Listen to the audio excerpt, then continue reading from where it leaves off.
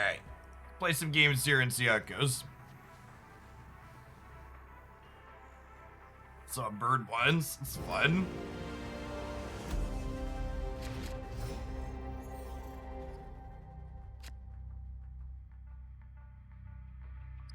Have a rock.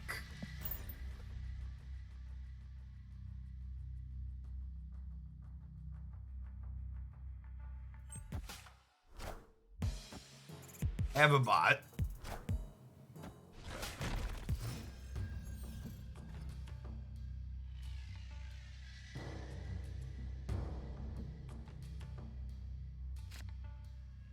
Okay, so we almost assuredly want to play in a Baxter building. I think we just Psylocke.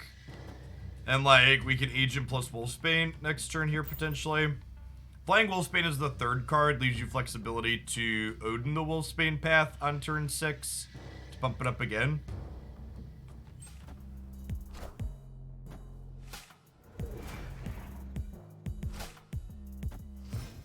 Nah, my oldest is only 8 Hexa.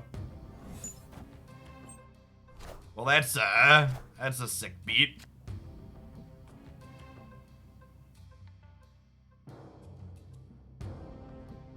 I don't even think electroing the squirrel in the center is good for us. I kind of want them to have very little power at the Baxter building. Hey, Medusa could be worse. What's going on, Rhino? Thank you for the 39 months. Welcome back. Appreciate it. Alright, we have a chance to be ahead here, right? Because Medusa's going to put us to 7 in the middle, which means Baxter building flips for us. Adam Warlock's one of the few cards in this game that lets you draw extra cards. So if we're winning this location, we get to draw. We might be with the switch up. Nope, we're short by 1.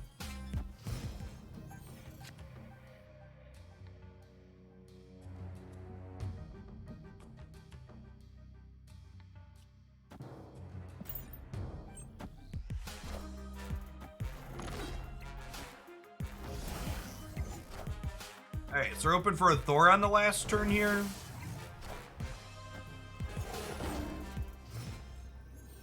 Opponent snapped. Thor on the last turn doesn't even do it, right? Losing our Wolfsbane there was very mediocre. I'm also curious to see, Adam Warlock seems like a card that's very difficult to enable.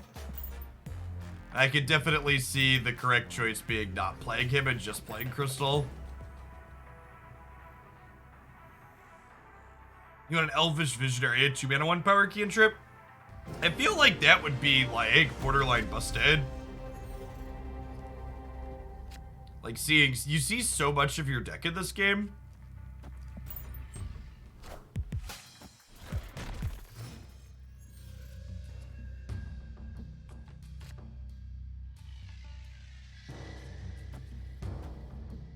We're just filling this into a Wolfsbane here.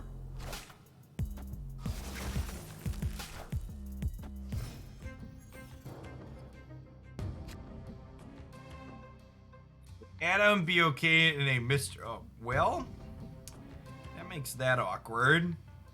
I think I'm just Rhinoing the Mindscape. The problem with Adam Warlock is that you have to try and build your deck in a way that allows you to be winning a path early. And constructing your deck in a way to allow you to win a path early while also having resources to be able to benefit from drawing extra cards isn't really clean or easy. Okay, I think we're actually in a pretty good spot now, right? Because I like Wolfsbane here into White Tiger into Odin. Oh, snap. Think we can snap that?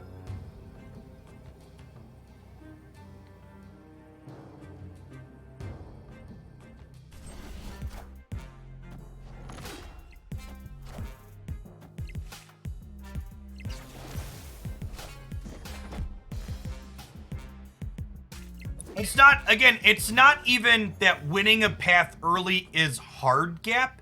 It's that winning a path early requires specific deck building in that you need to have a good glut of 1-drops. Because you can't really count on winning a path starting on turn 3, right?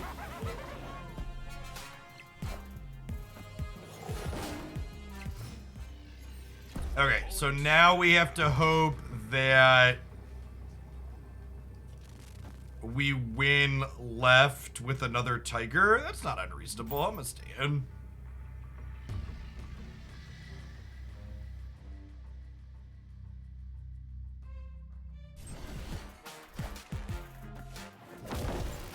That get us? So how much? 13? It does. Alright, chat. We've lost to a bot twice now. I'm gonna try a couple more before we change some things, but the on reveal archetype in general, I think, is a little bit on the weak side. I'm gonna try one more with this, then I'm gonna cut Adam Warlock and restructure the bottom. This pile of 1-drops does not seem great.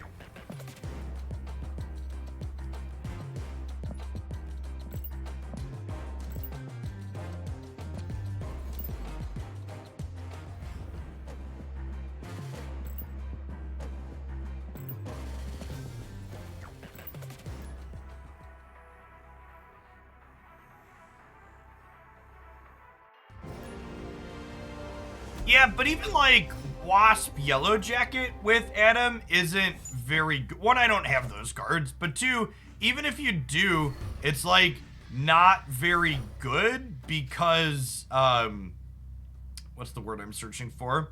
It's not even great because what if they just like end up randomly playing to that spot, right? I think Thor is just a good rate card. It's not really a good rate card. It's like average rate at best.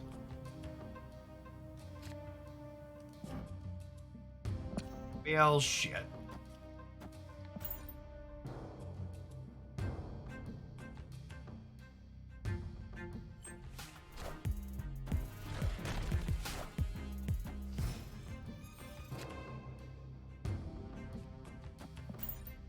I guess if we fill this in, and playing the hammer into negative zone isn't even really very good, right? Face the might of Asgard. Mjolnir. The animations look good at least.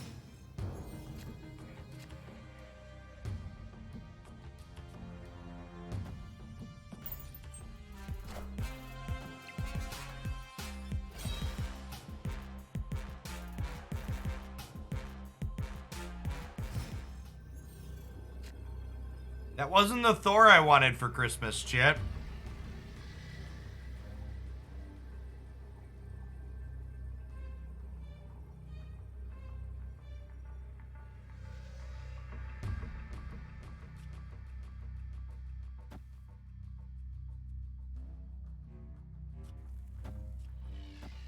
So this is -1 here, but +2 here. But I have to win both of these. I'm gonna stay in for 1 Q, but I assume we're dead.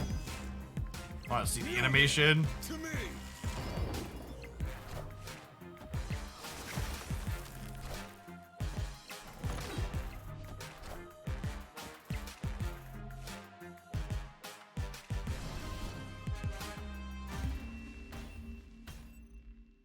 Defeat.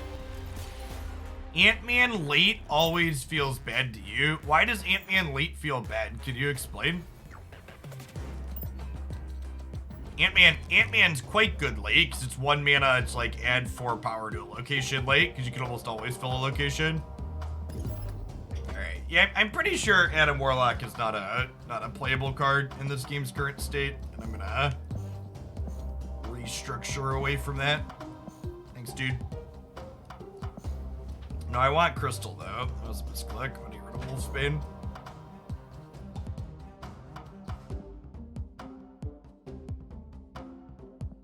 Alright, so what do I want to do with this deck other than these? I think, like, Thor Thor, White Tiger, Odin. Because this is an on reveal. So if you can like hammer plus Odin on 6. Yeah, I need to swap scenes. If we can like hammer plus Odin on 6, that seems good. What else? What else do we want to do other than those things?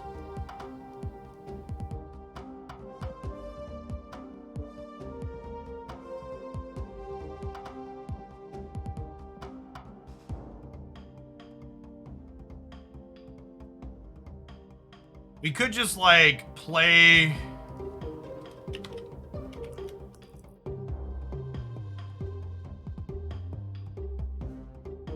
We could just like play other good disruptive mid-range cards.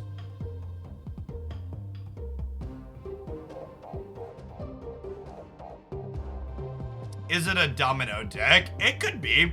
We could build it as a domino on 2 and then play a bunch of good 3s. I don't hate that idea.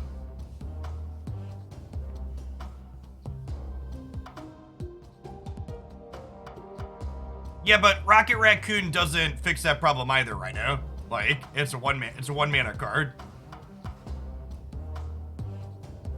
I mean, Okoyoing after you put a hammer into your deck with Thor is not very good because the game's already running late at that point.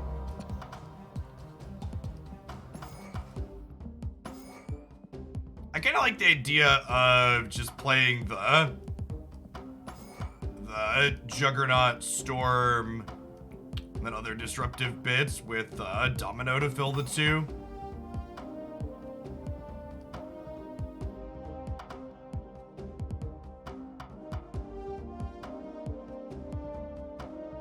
Lockjaw could be okay because it's fun with the 0 mana.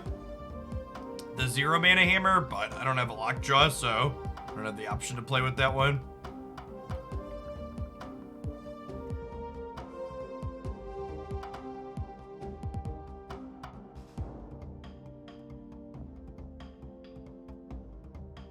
This is notably one thing you don't want to do with Thor is you don't want to be a Chavez deck because you want the most chances to draw the hammer after the fact.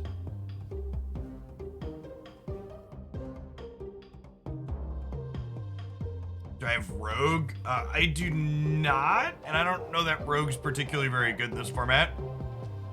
There aren't a ton of, like, there's some Iron Mans, but like Devil Dino's mostly fallen off.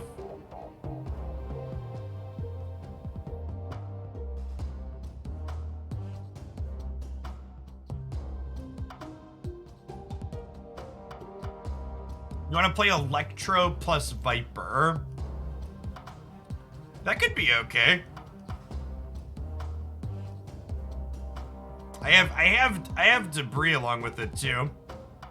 We could try a Viper package in here actually. That could be funny.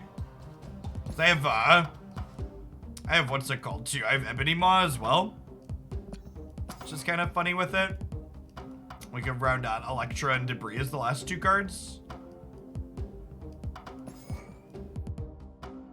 Although I guess if we're gonna try and Debris people, Killmonger's not good, so maybe we free that slot up.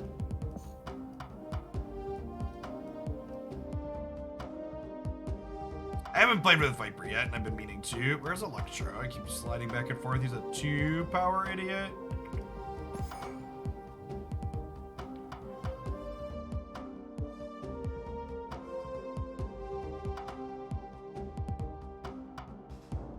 This could still just be a Domino deck to fill in at the bottom, because it's like the only one I want to play out super proactively. Well, I guess it makes it less likely that I have some of these other key cards early on curve. Just play a different 2 that's disruptive.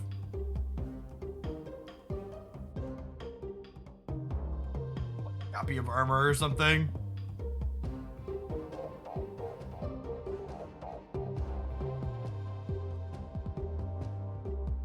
It's a shame I don't have. I really want Hood to pair with Viper at some point.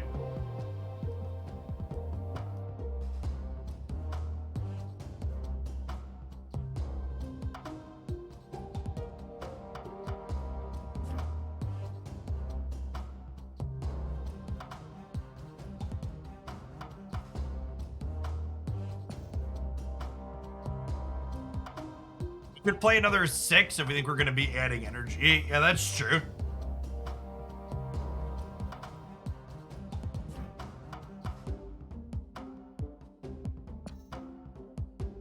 Does Ebony Maw work with Viper? Yeah, you Viper and Ebony Maw together on turn 3 and kick it over to them. Hazmat is good if we're giving them rocks. Yeah, that's true, actually.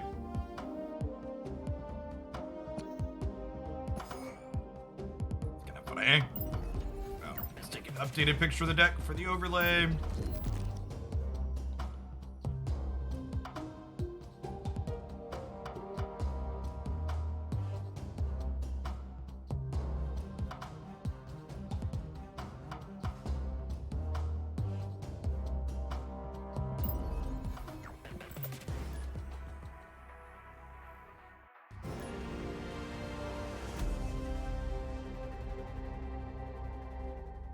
I do not have magic yet. Otherwise, she'd probably be in here. I think we almost ever play this on one.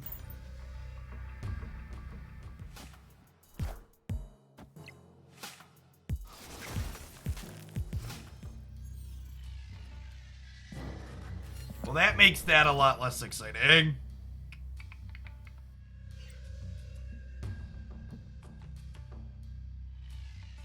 Alright, am I playing this turn? If I'm not playing it this turn, I'm not playing it at all. Do I want to lock out the Monster Metropolis? I could be okay, honestly. And like, they have to commit some bigger stuff here.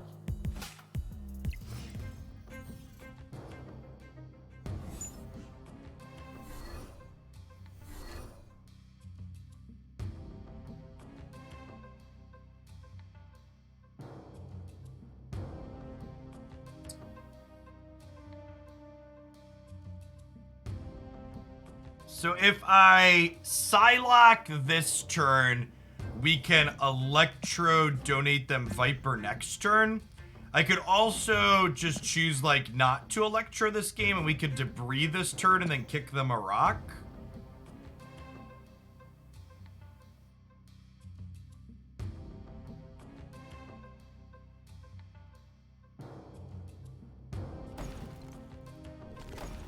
The question is, do I want to Electro them right or Electro them mid? I think I want to Electro them right. It's close though.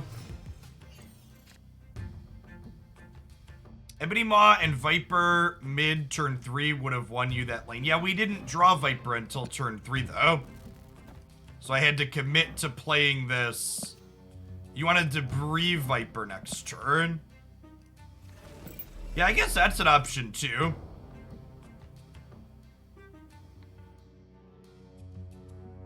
And do you use that to fill Mojo World then?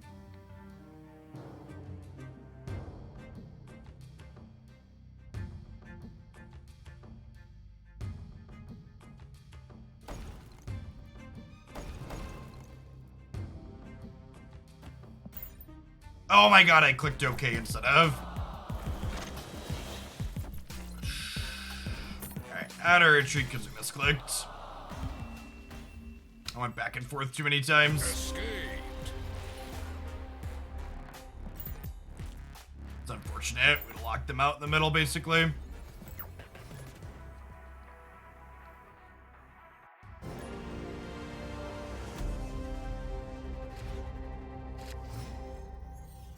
Mr. Ma really likes to be in our opener, which isn't necessarily a bad thing.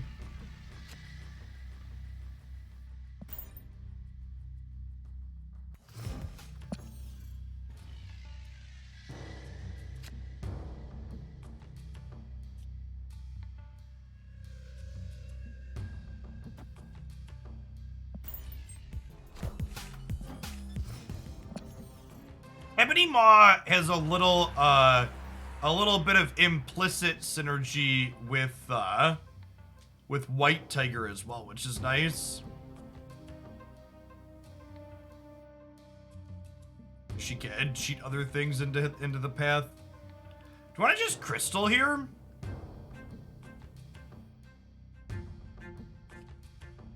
I want to just crystal.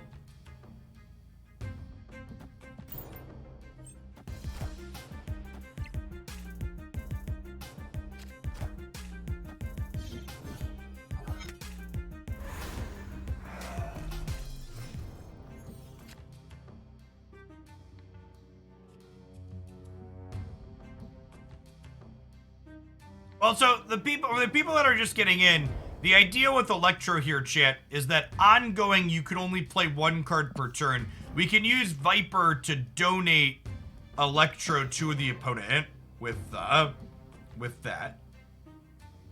Yeah, you could also play Electro into somewhere like Death's Domain here to get the upside without the downside. To Asgard. Mjolnir.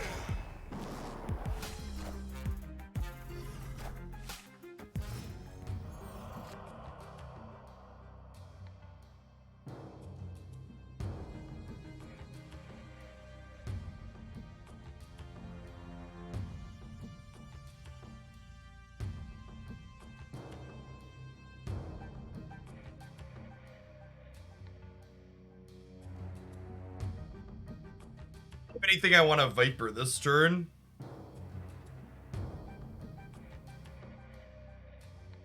Is it just like debris here? And then nothing? Electro Viper mid to 50-50 brick through turn 6? I don't hate that actually.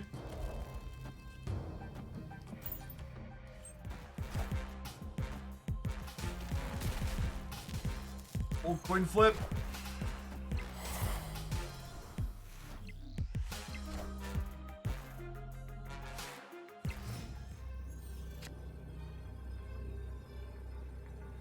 I lied. I hate it. Everything is bad.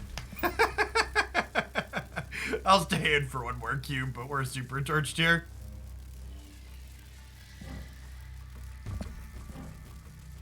I'm not convinced that Electro is good with Viper. I like Viper with Debris and Ebony Maw, but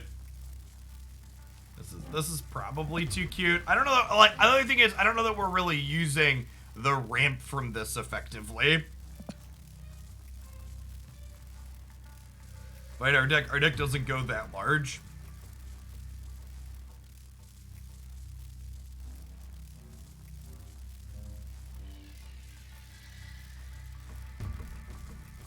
Alright, my opponent's taking too long, so they're not getting a free cube out of me. Listen, chat. You want me to be a fish for content to give you free cubes? Don't take 3 hours to do it.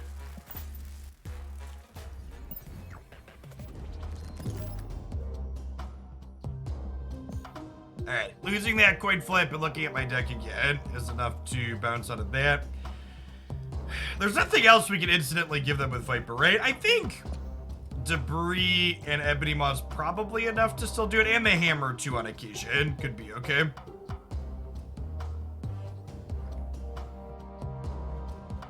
I don't have FUD. I mean, I'm missing like half the pull 3 cards. That's how the collection in this game works.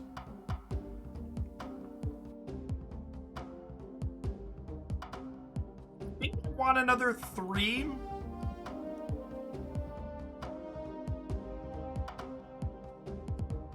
Another 2 or 3.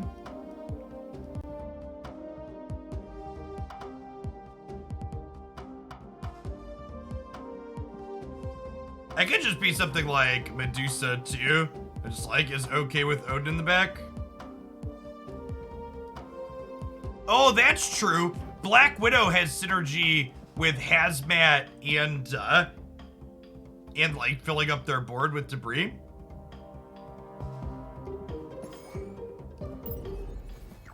The odds of you having Hammer on exactly 5 so you could Beast pick it back up are so astronomically low. It's so astronomically low.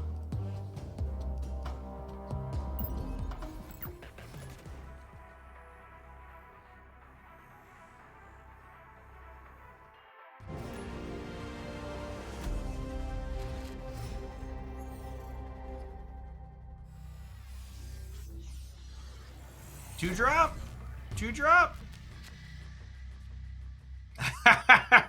That's like a monkey paw 2-drop, right? Because I don't want to play it because I want the extra energy on turn 3.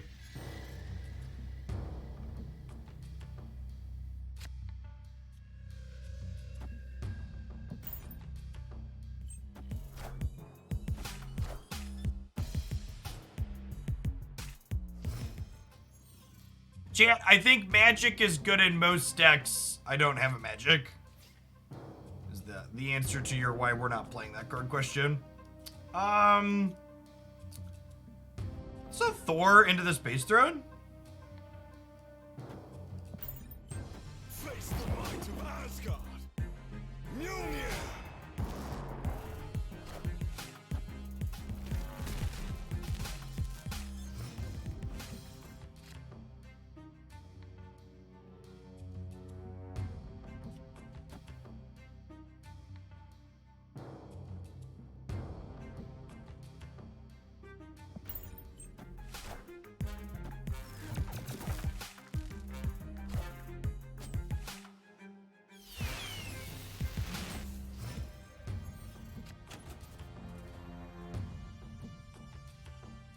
Ha!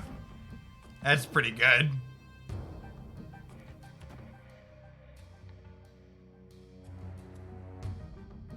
Victory.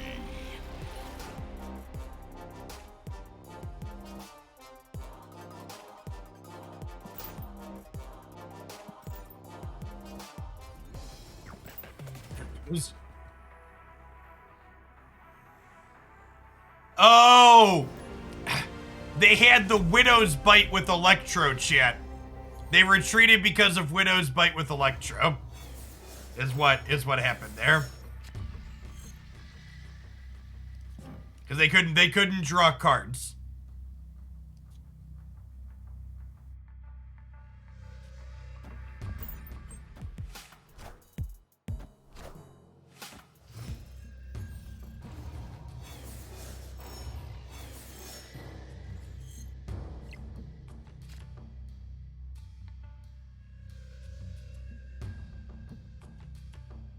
Well, we're definitely donating them a Psylocke here. Just gonna storm this.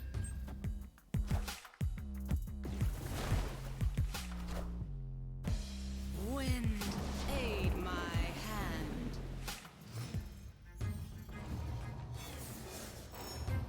Alright, and then I think we just Juggernaut combo them here in the flooding, right? Just say anything you want to put here is gonna end up somewhere else.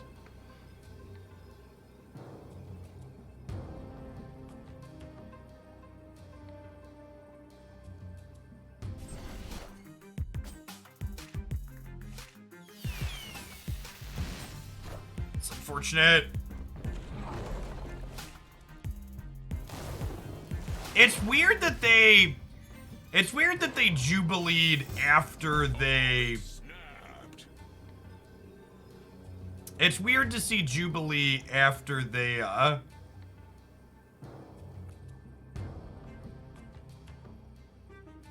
after they waived. Yeah, priority hurt us there. If we'd have had priority, Juggernaut would have kicked Jubilee before she flipped.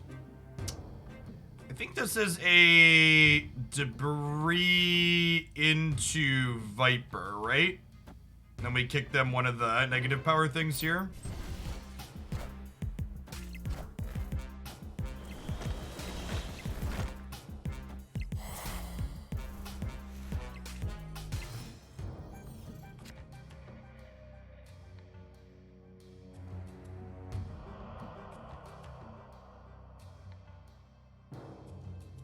Okay, so now I can White Tiger into the Superflow, and I'm still only at -1 here, so we're still winning mid.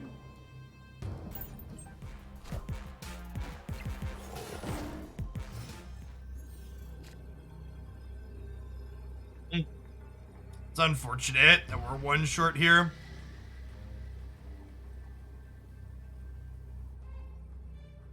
They passed, right? So we're gonna get Infidauted left.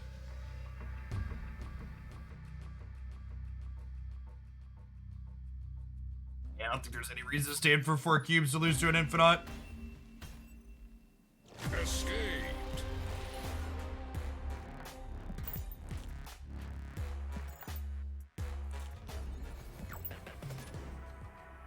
Alright, chat, we're gonna lose cubes with Thor down to rank 60, and then we're gonna change to something that's capable of winning cubes. I think that's my plan. Hazmat. Yes, you have named a card in my hand. What about it?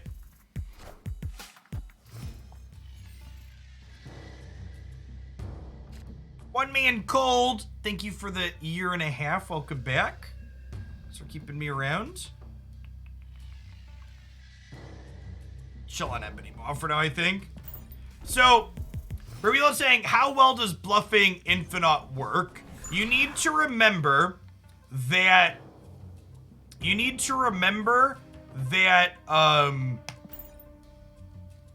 you are 75% to have a 6-drop on turn 6 if it's in your deck. So we got to combo them here, which is exciting.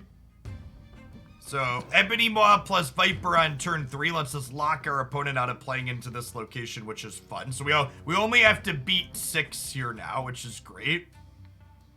I think we just Thor this turn, right? And then we can actually Thor into Crystal mid next turn, and then Crystal wins mid and gives us a chance to find the hammer for Thor. And I think I want to Thor right. There's limited space here, and they're already up 6 here in Kunlun. The hammer gives Thor an extra +6 attack.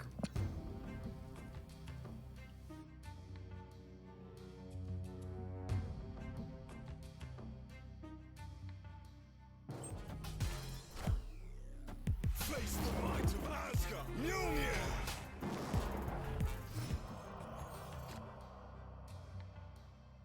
And I think I'd rather Crystal for the sword, or Crystal for the sword, Crystal for the hammer than White Tiger this turn, right?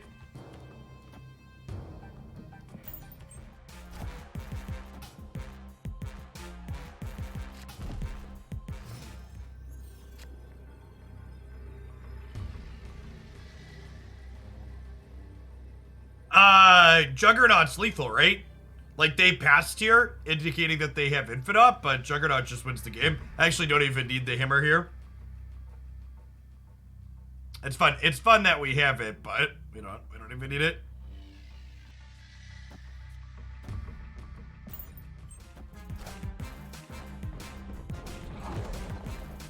Oh, fuck! It can put it middle. I forgot that that was an option.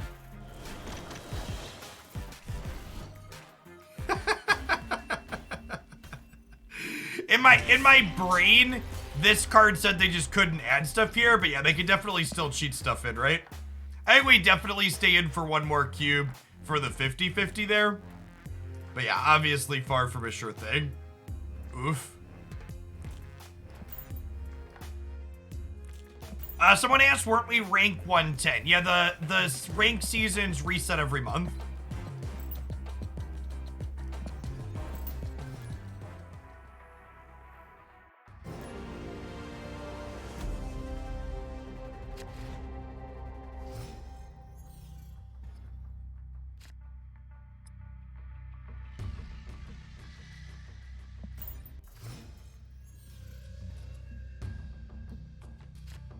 Ooh. This is low-key a great location for us, Jack. So we get to slide Ebony Maw here. It's just a 1-mana 6-power thing.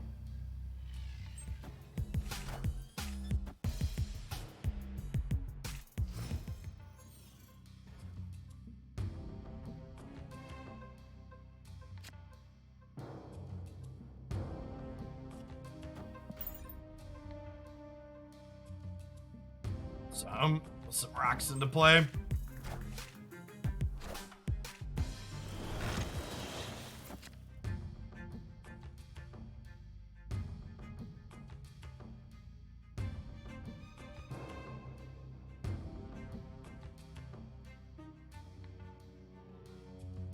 Do I want a hazmat before or after the end of the game? I think I want a Black Widow and hazmat this turn. It's probably hazmat and Black Widow here, right?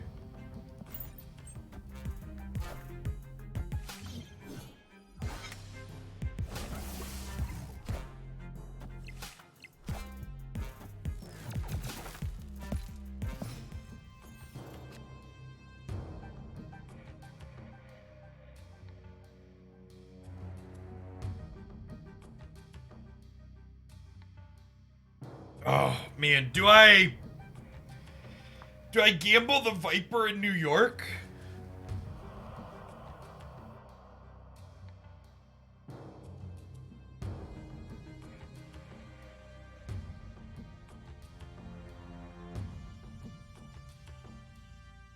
They probably don't have much to play into Crimson Cosmos. You think they're gonna fill New York this turn? You think so?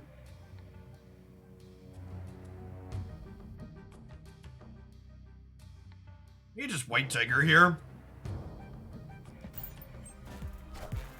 Fucking Twitch chat.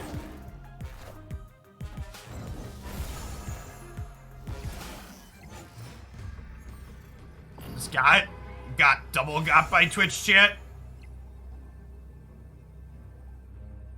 They'll fill New York dude's turn. They probably can't play into Crimson Cosmos. I'll listen to my gut from now on, shit. It's a rough beat. Yeah, I assume we're super dead here, right? They Nikia'd and Sarah'd.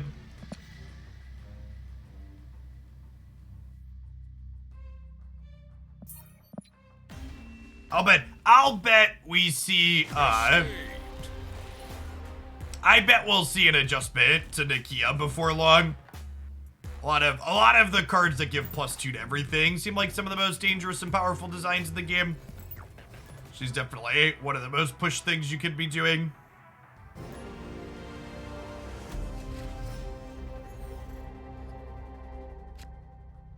Yeah, +2 is a lot. Yeah, I think I'd like to see that change to her. Make her 2 mana and make her +1 instead of +2. I agree with that.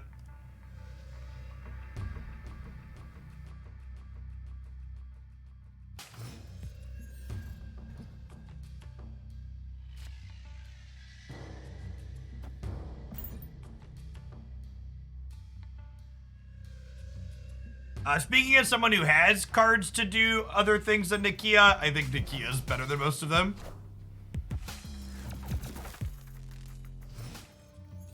Specific card I'm looking for in pull through that I don't have yet. Yes. What's it called? Well, that makes my Widow's Bite less good. I don't think I'm playing Ebony Maw this turn. Magic. Really like a copy of Magic. Magic and Hood are the 2 cards I want the most.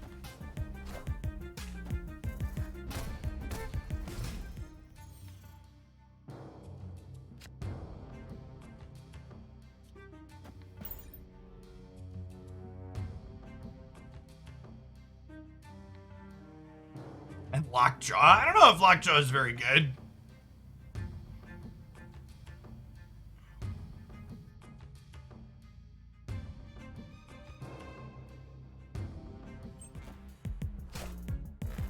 Face the might of Asgard. Mjolnir.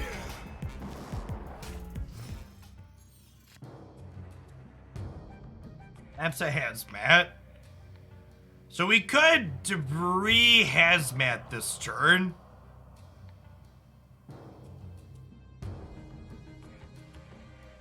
We could technically debris hazmat and then Odin debris hazmat the following turn.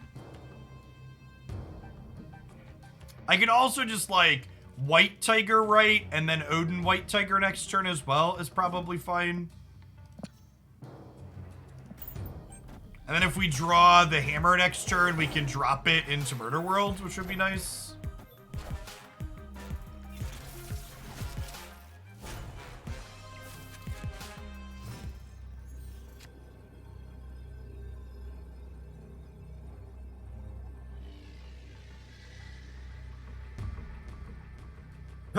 Do we beat Heimdall? Depends where they play him.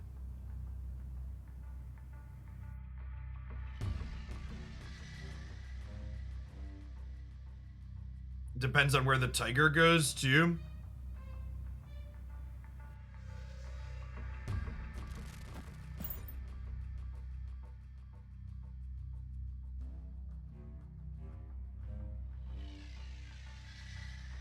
How's Thor, man? Pretty mediocre. Inconsistent.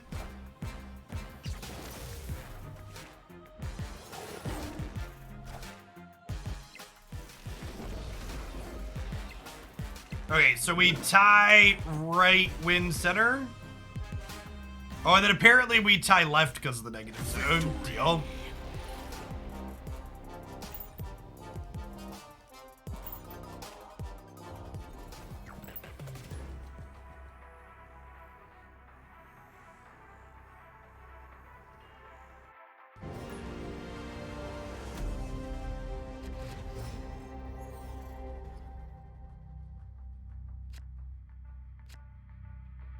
Okay, well, we have the Viper Maw combo for turn 3 here.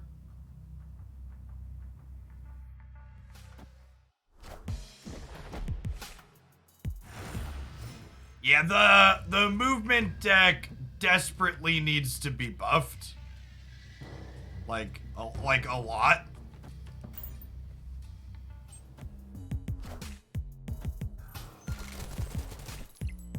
Good.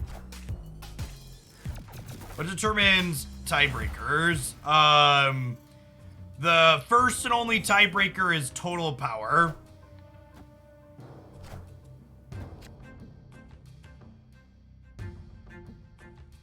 Opponent snapped.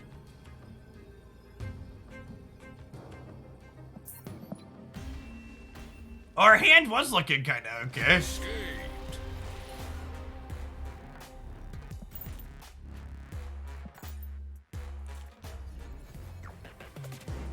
I really hope they address the booster issue today, chat, because I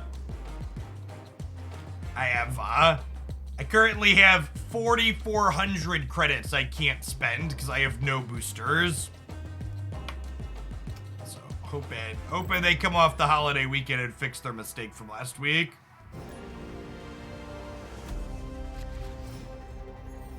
Yeah, Ghost Rider's my pick for best card in the game currently. I wouldn't mind opening a copy of that.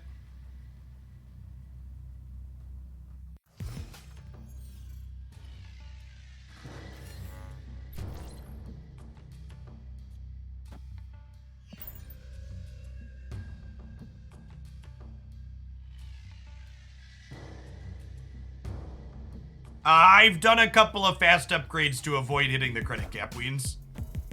So to answer your question, yes.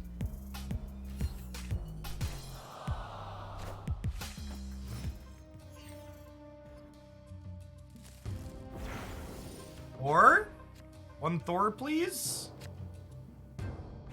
It's a crystal.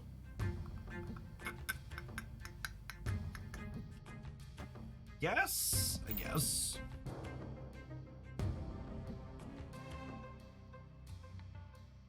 Yeah, some agency over collection progress would be nice for sure.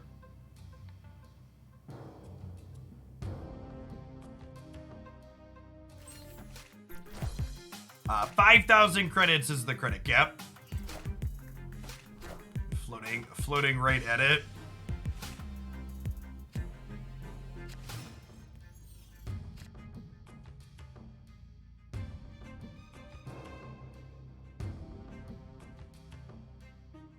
Agatha does not ignore the booster cap, and I don't know who started that lie, but someone tweeted it to me on Twitter too, and it's not true. So as is the case with things in card games and everything else, chat, you should probably avoid in 2022 repeating shit that you haven't verified yourself firsthand or seen or gotten from credible sources.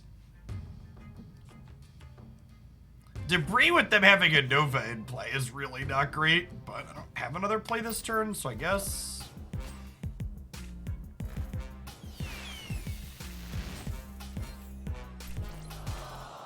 Debris, Hazmat, wins Sanctum. Now, Hazmat's symmetrical, chat.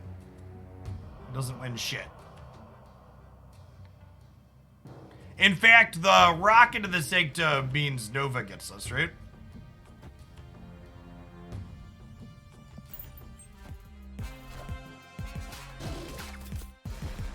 Okay, at least it's Killmonger. Face the might of Asgard. Mjolnir.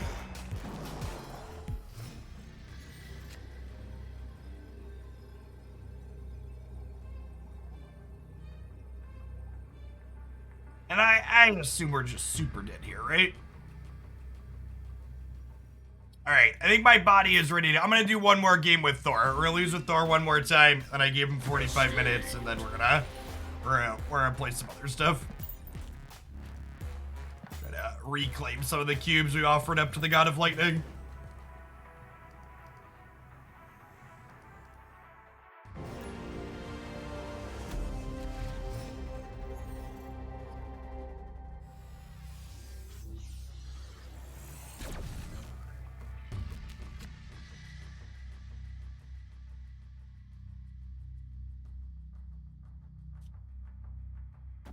Sure. Blackwood on one sounds lovely. Wait, what? Oh, okay. I was like, what 3 cards are they playing on what?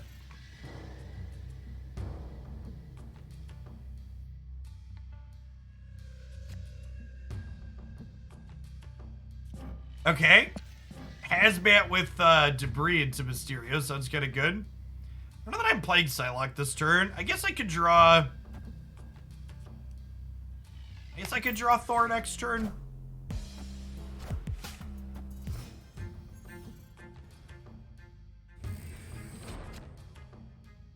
Yeah, look at that. What a skill game.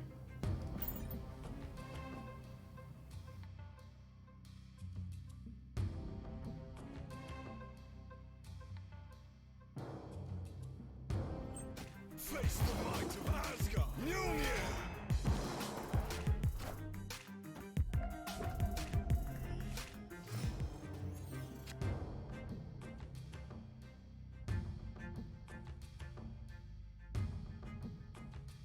They banned Grinning Ingus in Alchemy.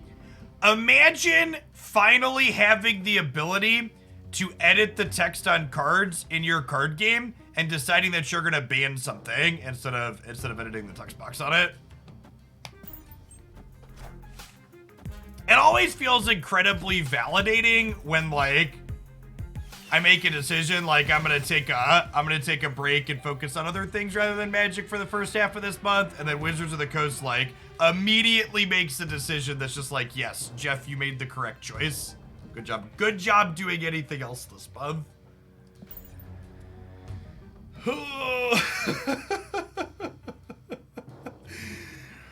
Oh man, yeah, you can't even.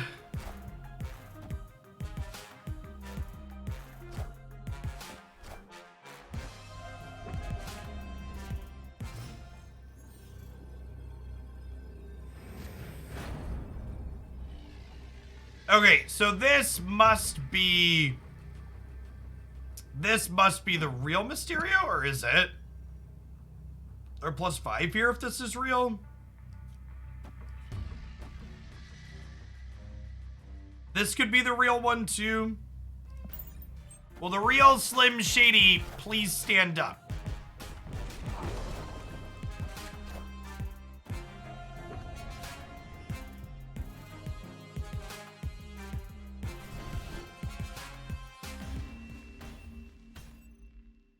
Defeat.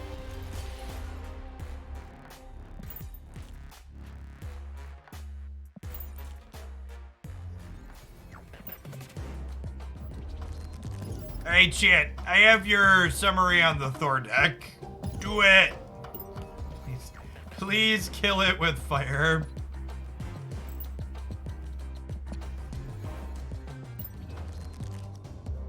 Alright, what do I want to play? Do some Mr. Negative.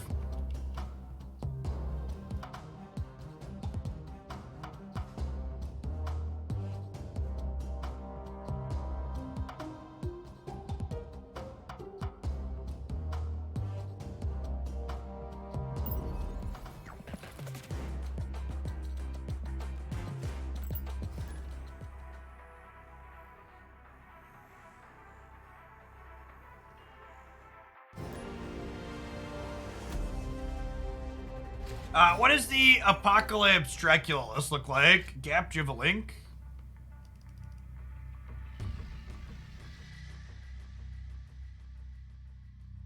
Yeah, I think the discard archetype's probably one of, if not the best deck in the game currently, Silence. Hela and Ghost Rider are some of the best payoffs.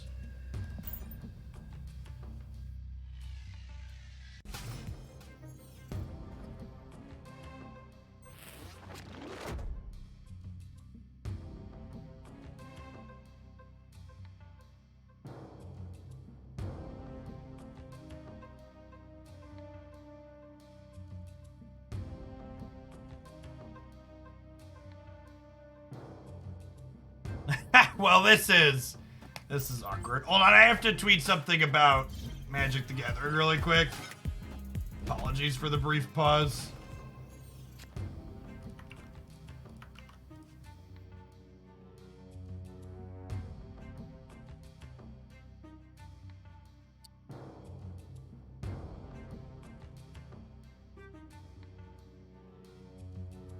I think we just wait and then White Tiger into Odin, right? Just like White Tiger, Odin middle. That's the play.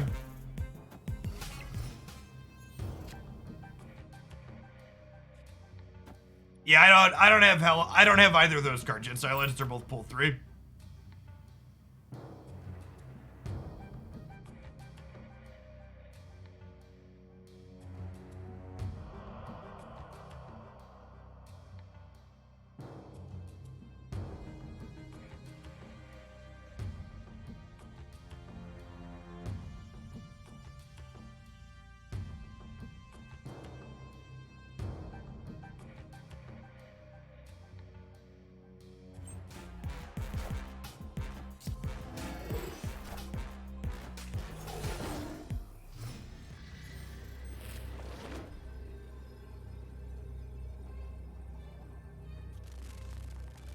Odin doesn't even do it here now, right?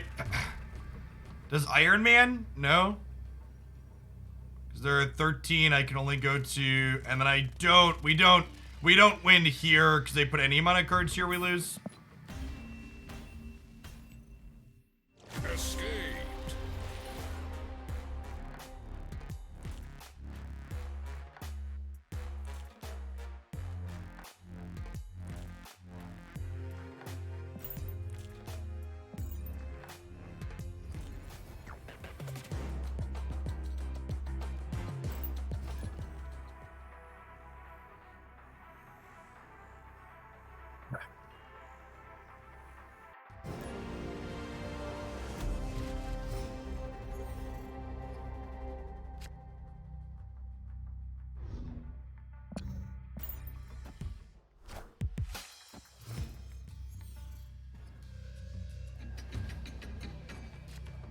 Alright, well, we have Nakia and Mr. Negative, so I think I'm going to go ahead and step here. We have Crystal, too, afterwards as well.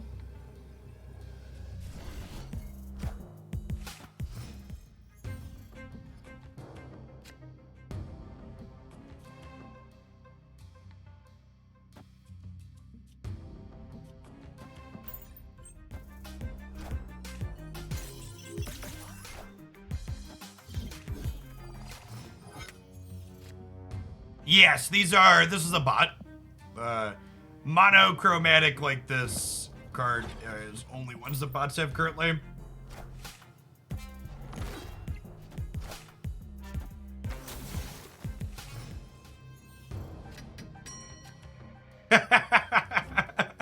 Right on time, Odin. I think I just crystal, so that way we have a chance to get a busted one into the middle.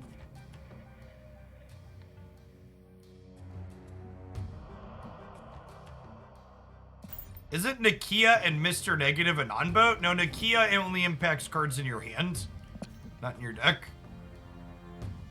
So Okoye and Mr. Negative would be a non-boat. I guess I could have played Sunspot here.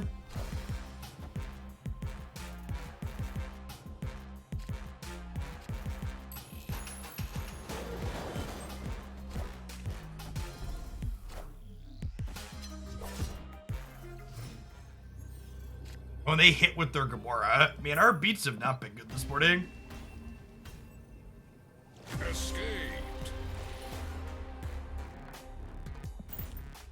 Also, in the future, instead of me telling you that you're wrong, can you tell me why you're right? Instead of saying, isn't Nakia and Mr. Negative a non-bo, instead, can you say Nakia is a non-bo with Mr. Negative because, and then explain yourself to me?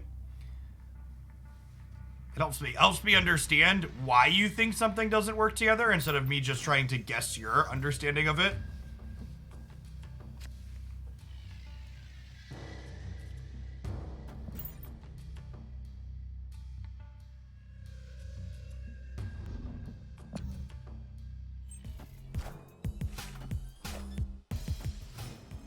Alright, well, we don't want to Jubilee into the Mojo path. Ooh, we will Mr. Negative into the aisle, though. Sign me up.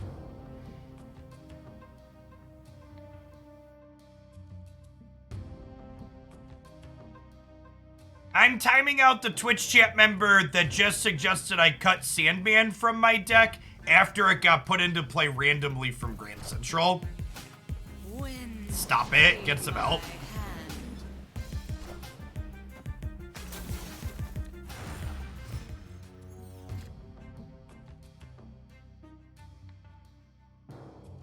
Alright, do you want to Jubilee into the flooding?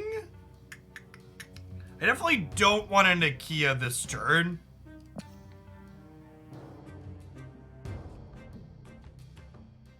I want to Jubilee into the flooding.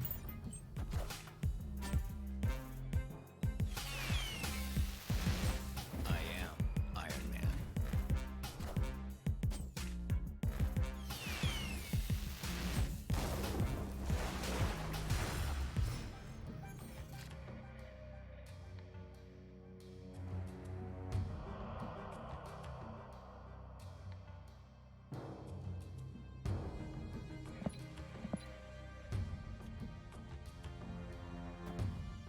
I think we go Nakia here, Ronin here, and then we can Zola the Ronin into here and here to probably win center and right.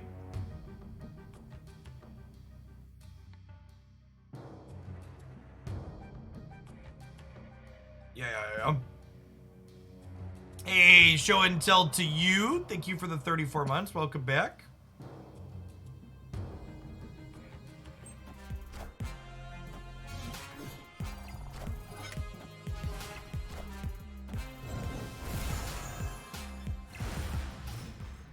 Ronan is really not good into Sarah.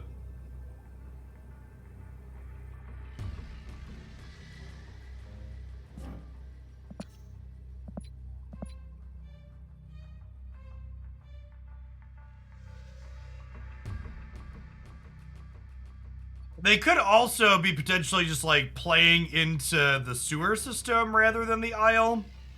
This likely just doesn't have a lot of power this turn, right?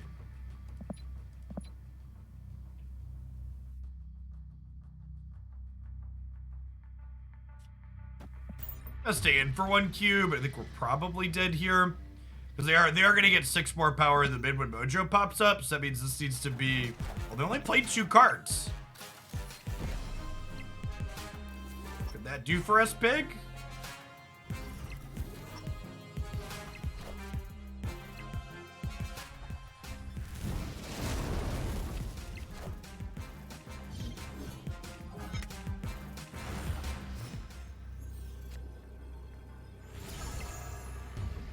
Remember when I said I think you probably just want magic in every deck, chat? That's definitely, I think that's the case. I think that's another card that's just like, once more people have... The card acquisition model in this game will make it very difficult to quickly assess which cards are good and bad from a more objective standpoint. Because like, Nova Carnage, it was easy to see that that was pushed over other things. Because everybody had it. But not everybody's going to have a lot of these things until much later. Well, if they're playing the same deck again, getting Sandman down will have a lot of value.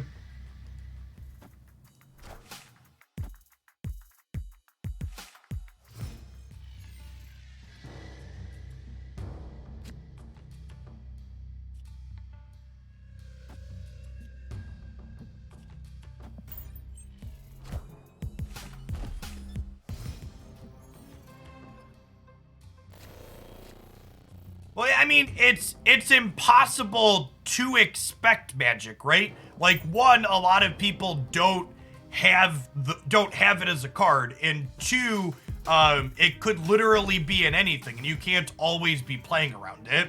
Like, the cost to play around it is really high.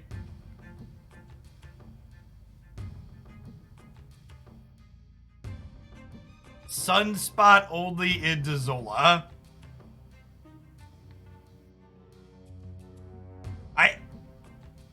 I actually, what if we Sandman right, and then pass on 5, and then Zola 10 power Sandman's across, or Sunspot's across? I'm gonna do that.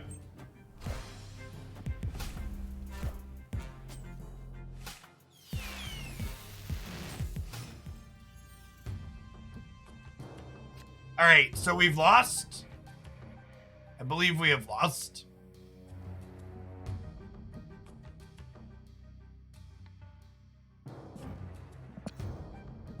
This is,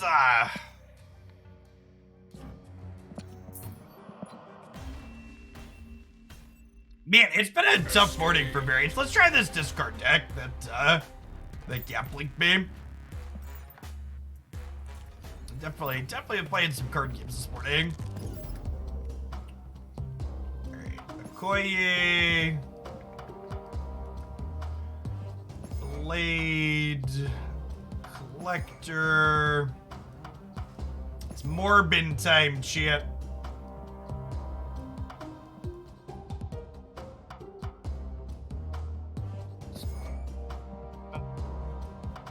Sniff, Hellcow, Nakia, Swing, Dracula, Moon Girl, and Apocalypse.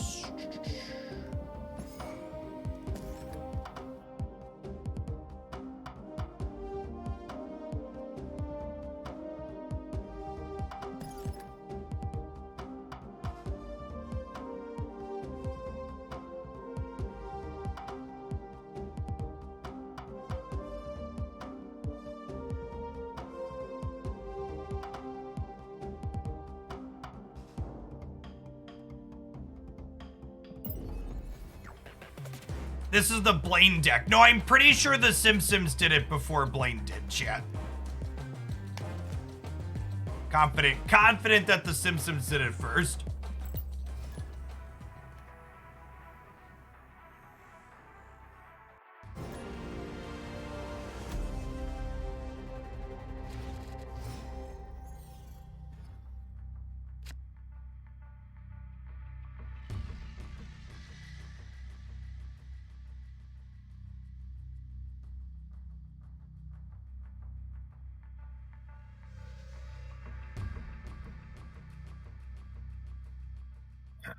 I got a Koyo on one. Sounds great.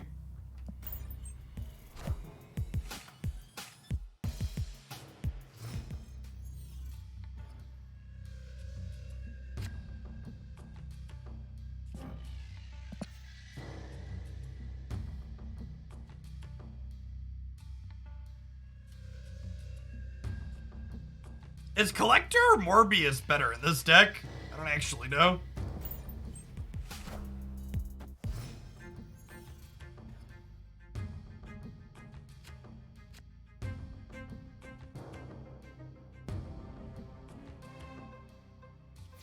Oh, wait to like Dracula here, maybe? Oh, I guess we're not guaranteed to have Dracula in a second.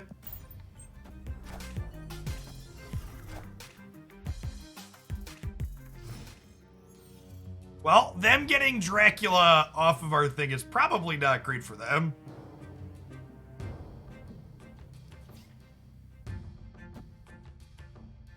This is pretty solid for us. Get to Dracula here, and then we get to Moon Girl next turn plus Blade.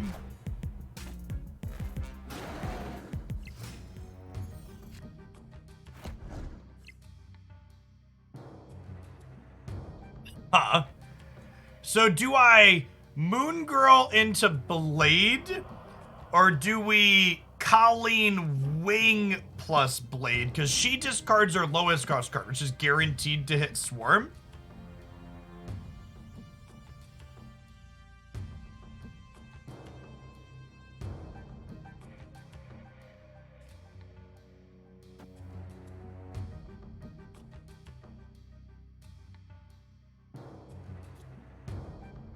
I don't know that I have room to put the swarms on the battlefield, though, is the problem. The upside to Moon Girl is that she'll make Collector bigger, too. And this is 50-50 to hit Swarm, right? I think this might be slightly better. Although I guess creating the Swarms also makes the Collector bigger. The upside on this one's pretty high. If we get to, like, double Colleen next turn would be really good.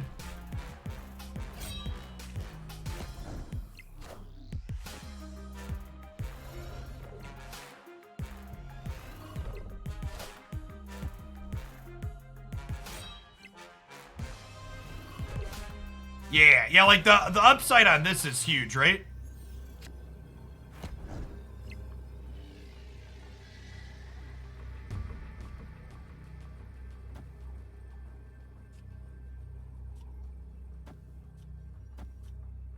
So our Dracula is gonna lose here, but the, oh wait, and I want to do this in a different order. I want to Colleen first, so that way she discards my Swarm, and then my Hell Cow can be more likely to discard the Swarm. Yeah, that's actually kind of gas, huh?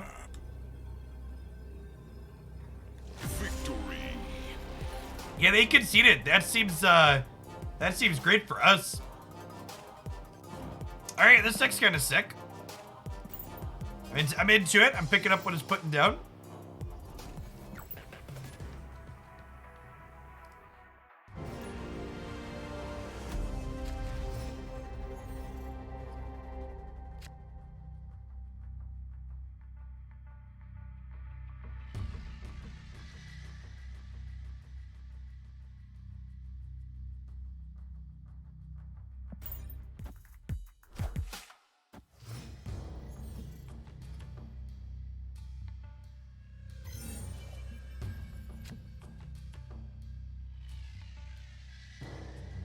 A Collector. Cards here +1 power. Hey, Tron, thanks for the 44 months. I appreciate it. Welcome back.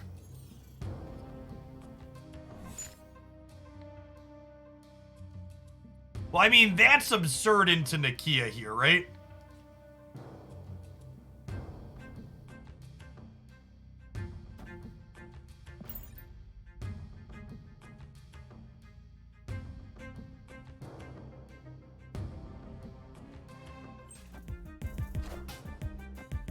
Wind, aid my hand.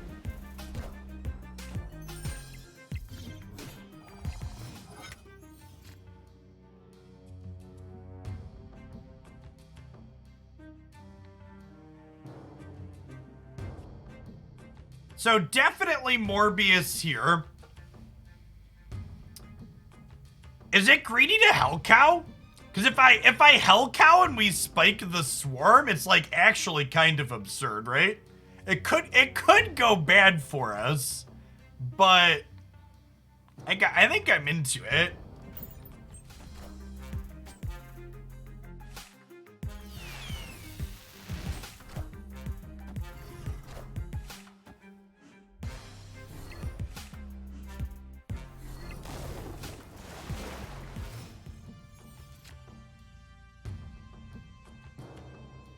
Wow, that's good for us. Holy crap. Alright, that's a snap. That's a snap. Maybe I'm supposed to do this the other way, actually, to give Blade a better chance to hit Apocalypse. She discards the Swarm guaranteed. Although I guess discarding Swarm multiple times is better for Collector. It is Morbid time, chat.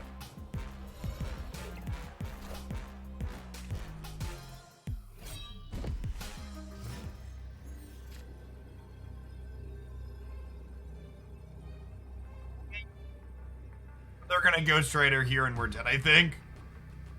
I think we're dead to Ghost Rider, chat. Right?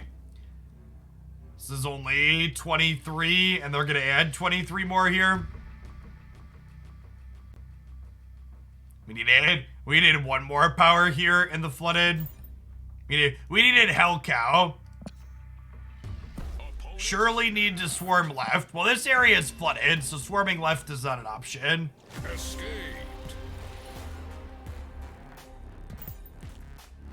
Opponent got greedy, chat. If opponent doesn't snap, they get 2 more Qs. If they snap, they only get 2 instead of 4. It was a bad snap from my opponent, assuming they had Ghost Rider or Hela, which is pretty statistically likely that they have one of those 2.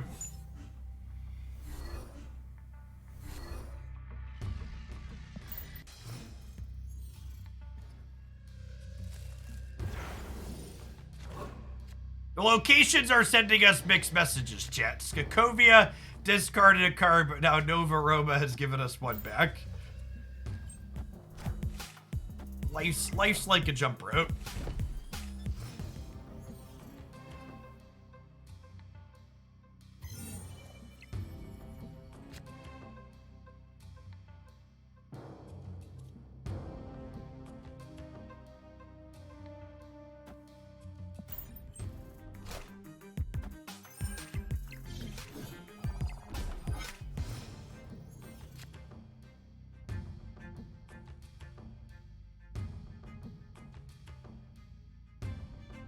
Alright, so I think I want to get Dracula down this turn.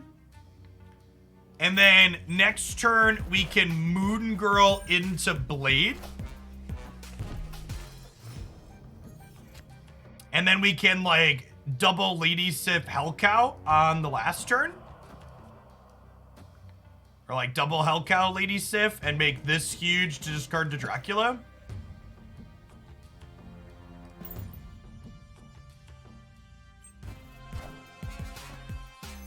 Hey, Panzer, glad you're having fun with Snap. I am too.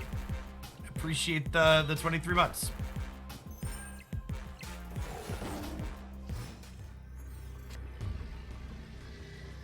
Oh, and that's a copy of Swarm as well. Okay. So... Opponent retreated. Deal.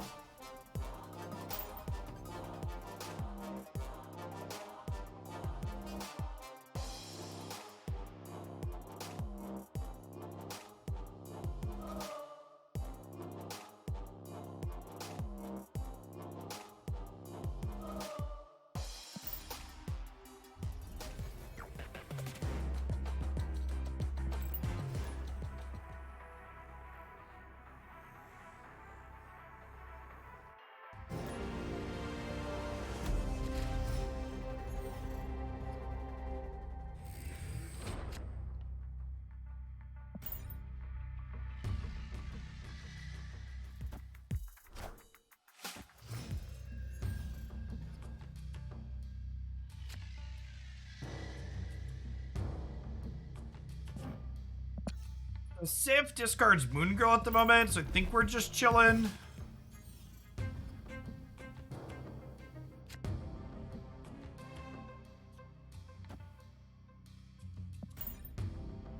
This deck probably doesn't play into Atlantis unless we draw Dracula. Wind, aid my hand.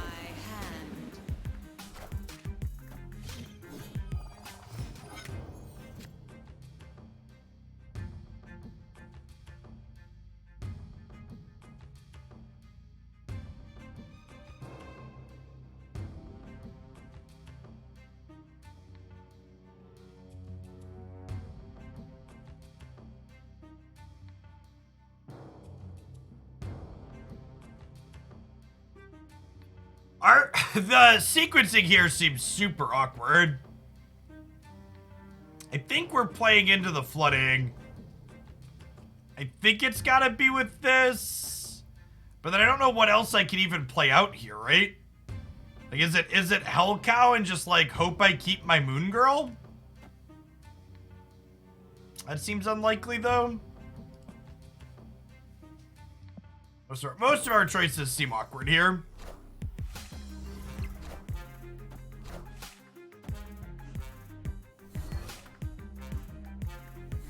All right. I mean, those were our ideal hits there.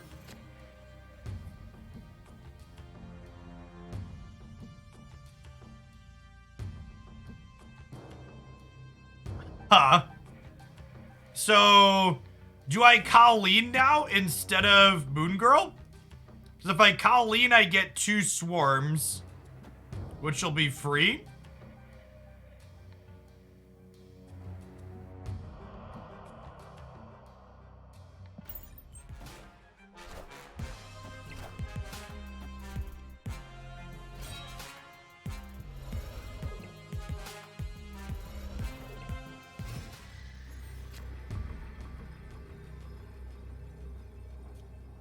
Okay, then we Moon Girl there, and we double swarm middle.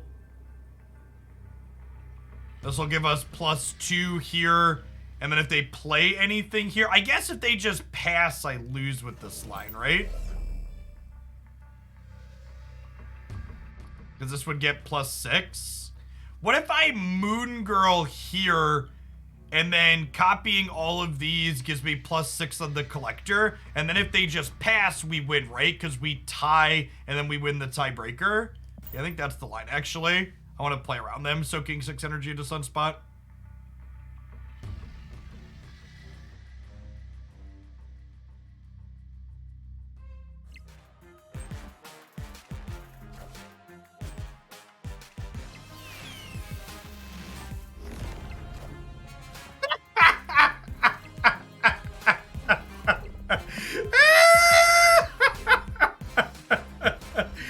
Get out of here. Oh, get out of here. Victory. Nice. Nice RNG.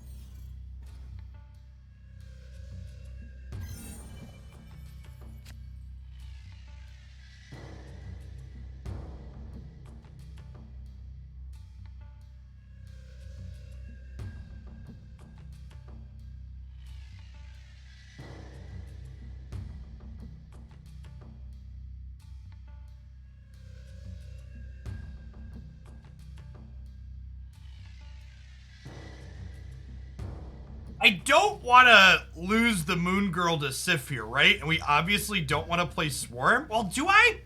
If I lose the Moon Girl to Sif, it means I can Colleen next turn and guaranteed hit the Swarm, which is maybe worthwhile. I think actually we do this here. Do.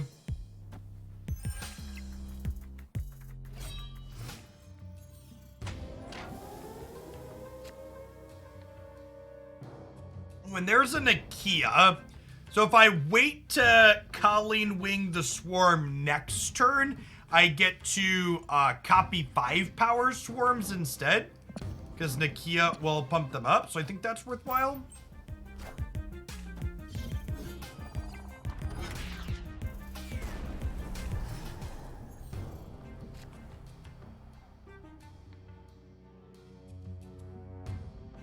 That's a Hell Cow to follow up the Swarm now, so I think I'm gonna snap on that. Oh, I guess maybe I should wait and see that I win the 50-50, because these are both 2-cost cards.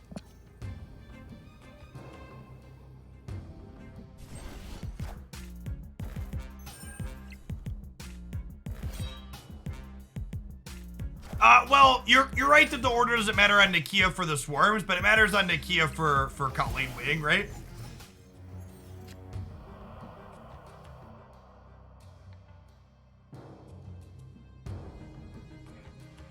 My opponent retreat. Really? What is in their hand? Our hand was gas. So obviously this was gonna be great with our swarm friends here. Sure. Take those.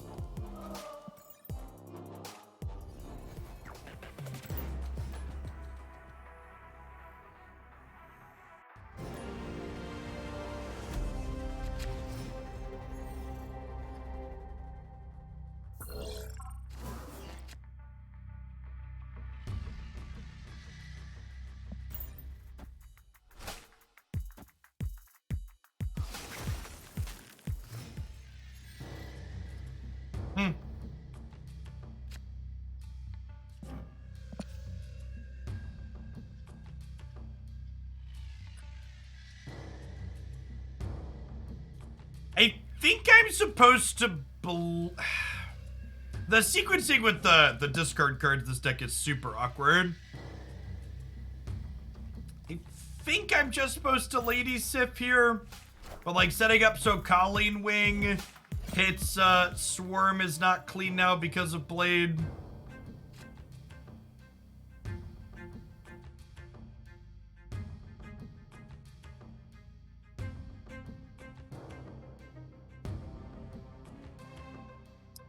I'm supposed to just pass here and then like Colleen plus Blade next turn. Wind, aid my hand.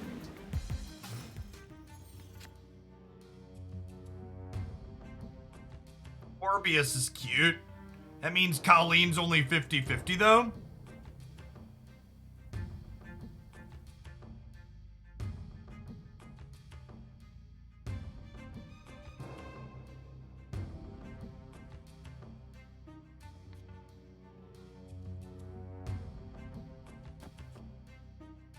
I take that 50-50 on the swarm here. I think I'm just gonna punt the flooding here.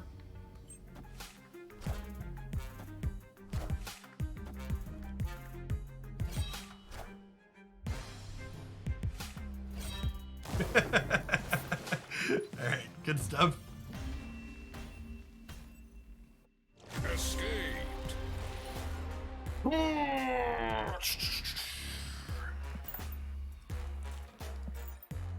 I think this is the best deck I've seen on this stream in a while. Really? After watching that session there?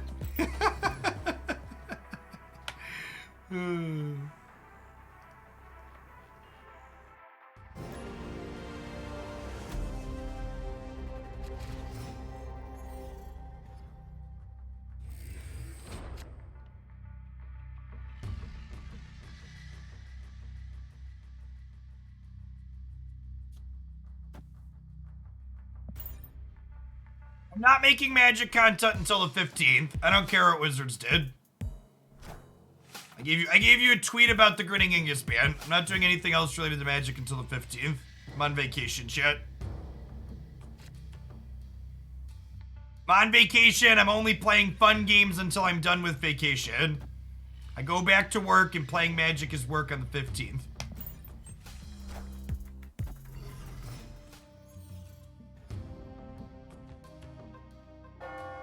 Alright, Karmatage with the Nakia is almost assuredly a snap rate.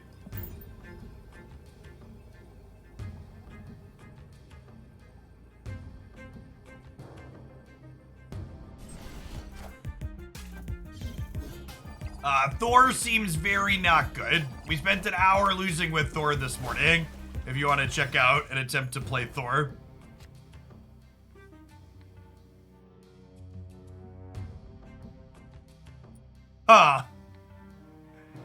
So we can Moon Girl this turn into double Hellcow Karmatage turn 3 into a giant apocalypse.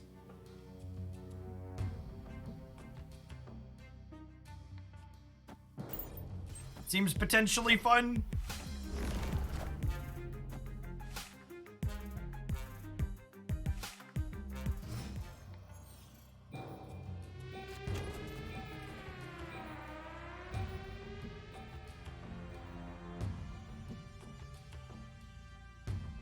I guess we could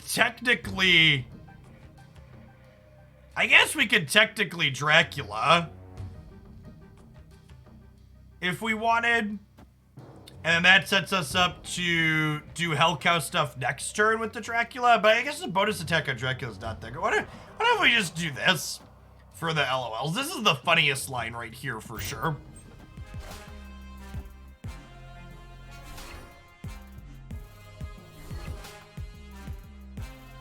It's Morbius. It's definitely Morbin time now, right?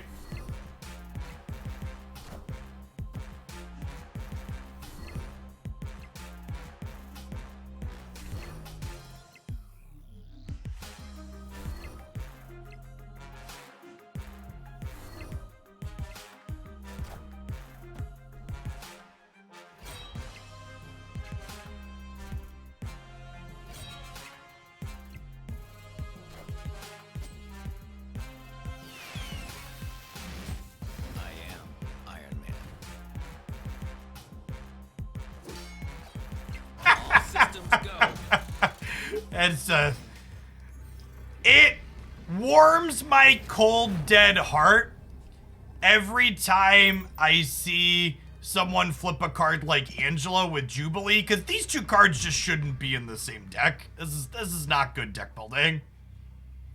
I'm sure they're just playing it because Jubilee often hits Chavez, and Jubilee Chavez are like glued at the hip a lot of the time, but generically speaking, these two cards should not be together. Victory. What an adorable turn 5. Here's my 25 power Apocalypse.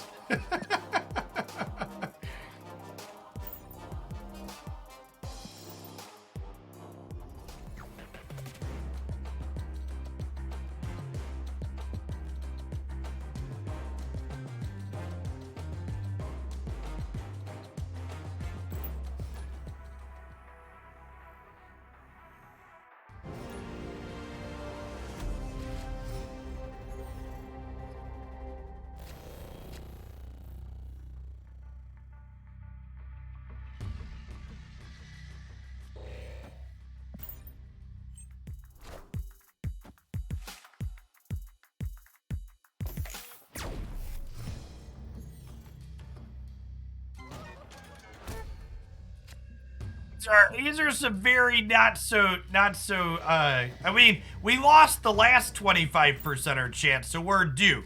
This collector is safe thanks to our cumulative variance.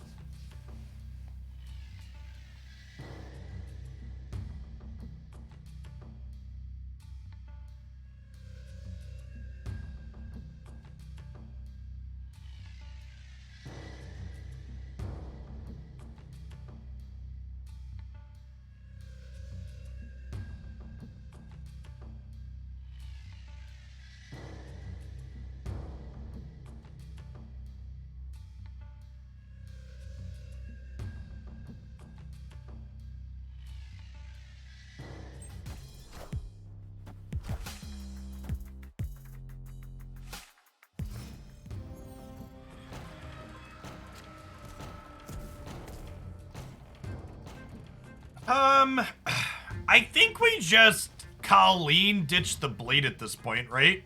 And then next turn, Moon Girl gets to copy Hell Cow plus whatever we draw to decent effect.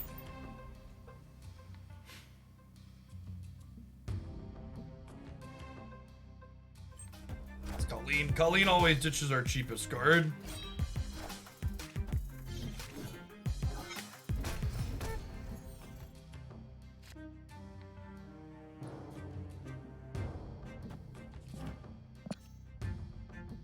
Yep. Singleton deck spread. This collector is about to go insane. Okay, so they're setting up to potentially win DC here, which I think means we play the Hell Cow center.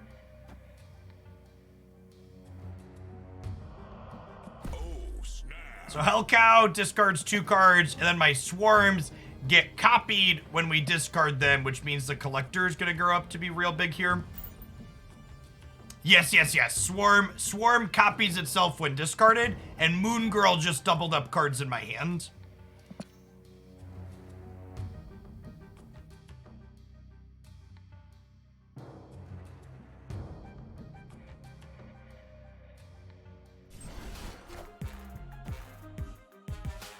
Once we discard the first swarm, it'll be 2 of them for the second discard here. We could actually just fill our hand with swarms this turn, huh?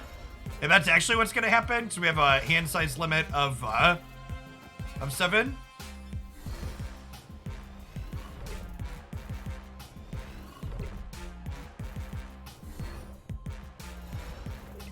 Now we have a bunch of free swarms plus a lady sif for next turn. I am Iron Man. Okay, we're definitely staying in here. We could realistically lose 2 of these locations, but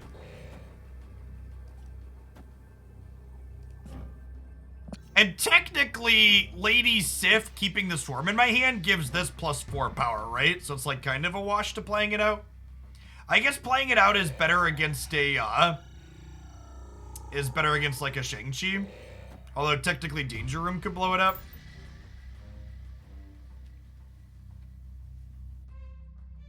Opponent snapped. I'm gonna gamble 8 cubes here. I'm gonna gamble the cubes. We could be dead here.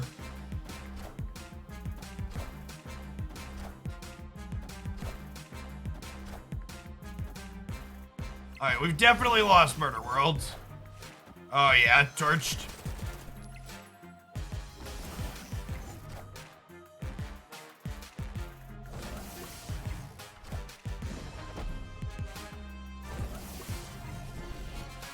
Yeah, Brad, the core gameplay in this one's really good. It's technically still in closed beta, but if you do a Google search, you can find an APK to get into the game now. They don't have like account locks or anything like that. Yeah, not seeing an apocalypse there meant we couldn't go over the top what they were doing. Just swarm was not enough there.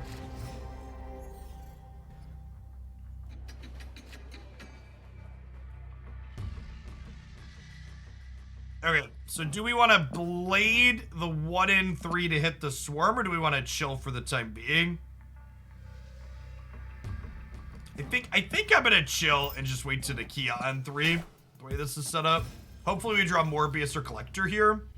They have a 2 mana card to fill. Apocalypse. Apocalypse means I can Lady Sif this turn, because she always bins our highest cost card.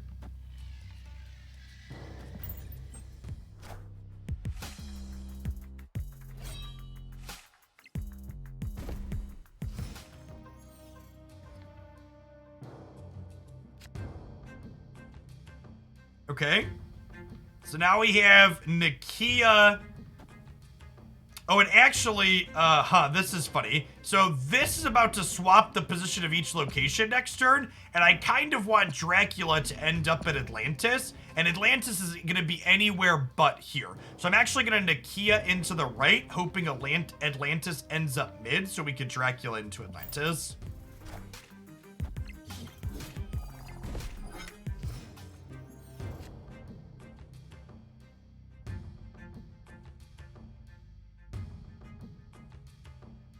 And then I think Moon Girl also has some awkward tension with Apocalypse. So I don't necessarily want to have multiple Apocalypse, so I'm trying to Dracula the last one out of my hand.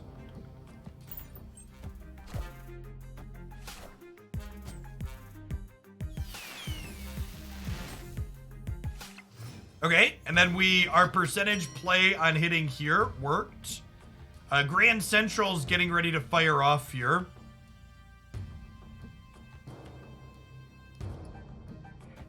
Maybe Moon Girl into Blade. And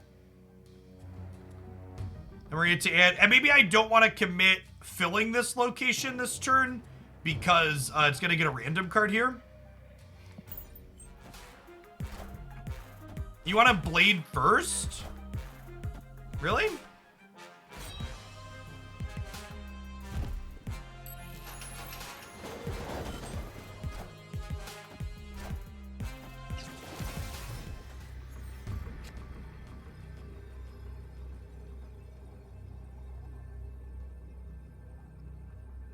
So now we go Hell Cow,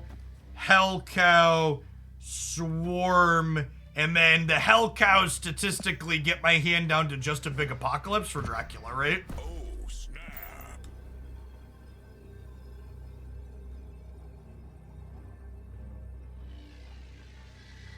I'm gonna go ahead and snap here because I think we're in a pretty strong position, but we're not necessarily showing a strong position. Because our opponent doesn't know. Like, we got a lot of cards in hand, so like looks like my Dracula's about to be high variance. So they might stay here for the extra cubes, I think. Because they're slightly ahead in both these spots at the moment. Only a little bit behind here. They could retreat, but I think this is a good step. I think there's never a game they're gonna stay in for 3 extra cubes is probably this one.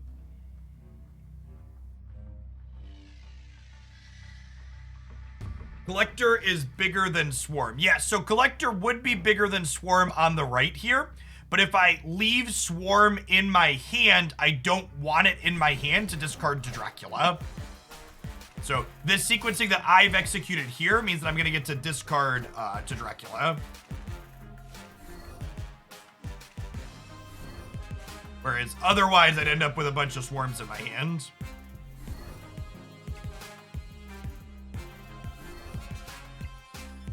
Now Dracula gets to feel about 22 and win the game here for us.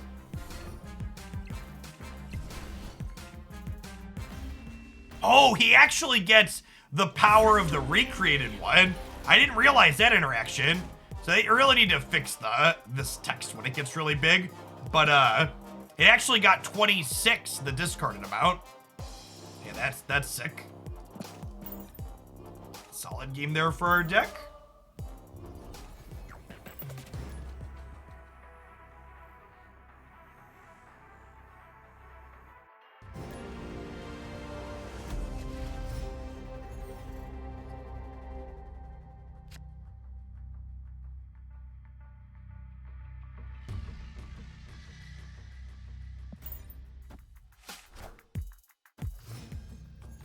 Hey, Chris, thank you for the 2.5 years. Welcome back.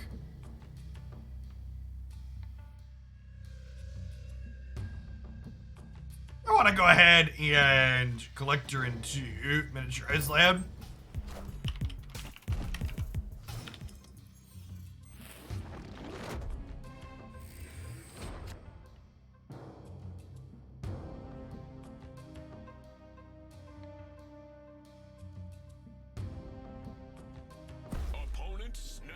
Opponent snapped. That's a little aggro. I think my hand's good enough to stay in here. So I get to Nakia, and then next turn we get to like Okoye into Colleen Wing, ditch the Swarm.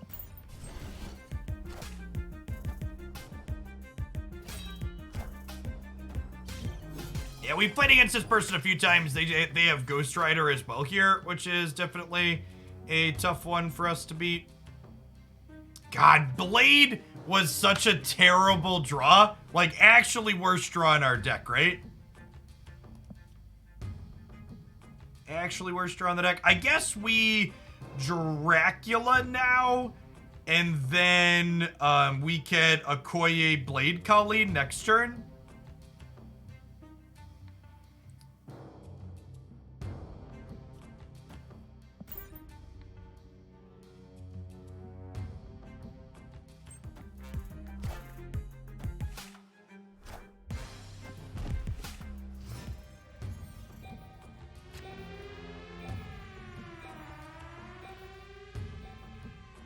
Okay, and I want Blade to have the best chance to discard Swarm. So I want Colleen to flip up first, so she guaranteed hits Swarm, because it's my lowest cost card. And then Blade will be 2 out of 3 to hit a Swarm, because this discard is random.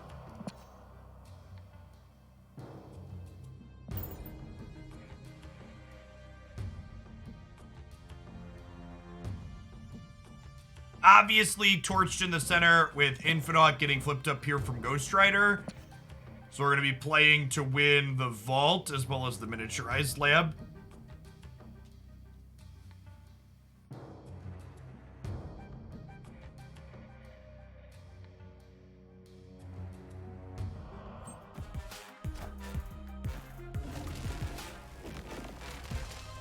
Oh, wait, they didn't play into here, so we still win this, right?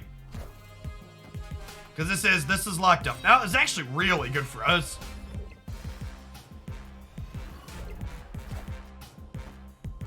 Okay, sick, and we hit the swarm here, which means collector goes up to an 8.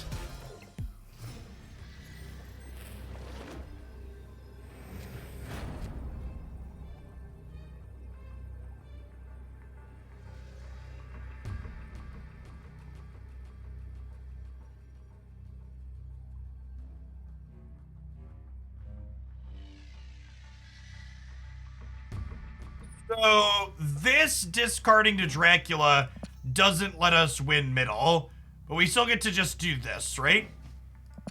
And this adds 19 power here, which puts us up to a total of 27.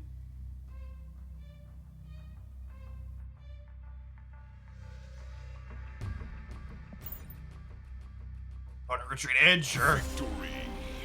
Clean. Love it. I'm really surprised they didn't play into the vault with the Ghost Rider. Definitely worked out for us. I guess they assumed I just wasn't gonna play into here. Bad read on their part.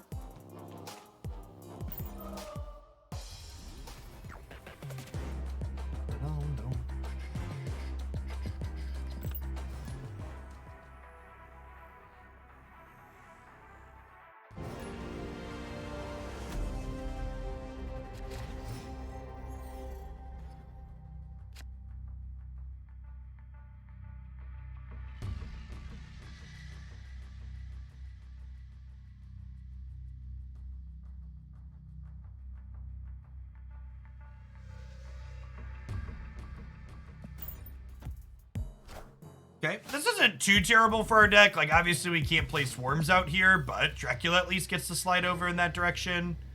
Oh, unless Diablo Space might clean it out now. Definitely just Collector on 2 into Nakia on 3.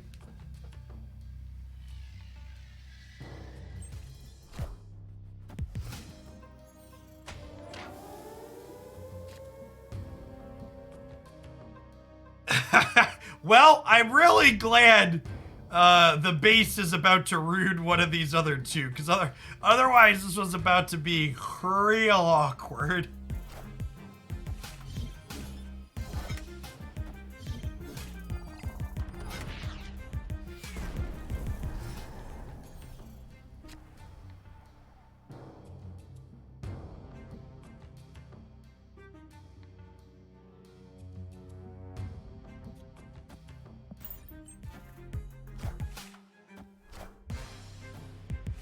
Okay, so they're playing for right side, which means I probably don't want to be playing for that.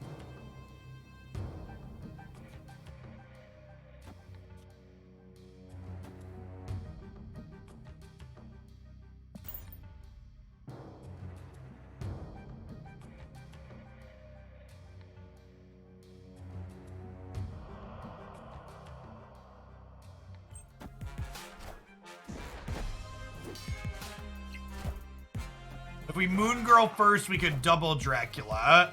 Potentially.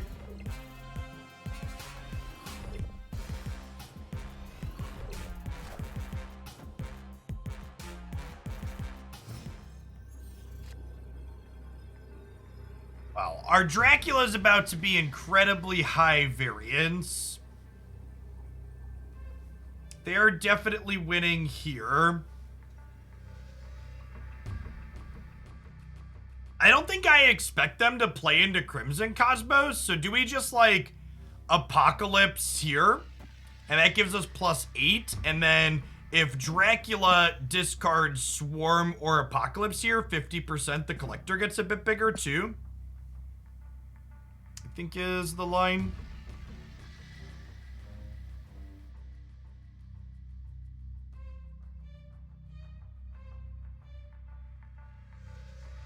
I guess if I Lady Sif and do this, this is guaranteed to make this bigger.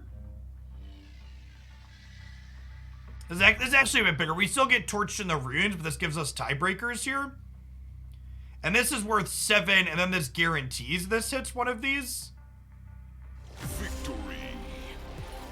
We were taking too long, so our opponent conceded. I have 3 cards in hand? Really? They didn't think they could beat us in the mid? That's interesting. Maybe they're just like worried about Devil Dino or something like that? Sure. Deal. That could also just been we were taking too long, so they bailed out. Like I've had some concessions like that too, where like my hand's like kind of close, so I think I'm staying in, but they take too long, so I bounce. Ba-dum, bum, bum, bum.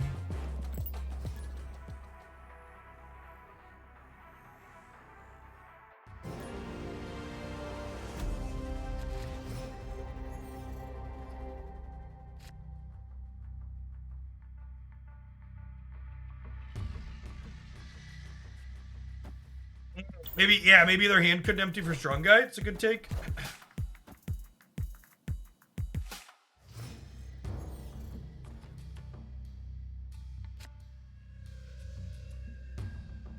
Okay, I mean, it is Morbin time, chat. We got a Hell Cow to enable him a little bit here.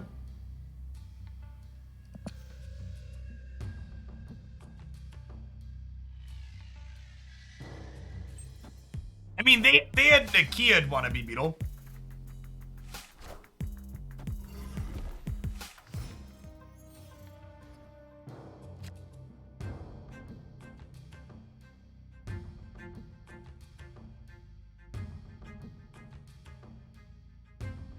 I think this is a pass into Moon Girl copy Dino Apocalypse angle, right?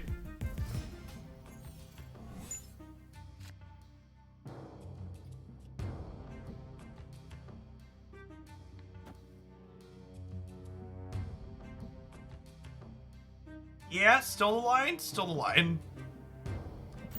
And it looks like we're punting left and playing for Wakanda plus DC here. Opponent snapped.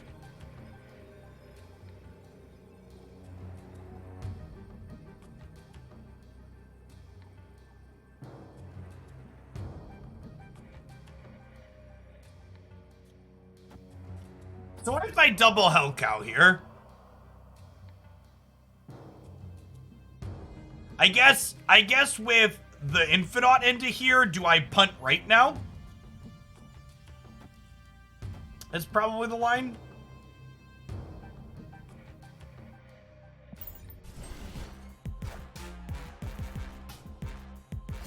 The Ghost Rider? Yeah.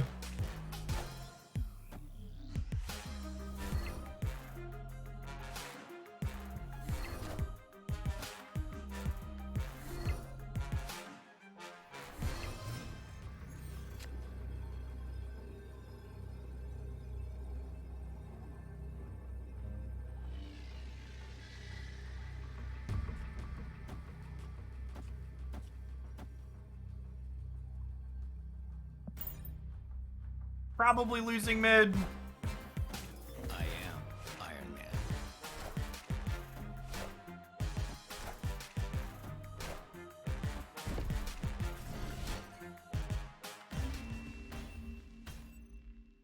Defeat. Those were definitely the most unlucky discards we could have had.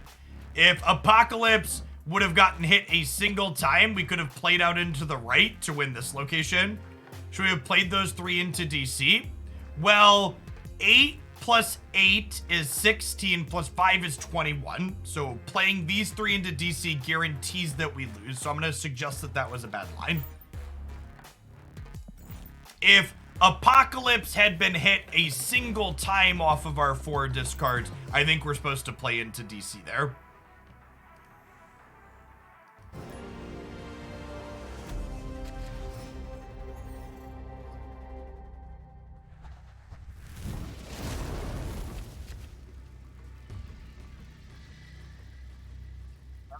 Turn 7, good to know about right away.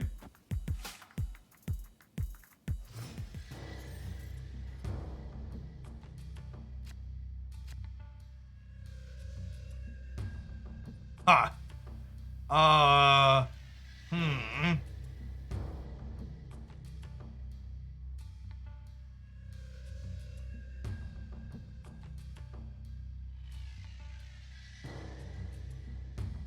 I think we just pass, right? And like Moon Girl copy these 3 next turn. Hand size limit is 7, and Moon Girl always copies left to right.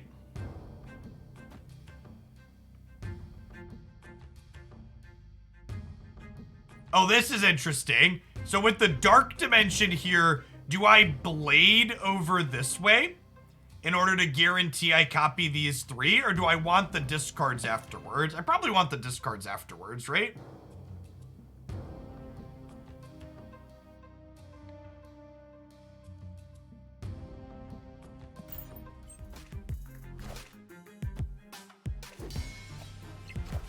How long am I locked out of boosters for? A little bird told me my booster problem is probably getting addressed sometime soon.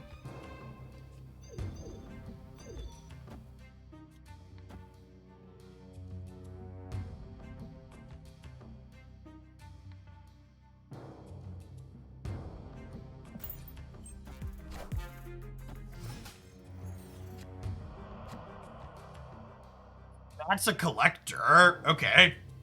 So we go like collector, Morbius, Dracula, Blade here.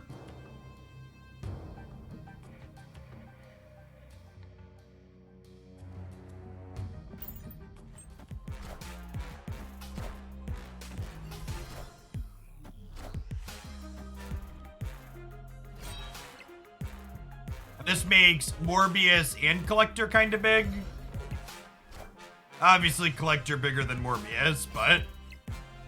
And then we want to draw Apocalypse. We're 1 in 5 to draw Apocalypse and have our Draculas completely pop off. I am Iron Man.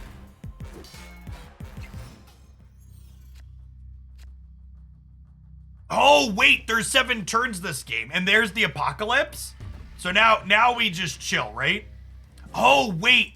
The fact that there's an extra turn actually means we're going to have another card stuck in our hand, right? Which is a little bit awkward. I'm definitely not doing anything here because we're not playing Apocalypse, and I'm not playing these swarms out for any reason. They're free, he says before getting waived.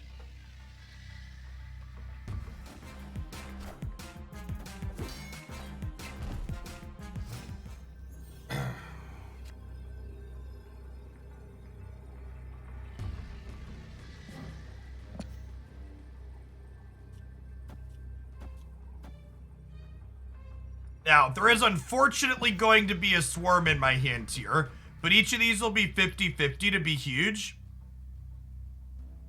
And I think even if we're losing Limbo here, we're still a pretty good shot to win these 2, I think. We have a Morbius here face down. That's gonna be this could be a 10 power Morbius. I'm gonna snap. We're in a good spot even with the Apocalypse variants here.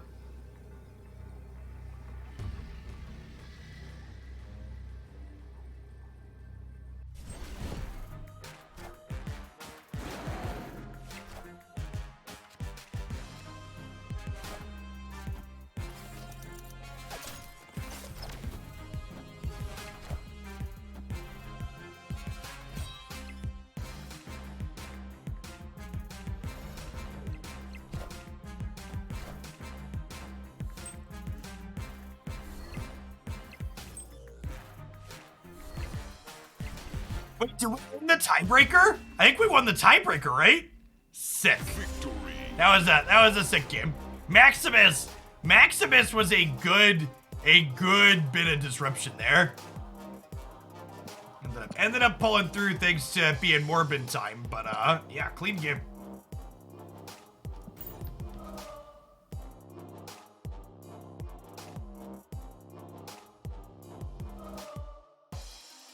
We spent the first hour of the stream this morning losing cubes with Thor decks. If you want to watch that after the fact, you can check the Twitch VOD or check it on my YouTube channel tonight. I will not be losing more games with Thor today. Hey, no regrets. Thank you for the sub. I really appreciate it. Wouldn't be able to be without folks like you. Thanks for keeping me around.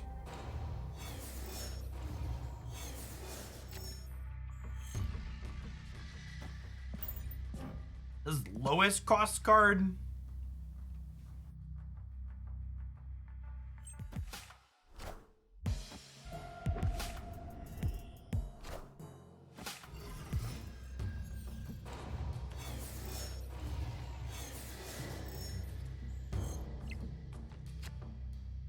I mean, this is not necessarily the worst card to have in the negative zone. He could potentially be a large land down the line. Wind, aid my hand. Using the flooding zone on a location where I have a variable power card seems like a bold choice from the opponent.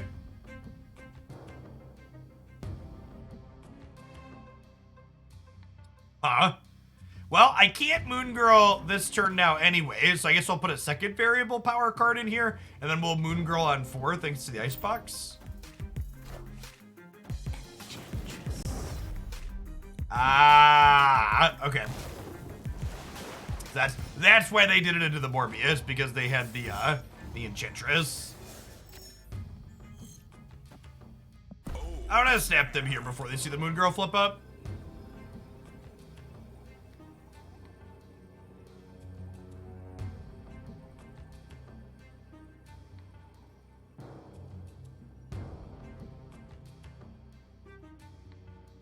Get them committed before they know they're gonna lose the flooded zone.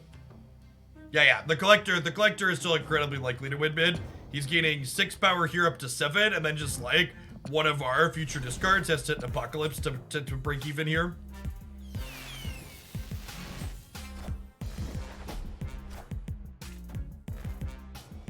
Okay, that's an infinite right. So we're playing for winning flooded and winning Superflow then.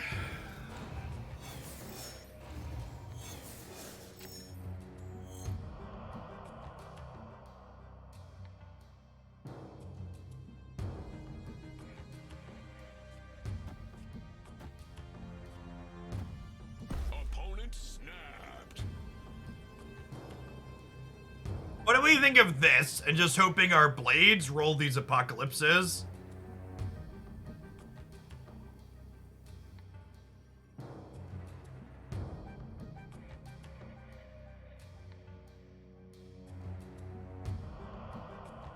I guess I'm not filling...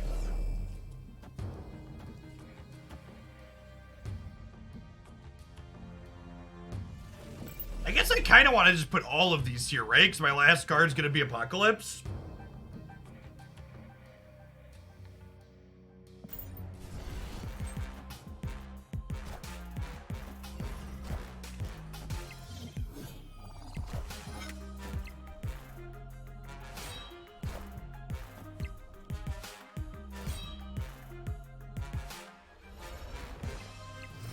All right, Hell Cow, please.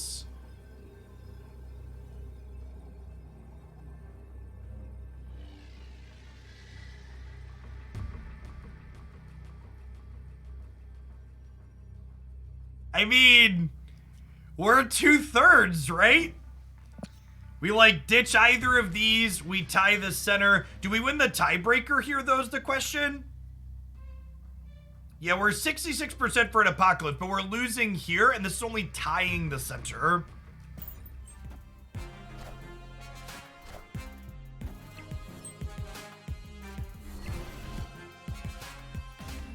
All right, so... If we would have discarded this, we'd have been 18-20 on here, so we'd have been plus 11. So we would have been 36-14. So we still would have lost, right? Even if we tied mid. Their Enchantress was very good there. It would have been 21. No, because it would have been 18 plus 2. Yeah, Nikia's bonus gets wiped off because Dracula sets its own power.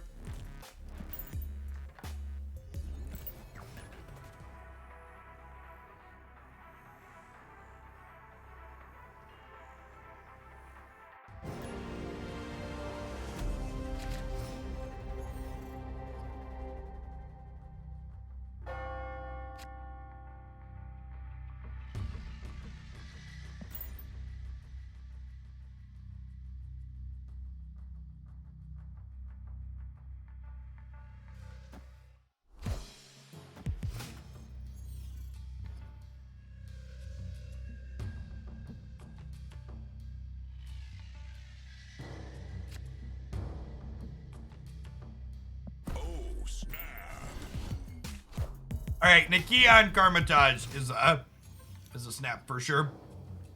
Good game, Love Punch.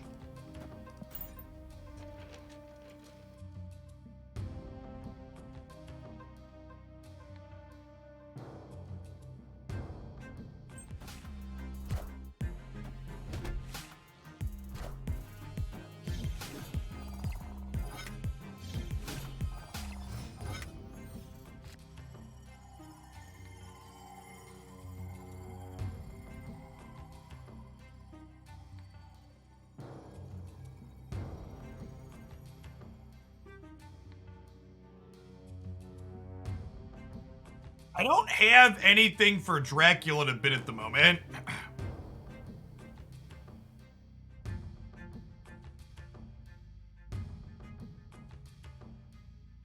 I don't really want to copy. This copy's Swarm plus Dracula. I guess having another Swarm for Hellcow has a lot of value. Is that worthwhile? And then we like Hellcow. I don't know. It feels like I could just be doing this turn too. I think I'm gonna do this. Just try and make a bunch of 7 power swarms.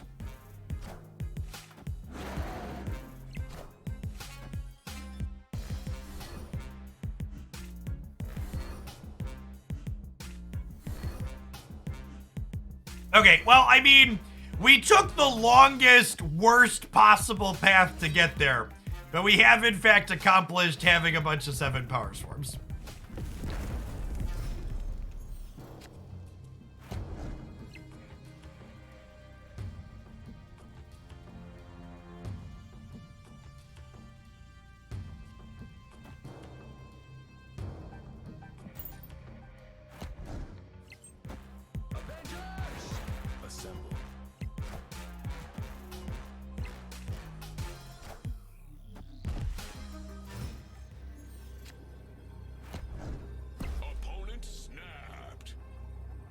This card's like Xbox huge at the moment, right?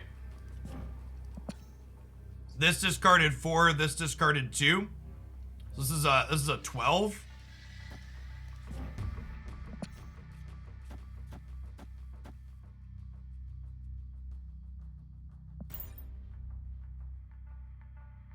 Yeah, you can click on your opponent's avatar to see how many cards they have in hand.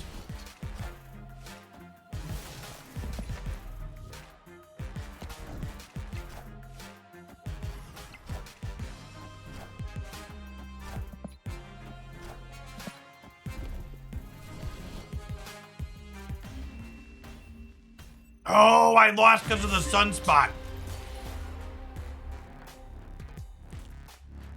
I didn't Morbius left because I didn't think we needed it there. I expected them to play into Baxter Building. Maybe the correct hedge is to drop a swarm into here, actually. I could be right to Morbius here as well. I just assumed they were going to play cards out of their hand. But the fact that they played something small enough that also drew them a card was they played a card that also kept them hand even, and they got 4 power on this. We could have the question you want to ask yourself in spots like that isn't could I have played around this? It's should I have played around this with the information that I had?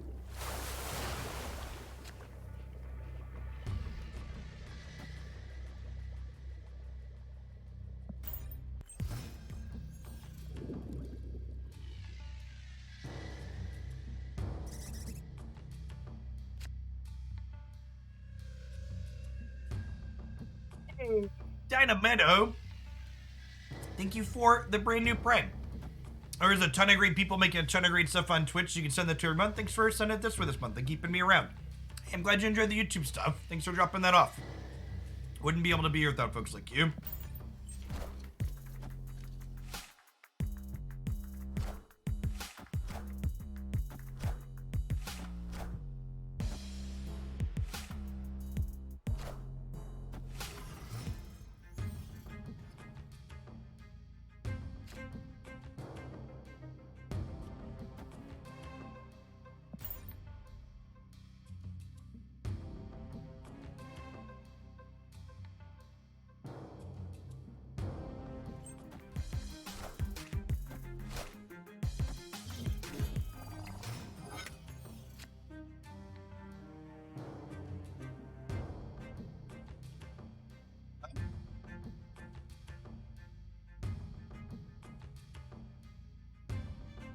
Having him in Stark Tower doesn't really do anything,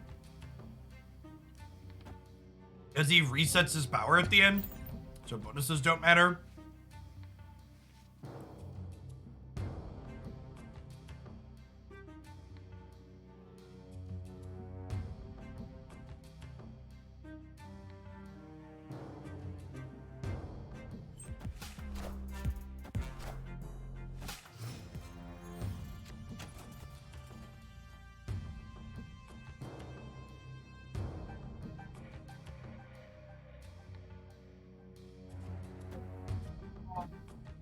Plus Blade here. Actually, let's Blade and then Moon Girl. So that way, if this hits the 50% on Apocalypse, we get to copy the 14 power one.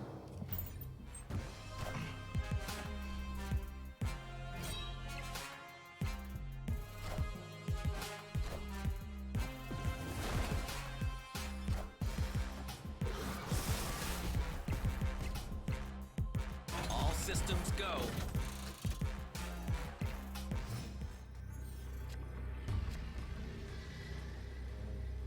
Okay, so they're expecting to win left and right here then.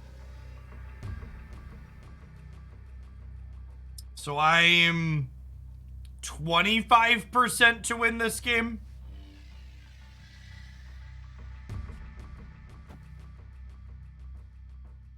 Oh, you think they have double death? That's fine, right? Because I'm losing Stark Tower regardless to a single death.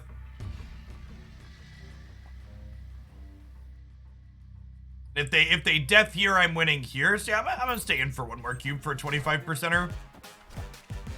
If we hit Apocalypse mid, we win.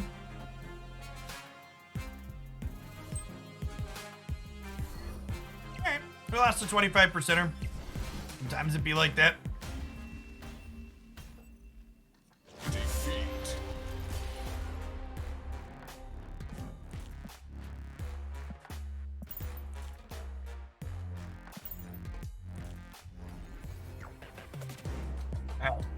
I'm ready to switch up decks. I think this deck feels like it's doing some neat things, but I think this feels worse than the Sarah deck. A lot of these other Nakia variations I've played definitely just feel like worse versions of. I'm actually gonna delete this one. Feel like worse versions of the Sarah variant. This one's at least got some novelty with Apocalypse, at least. You can do some really big over-the-top things that are cute.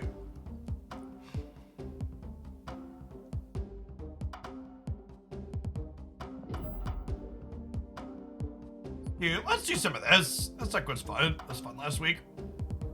Leader is a pretty sweet payoff.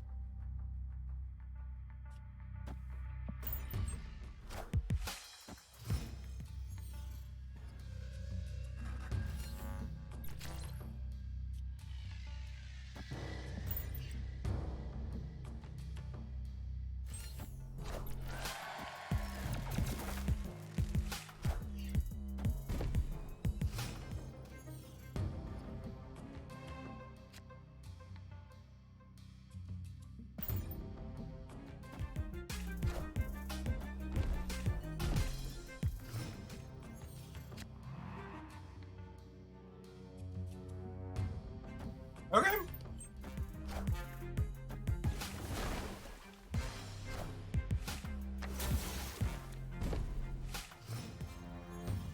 Cleared for takeoff.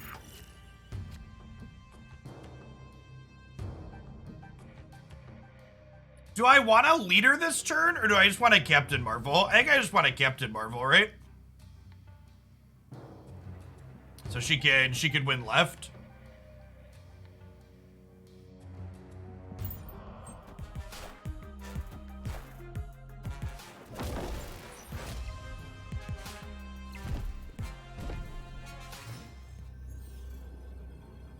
Marvel loses to a tiger. Yeah, that's true.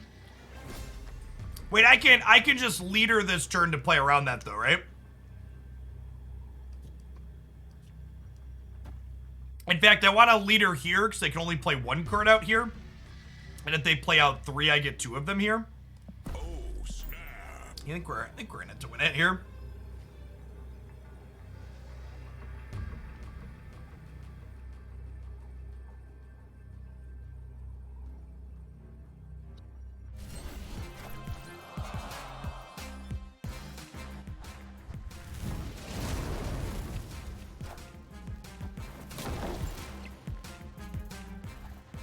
Sneaky. Surprise extra turn. All right, what's their third card? Adam Warlock. Oh, and they're winning that pass. So they get to draw a card here too. That's actually a little terrifying. Ha. Well, poop. Opponent snap. Opponent snapped.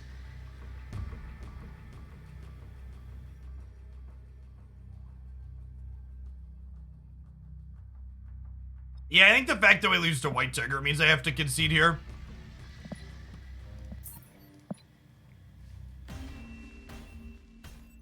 Escaped. Because we're losing mid, and then White Tiger here guarantees drops this here. Yeah. Yeah, I'm willing to bet that Magic's gonna be a card we're gonna lose to a lot. It's very, very powerful effect. It's for the year and a half or so none. Welcome back. I haven't decided if I'm doing Unite today or not, Breadboxer. Might just do a short stream. Or chill on this for at least another hour or so, maybe a bit more. We're up to 400 people. That's awesome. I'm glad to see people interested in Snap. This game's been a ton of fun. It's completely dominated my free time since I started poking at it when I got my beta invite. Interested to see where things go as they ramp up and get a more full release here.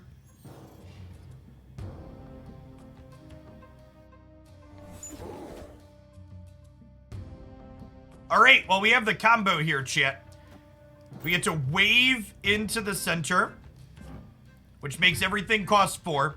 And then next turn we get to Odin, which will give them another Widow's Bite and trigger wave again, kind of locking them out extra.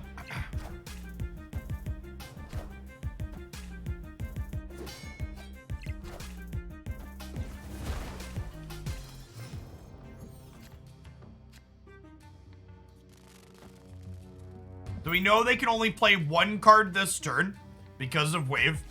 And then next turn, they're also only going to be able to play 1 card, and one of their cards is a Widow's Bite that locks them out of drawing for the next 2 turns. So they have no more draw steps this game, basically.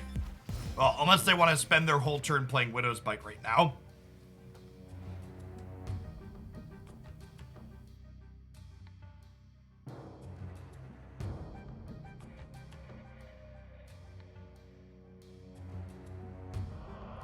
Play here.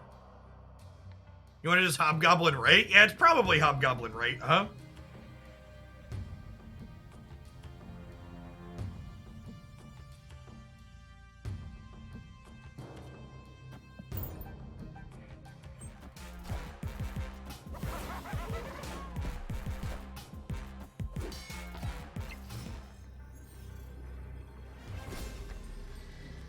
Okay, so they have control over what they're discarding here, because their hand is Widow's Bite plus 1 other card.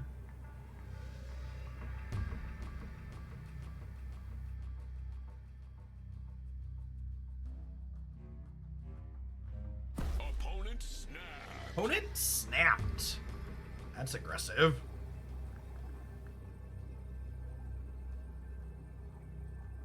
This could be a bin Infinite mid.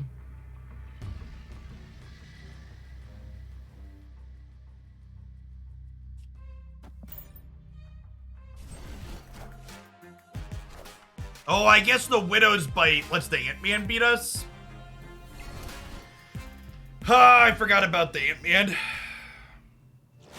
I stayed in because in my math we were No, we were losing to that regardless, right? Yeah, I'm just bad. I'm just bad. It's pretty unlucky that Infinite was in the top 7 cards of their deck because we locked them out of a bunch of draw steps there. But even if they hadn't had Ant-Man here to add 3, they still would have been 22 to 22 with this play, and then we lose the tiebreaker because they're up 18 here and we're only up 8 here.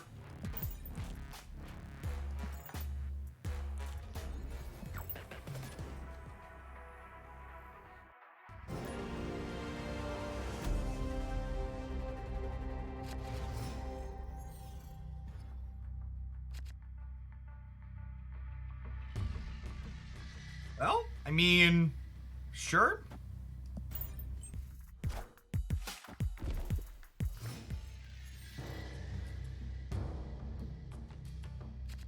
Guys snap before they see Electro here, right?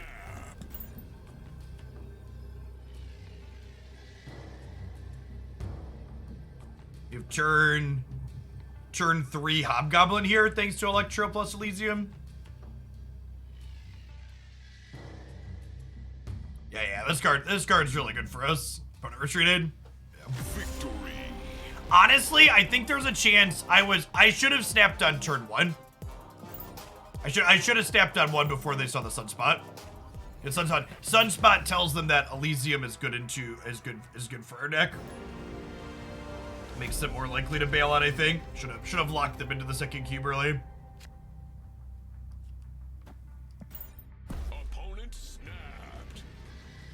I don't think my hand's good enough to like snap back, but it's definitely good enough to stay in, so.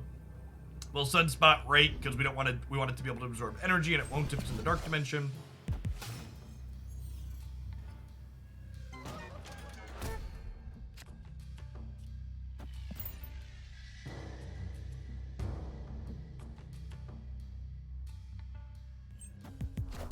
I literally don't think you can read anything at all into your opponent's snapping on a given location.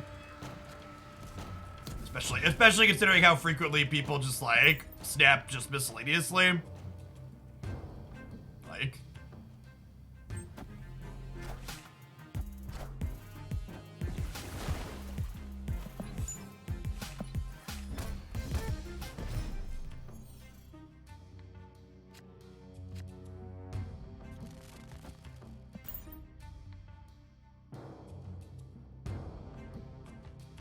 We get to Odin, the Wave Black Widow here again, locking them out of a draw for next turn. It doesn't give us a ton of power in this location.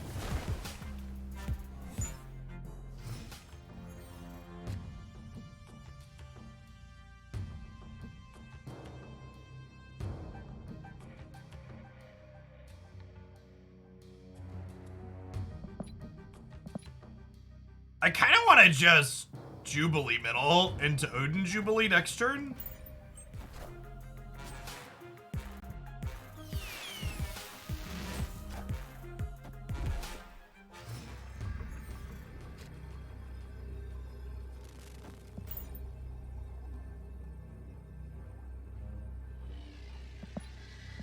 $14 might not be good enough here.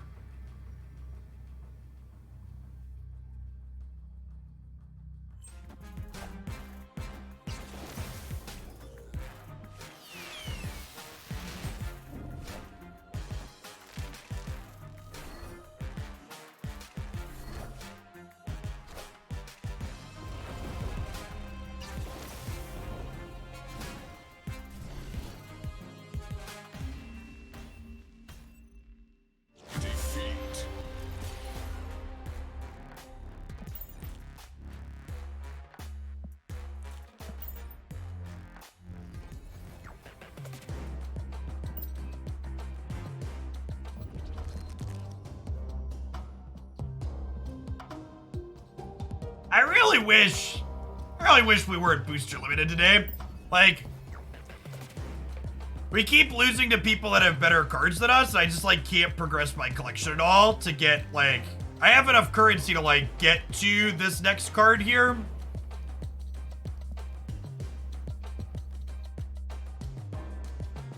We just like don't have any boosters to get there.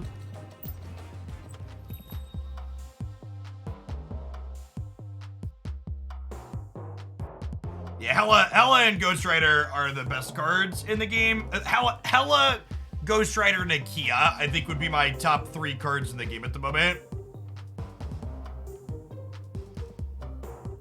Devs want you to buy boosters. Never attribute malice to that which incompetence adequately explains. I think the devs just didn't realize what their booster cap was gonna do and they fucked up and they're gonna roll it back.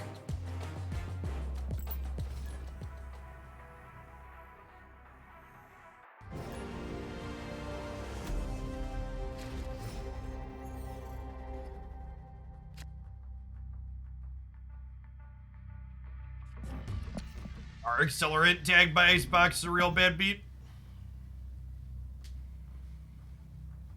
Well, I mean, I don't think you could judge the range of the Battle Pass cards based on just Thor, right? Like, Wave's a really good card that's a key disruptive element and enabler in like a variety of things.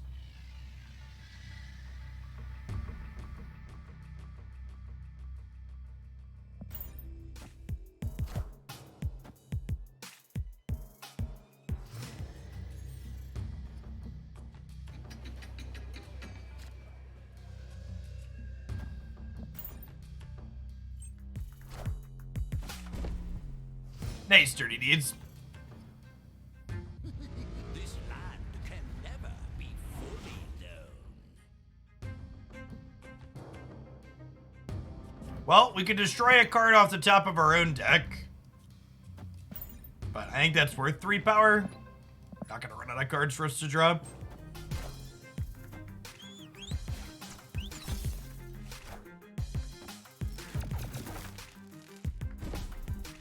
They draw our Black Widow.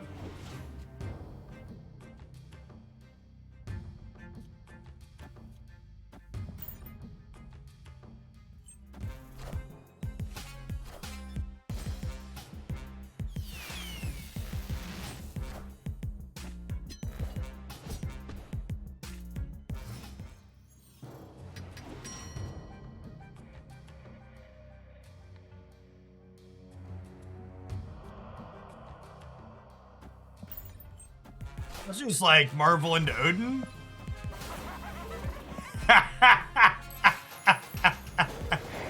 Oh, I can't Marvel into Odin because they just dropped that. Damn it. Okay, so we're dead, I think. It was gonna be really good. Odin gets to send Hobgoblin back at them. Opponent snapped.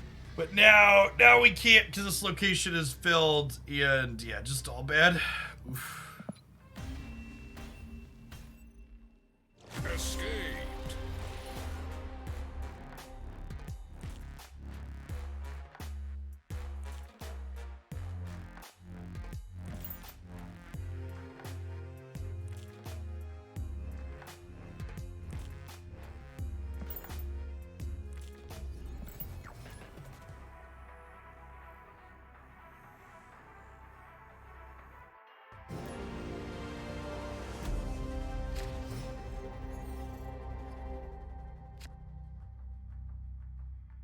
All right, we've got our 2, 3, 4. Let's see if it's good enough here.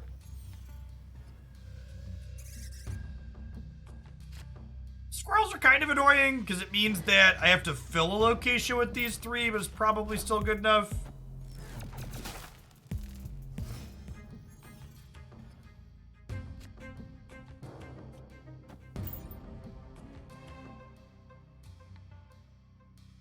Then re-Odining our wave means we get to Magneto on 5.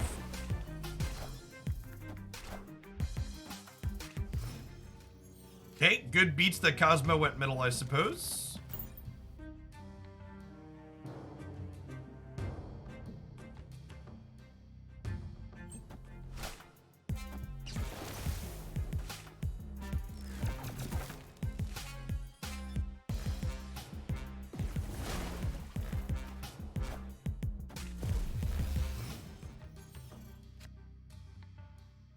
Onslaught. I think a Hobgoblin right here, because I can only play one more card, right?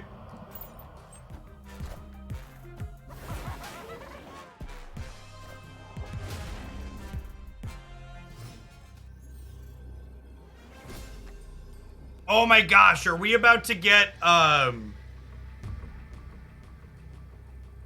you about to get patrioted?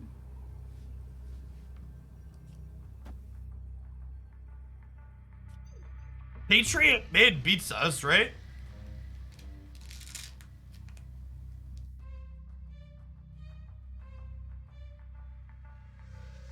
I'll give him one more cube to show me Patriot. We're about to get Patrioted, chat. Oh, yeah.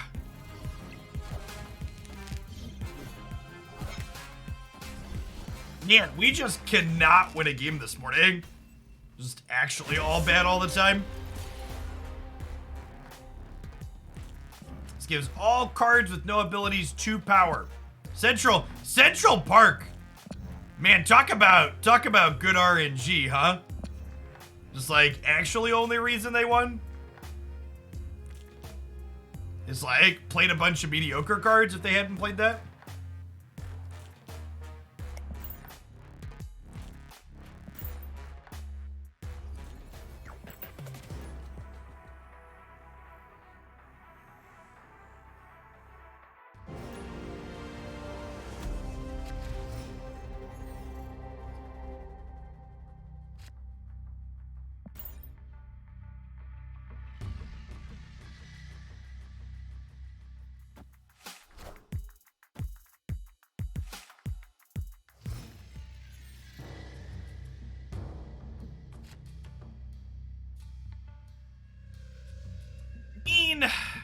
Cloning that Sunspot is like technically a combo because all of your Sunspots can soak extra energy at the same time.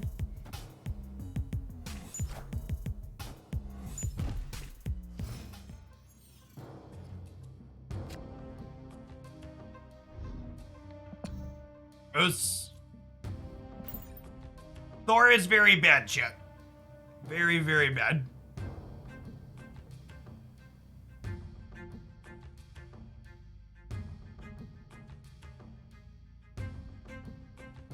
Thor requires too much work for too little payoff.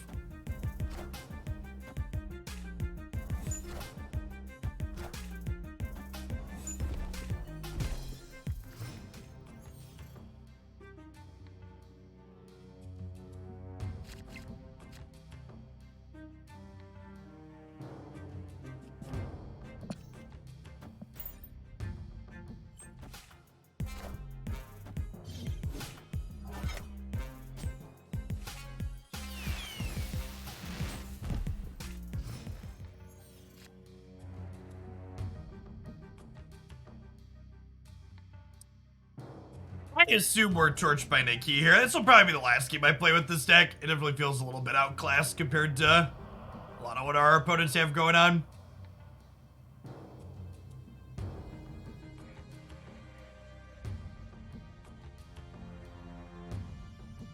Opponent snapped. Escaped.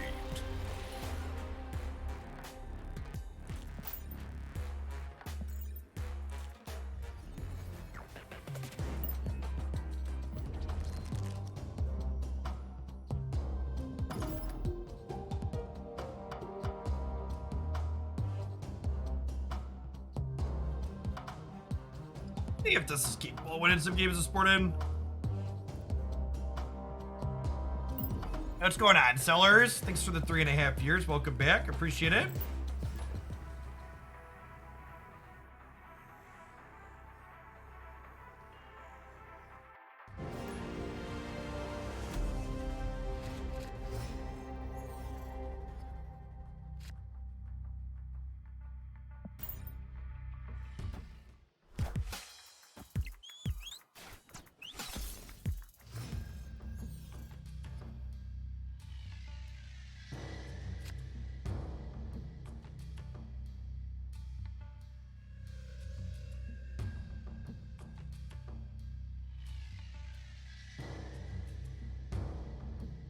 Yeah, I think they need to be aggressive about their balance passes that they do, Kyle. I think I agree with you that the early balance passes they have done for this game so far, the early initial balance seems like it's kind of medium. They address Nova though, and when a game has new game design space that it's working inside of, I tend to be a little bit more forgiving towards getting it right the first time. So I want to wait and see what the response times look like more than anything.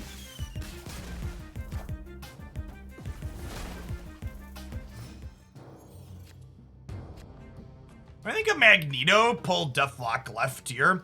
Oh, I could Magneto pull Deathlock mid, and that guarantees we win mid. I don't hate that. I guess I could also play a 6 into the mid here, but I think I think our Magneto beats most of their 6s, right?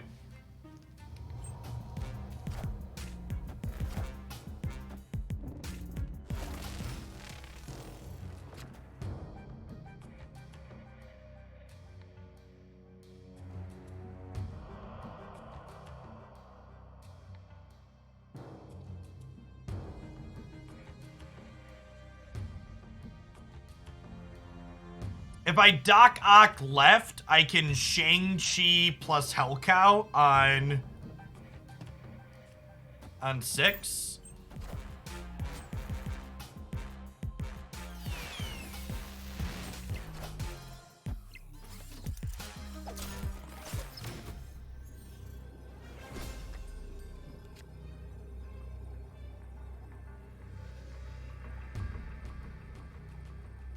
So we do this plus this, and then we probably win here because if they add any other cards here, they lose the Atlantis bonus.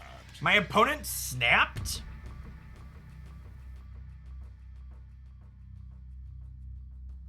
Killmonger plus Nova? Does that get me? I might lose to Killmonger Nova here.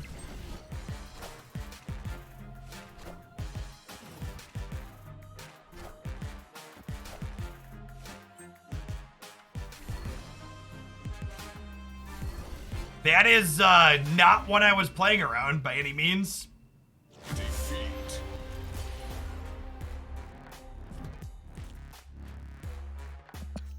Some good tech.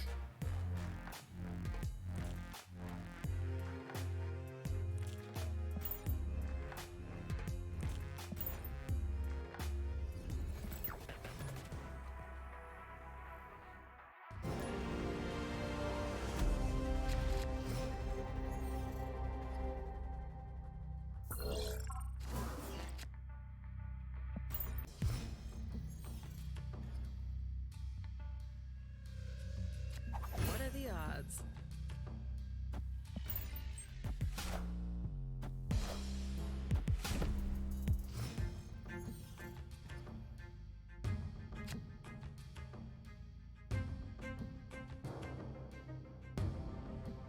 Killmonger into the Sunspot. That's pretty good.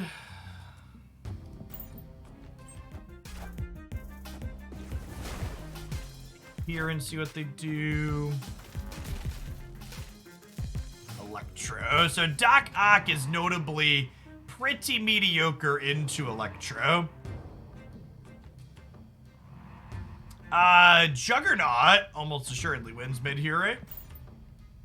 Oh, snap. And snap quick enough.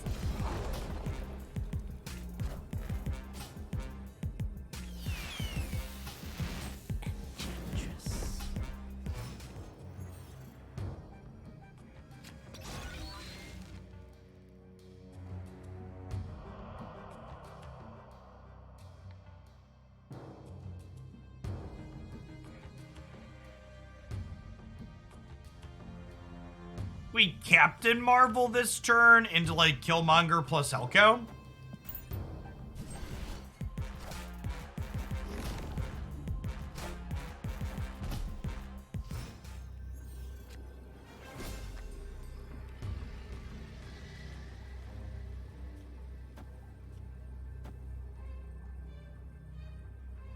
Such a cheesy card, Chip.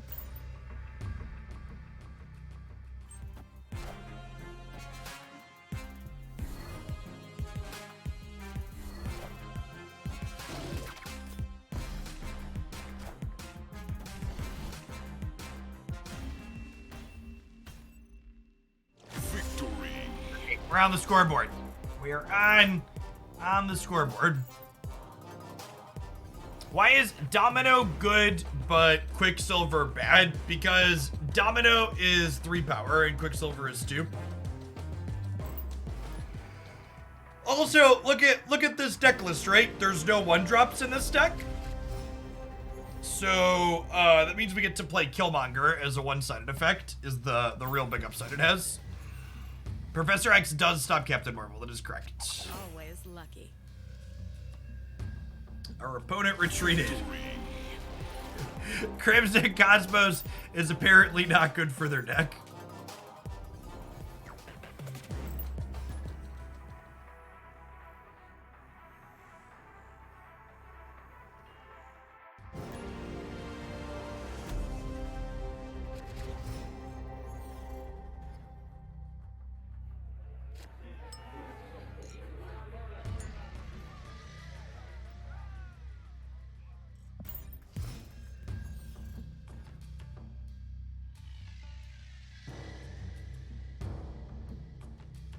Right on time.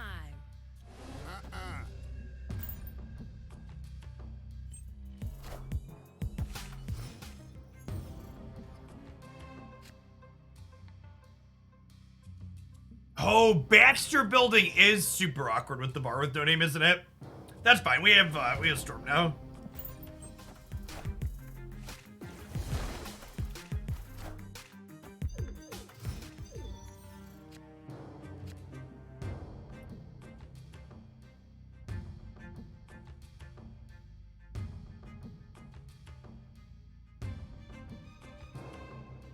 Get out of here.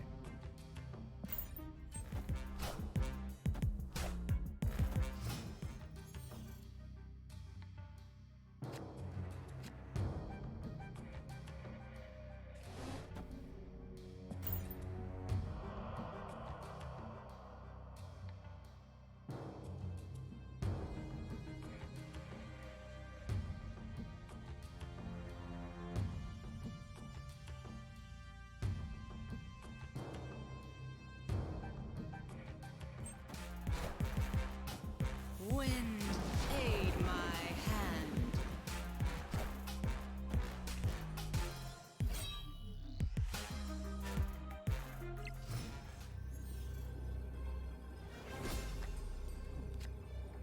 So, you just like do this, right? Because Dracula means they're gonna win here. This puts us up to 11 here. I guess our Apocalypse is 12.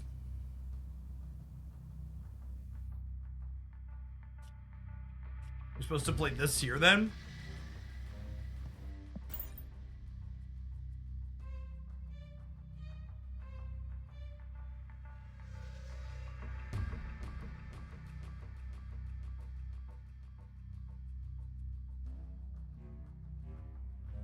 I guess if we're just doing this, Chavez is just better than, huh? If I'm putting them both into the same one? Because she's 10 power. This is like marginally better against the Shang-Chi, but that's pretty unlikely. Oh shit, I should have just Chavez'd here.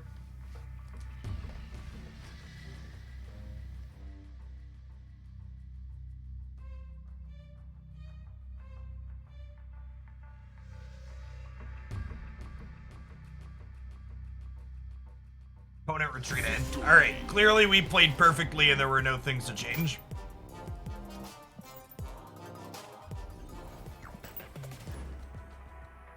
See, chat, I was having some doubt about what we should have played this morning, so switching to the Jund deck makes a lot of sense. Whenever in doubt, Jund them out.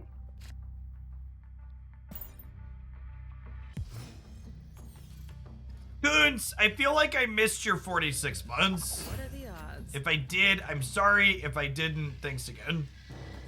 Alright, well, Hell Cow into nowhere could be reasonable for later. There's the Infinite.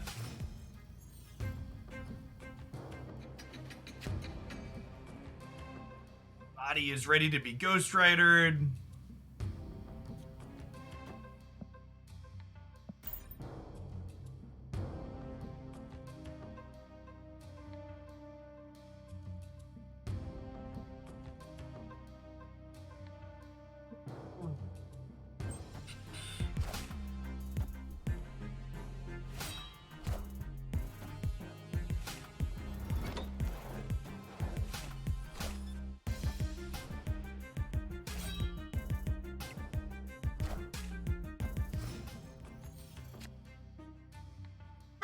mean, I got a 4-power thing, I guess.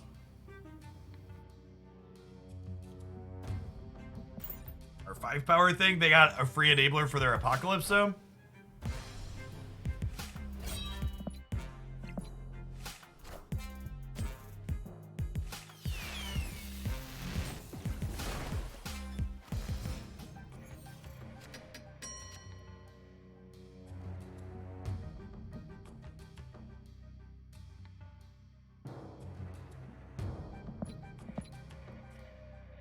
Doc-ocking here, and then we're gonna hope that Shang-Chi can clean up for us. I am Iron Man.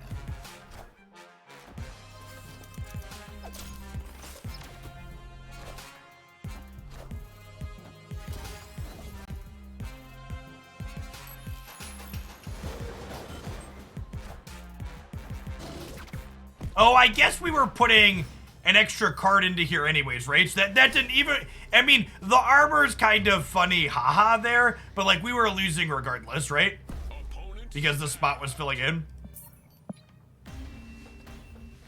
The armor was an amusing extra kick in the dick, but we were torched regardless of how fortunate or unfortunate their final card was.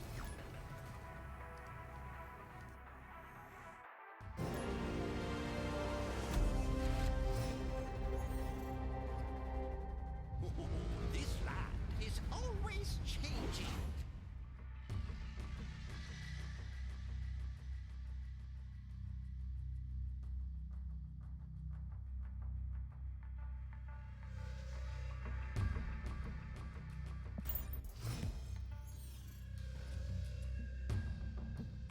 Always lucky.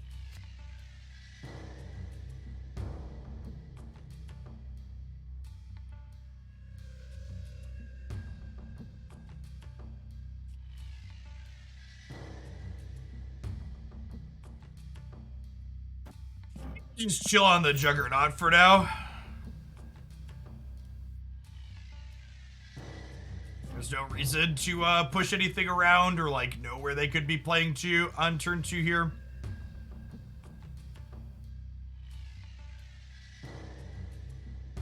I think Domino overwriting Weird World is a bug, but I'm not sure. Have devs commented on that? Is that a feature or a bug? Hey, thanks for the Primetime Lord. I appreciate you dropping that off here for 4 years running. That is correct, Snapkeep, because we always have Domino to fill on curve on turn 2. So the Hell Cow is basically just like a 2-drop we can play alongside of a 3 on the end turns. That's actually kind of sad, chat. I was looking forward to hobgoblining them, and now he is significantly worse.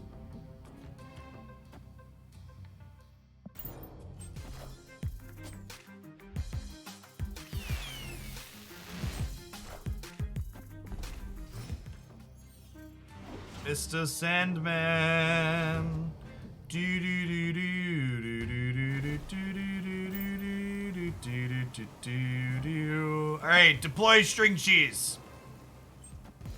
Oh no! Chat, we got Professor tilted. That's fine. We're drawing here at least. We got Professor tilted, but at least we got Professor tilted into a draw.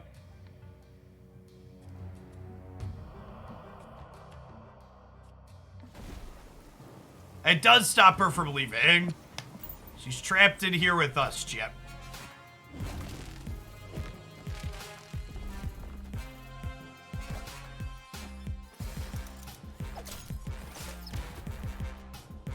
Thanks, bud. Alright, so this game is ended. Shisha. Alright, good chat.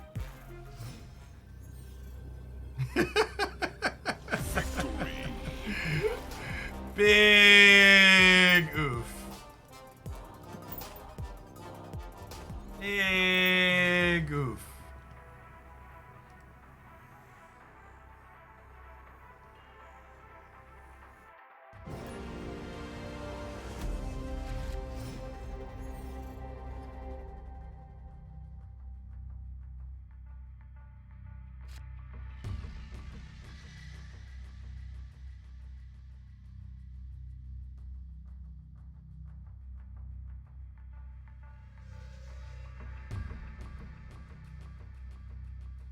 Is this a bot? I have no idea. I don't know if Deadpool Avatar is one you could get yet. It is a bot. It is a bot. Right on time. Oh, that was the opponent's domino in the previous game, huh? Ours is infinite. Good shout, good shout.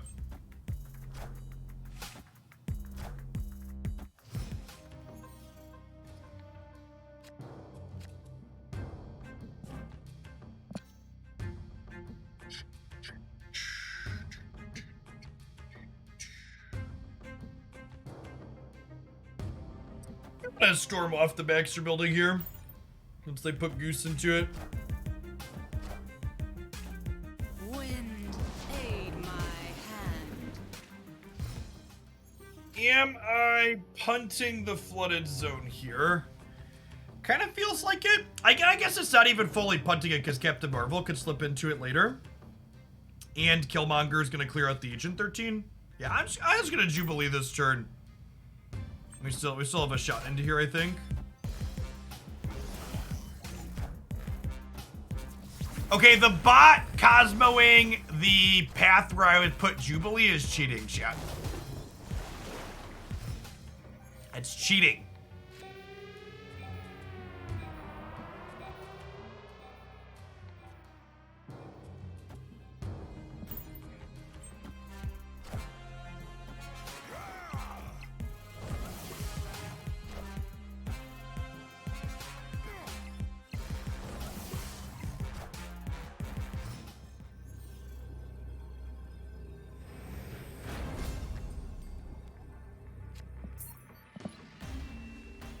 Times, some days you're the pigeon, other days you're the statue, friends. Definitely a statue kind of morning. Alright, RNGesus has taken the wheel and is driving us in the direction of a cliff.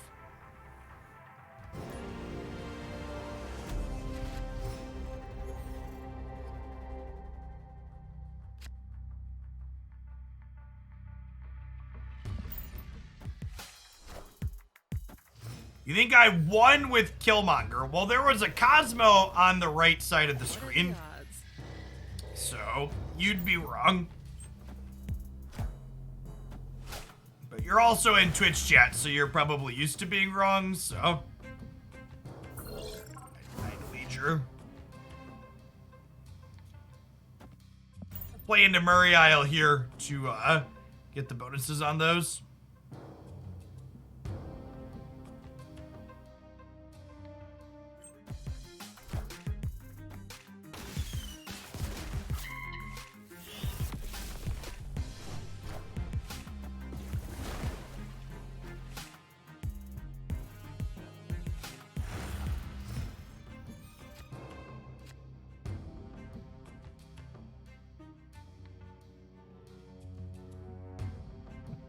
Is pulling Deathlock out of the danger room, where do I want to put him? Where do I want to put him? We've got a soft combo with Kraven Magneto down the line here. I could just Captain Marvel this turn, and then next turn we set up like Kraven plus a 3-mana play, and then we Magneto the following turn to pull things into a spot and get Kraven bigger. Kinda sounds fun.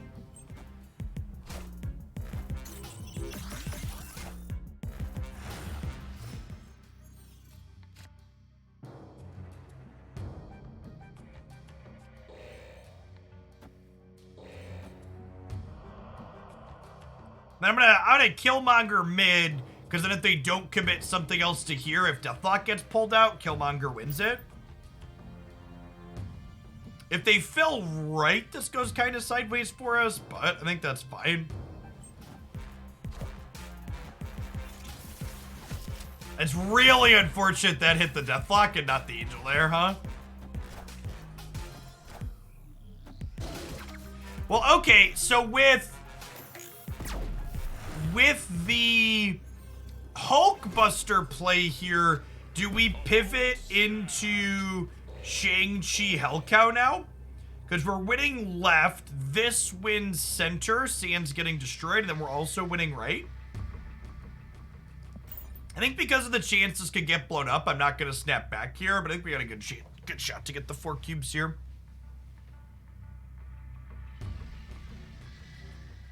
Or up 15, up 3. If I Captain Marvel here, that could work things out also a couple different ways.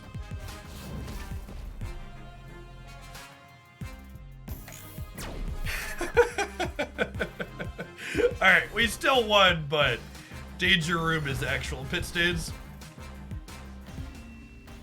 Just the worst. Victory.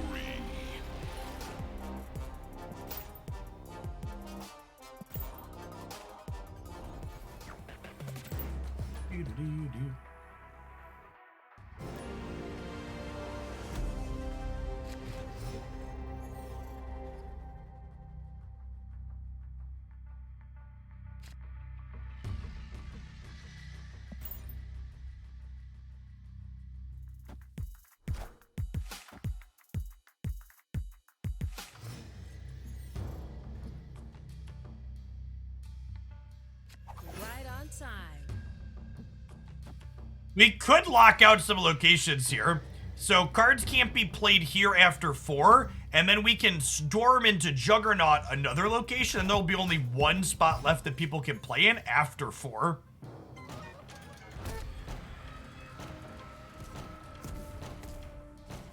And I think I don't want New York in play. See, I think that's the line. We storm here. And then we'll Juggernaut here next turn to hopefully kick them into Murder World. Wind, aid my hand.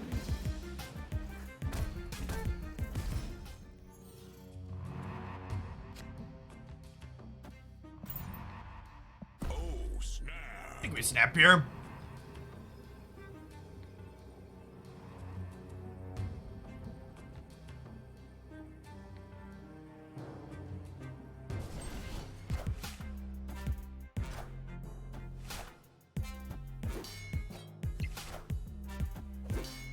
Okay, chat, we each have 1 location.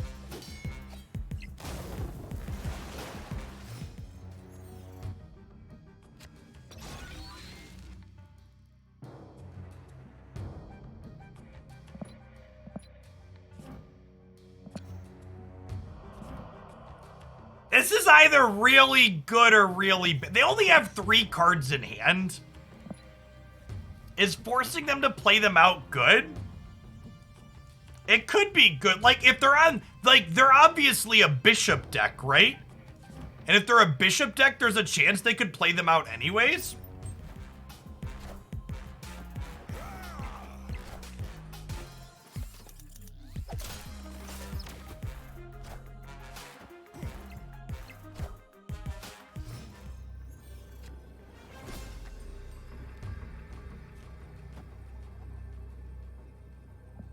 Get Chavez didn't die. Just a Nightcrawler. It's the Doc Ock and Magneto all-star team up, chat. These two look like they work well together. No Chavez, no problem. Thank you.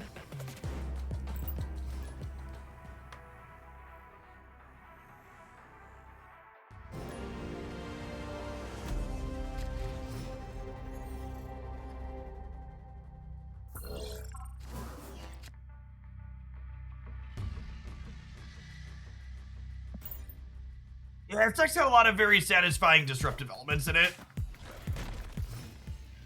That's for sure. Always lucky.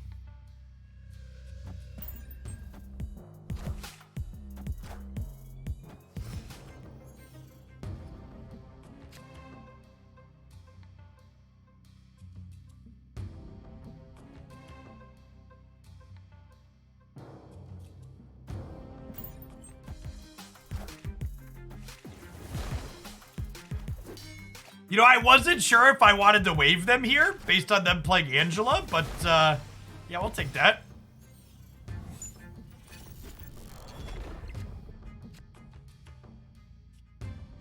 Okay, so now we just like yoink a friend into the center here, right?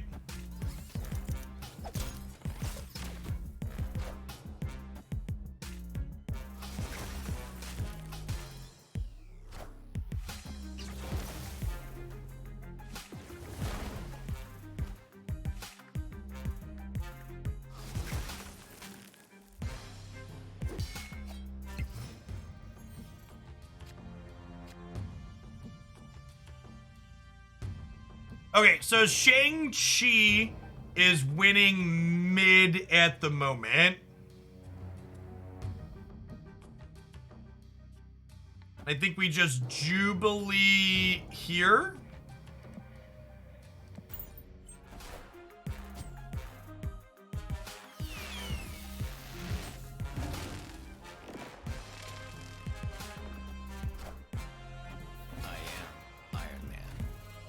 Moving Wave out of the middle actually isn't great for us. That's fine.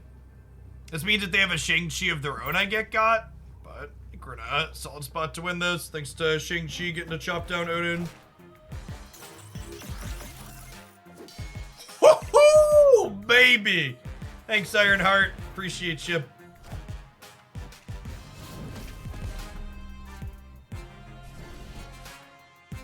Good night. Victory. Killmonger plus Cow would have been 11 kill the 4, so it's a 15-point swing, whereas this was 5 kill 10, so that's still a 15-point swing.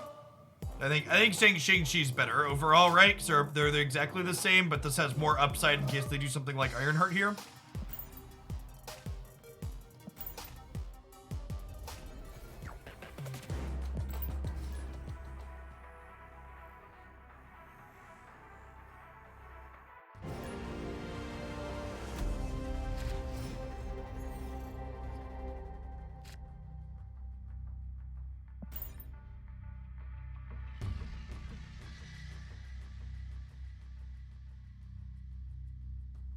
Cow on the left, they didn't play there. They set up Iron Man there, so I think it's incredibly unlikely that they don't play there.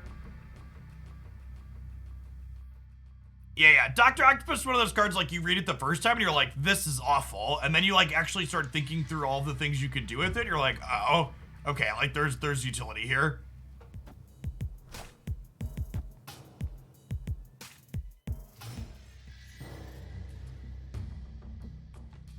What are the odds? Can't play 1-cost cards. Might as well be textless against us, chap. Almost assuredly storming the Mindscape. But to, like, storm into Jubilee there or potentially storm into Juggernaut.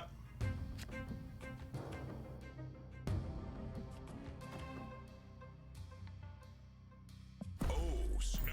And honestly, Hellfire Clip's probably bad for their deck. A lot of Okoye decks have a lot of 1s in it, so if Storm plus Jubilee win the Mindscape here, like, we're in a really solid spot. Especially with Killmonger rolled up for the end game.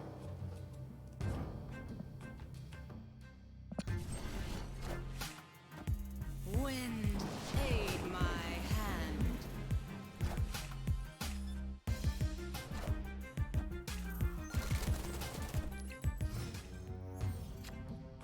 Huh.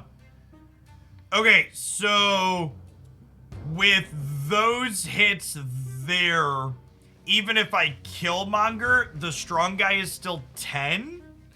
I guess that's fine, but they're probably gonna play something else out into there, right? That's close. Let's get this might be wrong, but if this hits Chavez, Killmonger means I still win here. And they might not play into the flooding anyways, just because, like, they feel safe there. Because they theoretically have 16 power in that location already, right? So, like, even a Chavez Jubilee at face value doesn't win that path. Grab the top card of our deck, which is statistically likely to be Chavez. Not guaranteed, obviously, but likely. Jubileeing with Hellcow in library is terrifying. Well, I ain't a coward.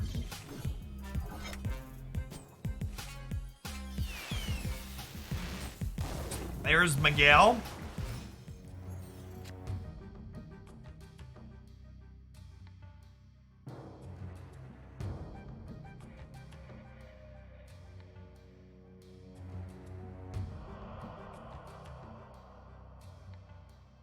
Okay, and now we just Doc Ock mid, right?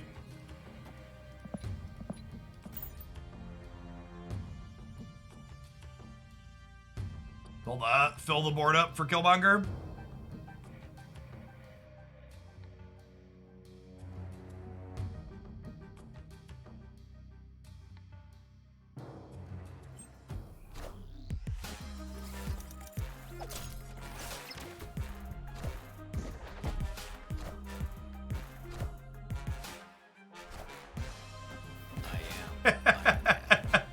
He is Iron Man, shit. He is Iron Man.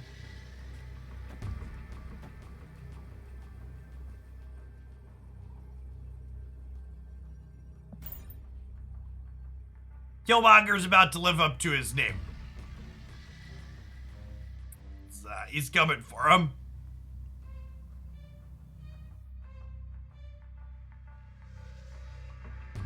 Filthmonger, you mean he's a dirty lad, shit. He does bad things to all of these good one drops.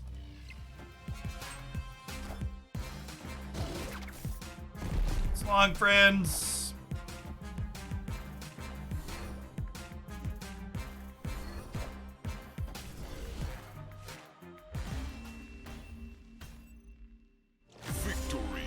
Victory.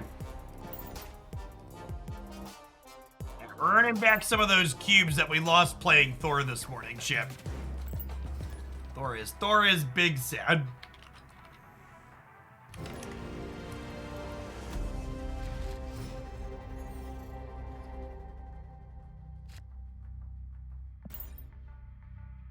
Guaranteed domino to fill our curve next turn. Open to spike one of our 3s for turn 3.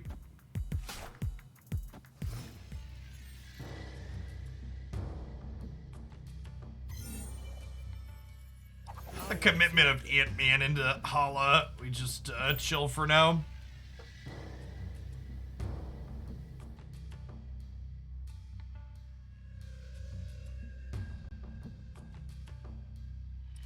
Discard deck went pretty close to even in cubes beetle. I believe we're up with domino.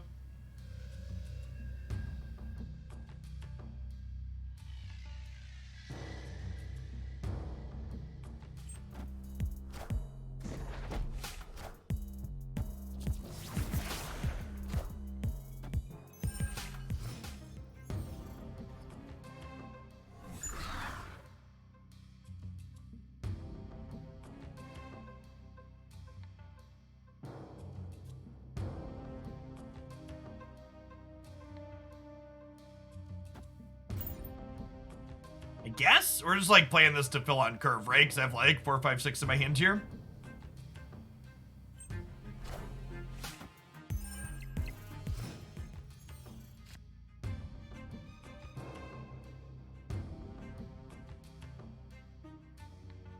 Be able to track wins, losses, cubes? No. I think those statistics are mostly meaningless. I don't really care to track them.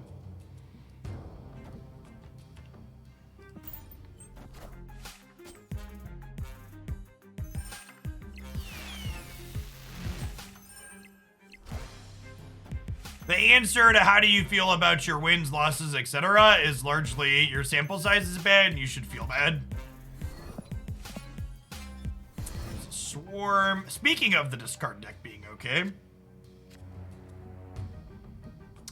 Wave's kind of nutty into Swarm on their last turn, right?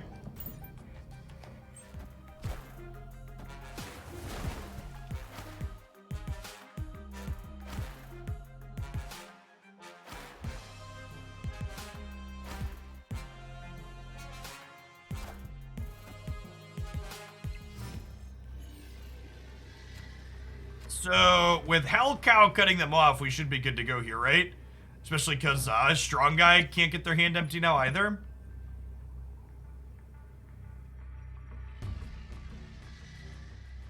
I think we just Magneto here, right?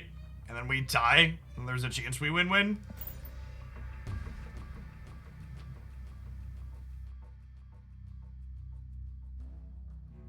Shang-Chi's pretty unlikely. Waves combination disruptive acceleration is really good. Our disruptive aspect is very good into a lot of things right now.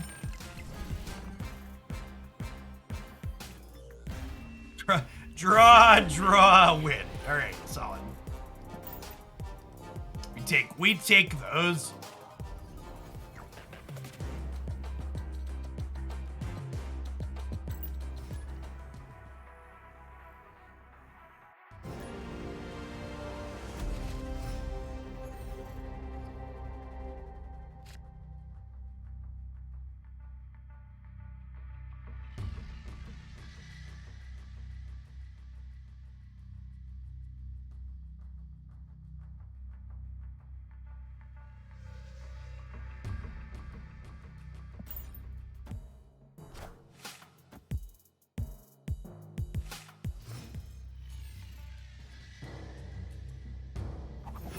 time.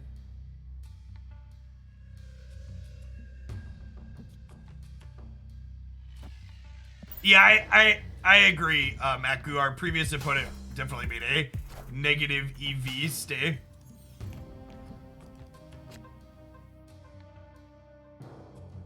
And for what it's worth, in my experience playing this game so far, most people tend to err on the side of making negative EV stays, which is why I tend to assume people aren't bluffing a lot, because people stay in a lot in this game.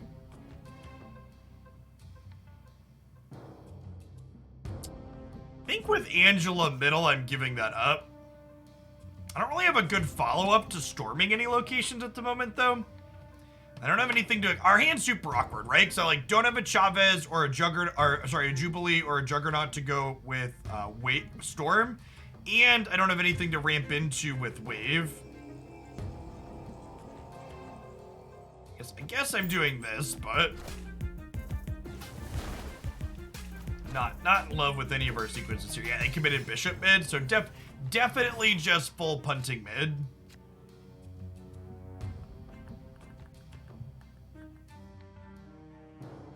Ooh, wait. If I storm this, then that means they get locked out of it, right? If they don't play here? Because they're probably playing into the Dark Dimension this turn? Yeah. This is actually yes. So Storm locks them out of this location because the Avengers compound has to be played into next turn. That's the last turn this can go. Actually works out really cleanly. Clear for takeoff. I just need to decline playing Juggernaut because I don't want to kick something into here. I think we just Killmonger plus Hellcow. This could ditch our Magneto, but I'm going to draw Chavez next turn guaranteed to add to here, so I think that's fine for us. I'm going to snap. I think we're ahead here.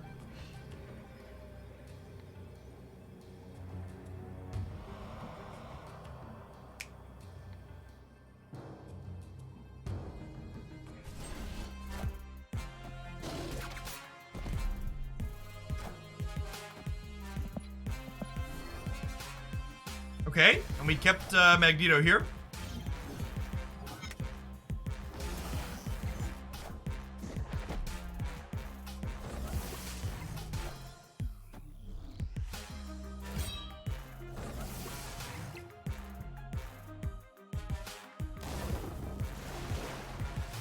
Okay, so Nightcrawler means they can tie right.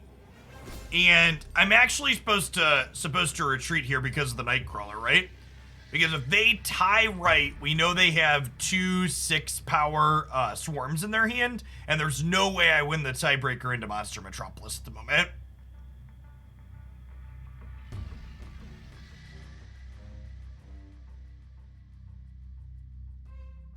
Yeah, I think we're supposed to retreat. We definitely retreat. I don't know that I was staying in for 2 cubes. Escaped. Yes, yeah. If I had gone second here, or second on turn 5, the Killmonger would have won the game because it would have killed Nightcrawler and Blade here, and we very easily win.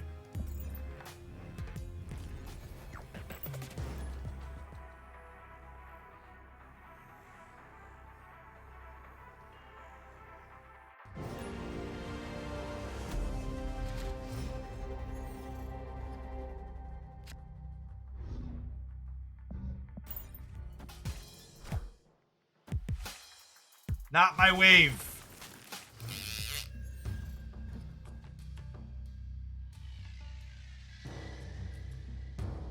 Ace Man hits your best possible card again. What are the odds? Okay, so winning Baxter Building means you win the game most likely because of Sanctum.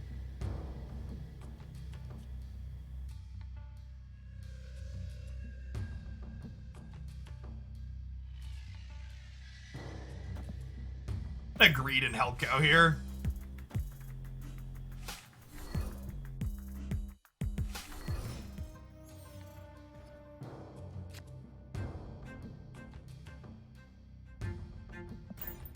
Captain Marvel could flip that? Maybe.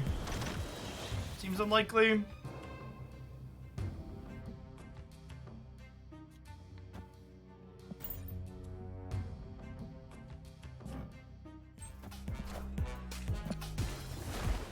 About to get Vipered?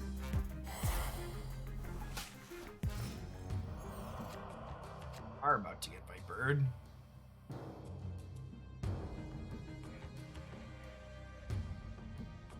Huh?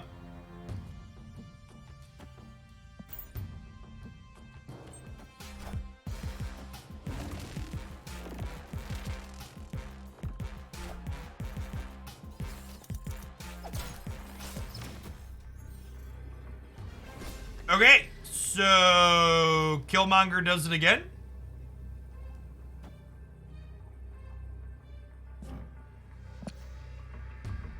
I'm not juggernauting here.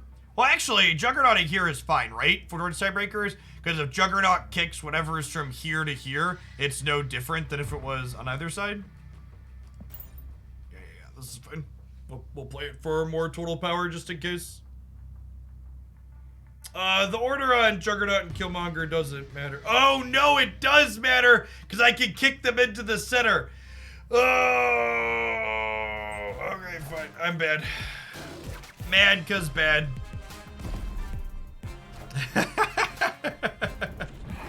Alright, we deserve this loss.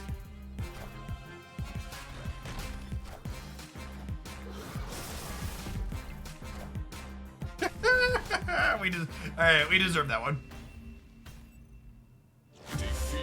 Alright, with proper sequencing, we win that, right? Or just even not playing the Juggernaut, we win. Mistakes are made.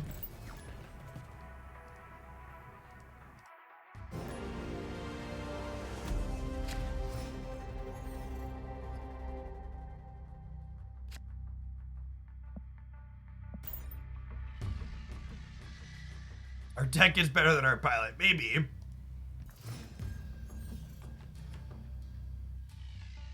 Right on time.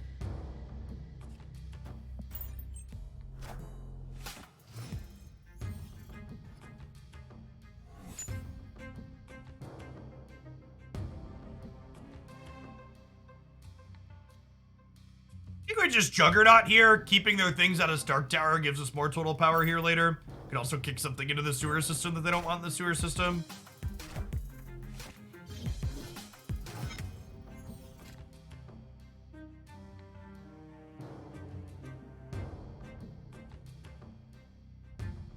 We're just passing.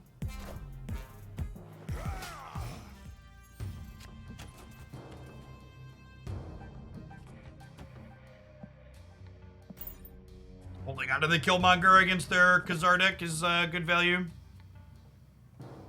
Yeah. And this kind of hand shows a little bit of the power of Hell Cow in this deck too, because our turn 6 gets to be Hell Cow plus whichever of these two disruptive elements is better.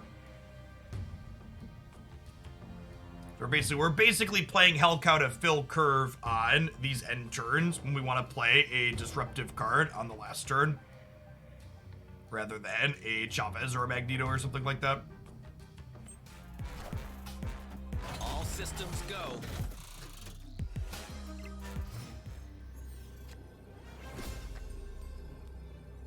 Okay, and now we just get torched by priority, right?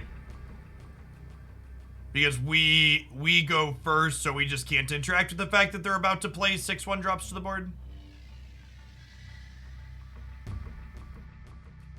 We hope that Magneto pulling Khazar into the sewer system. I could Shang-Chi Khazar. That's true. I think that makes us less likely to win, though, right?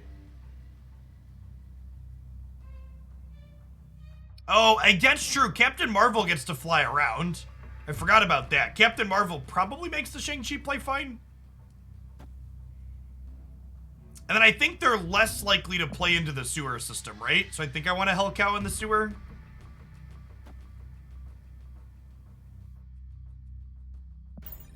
And for 1 cube, for sure.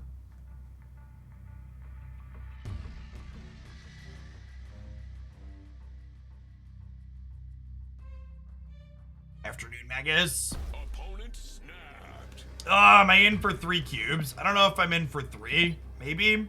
You're about to play 6 1-drops and rinse us off.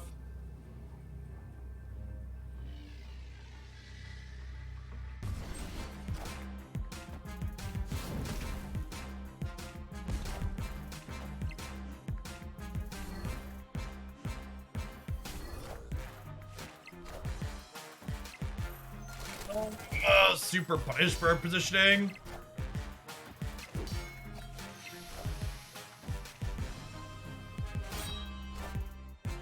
Oh, Miss Marvel! Thank you. She's a lovely lady, chat. She's a lovely lady. Victory. I love her little fly animation. It's so good.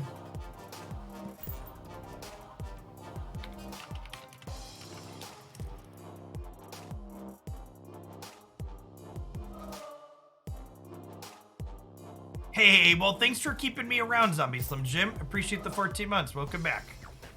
Oh, that's true. No, wait, that's Mrs. Marvel, right? No, it's Miss Marvel. That's Captain Marvel. Whomever it may concern. Miss Marvel's the she's the one that's gonna give 5 power to the things on the side of her, right? With the big hands.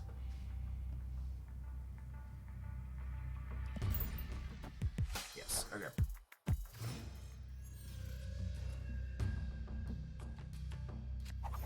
That's fine, chat. You see, I tactically called Captain Marvel the wrong name there because that game's gonna end up in a YouTube highlight later, and now that video will get lots of engagement from people correcting me on that naming in the comment section. Because the YouTube algorithm doesn't care why the engagement is there, just that people are leaving comments.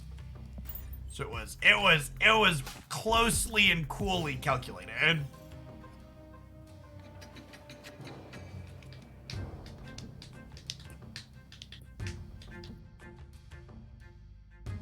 All right, so we're definitely storm into Juggernaut. The question is, do we storm into Juggernaut the compound or Grand Central? I think my hand's pretty good for getting a freebie into Grand Central, so I think we're gonna storm Jug middle here. Wind, aid my hand. Who has priority here is huge. It's me. Okay, so I get to Jug here and I'm gonna snap, and it's huge that we have priority here because Juggernaut will move their cards before they flip up for Lockjaw now.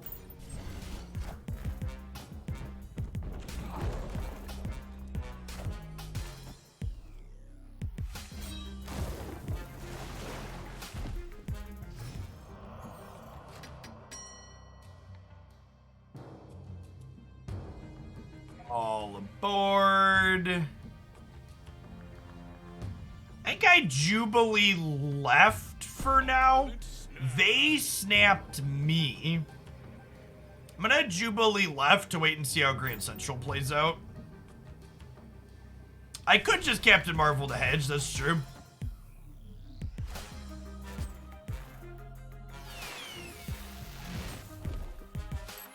Okay, don't put my Shang-Chi into Grand Central.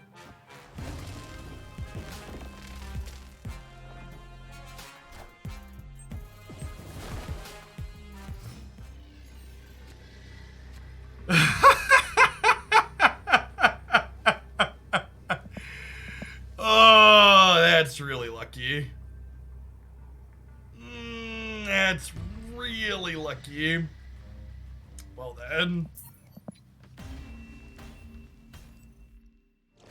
Big oof. Alright, RNGesus. See, our opponent snapped into the Grand Central chat because they knew RNGesus was gonna steer them to victory.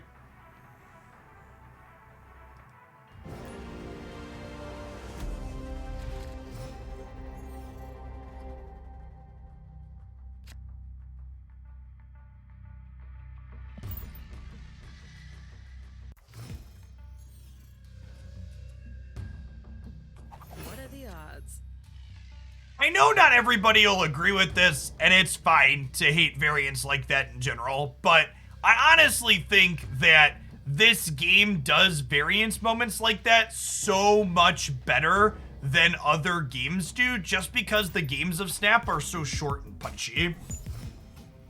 All right, no play here.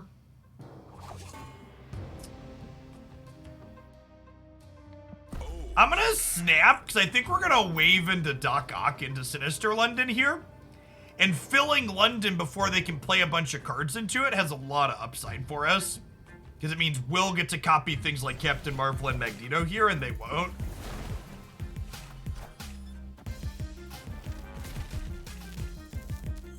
Doc Ocking and Electro Player is a little scary, because their deck has a lot of top end, but I'm also not a coward yet, so here we go.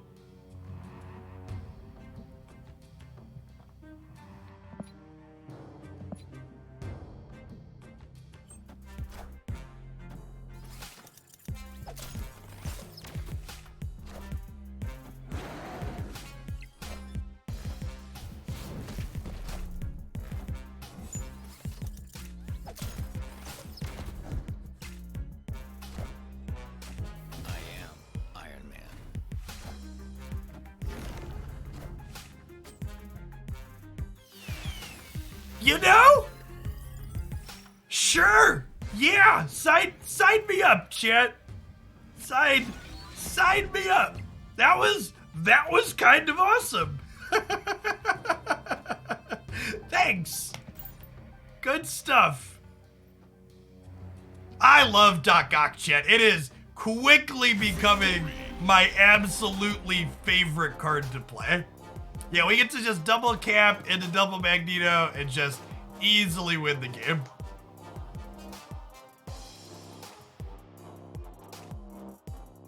Professor X always tilts someone. Yeah, basically.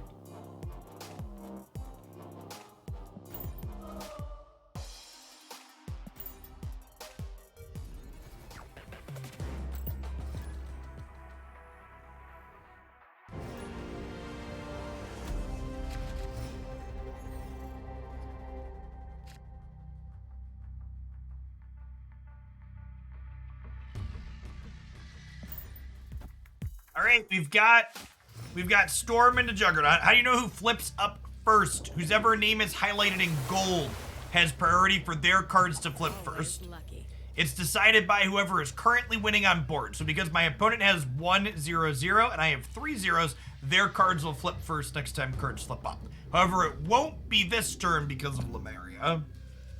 We'll play Domino mid. Does a PC client come out when the global release is ready?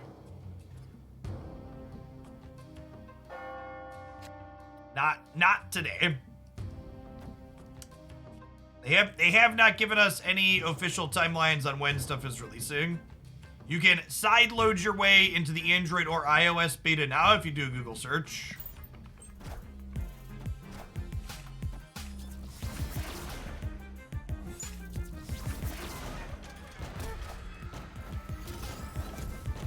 This right location, chat. This right side location is going through some stuff, okay? It's seen some shit. It's having a rough go of it. And we'll Juggernaut here, take their Dracula and kick it out. So long. Okay, so then do we like Doc Ock into Magneto on the left?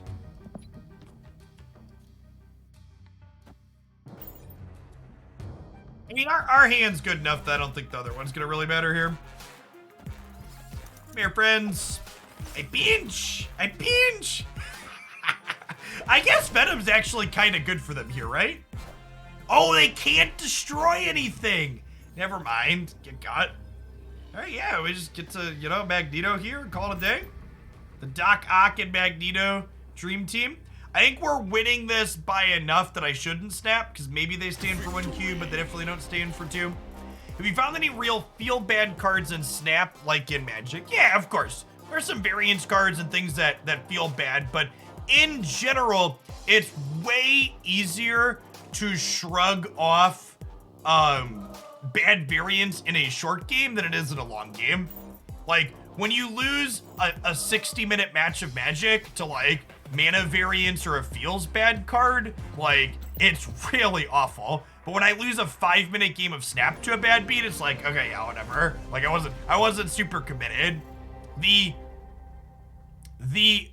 short games allow the good, sweet things to feel good and sweet still, but make shrugging off the bad stuff easier.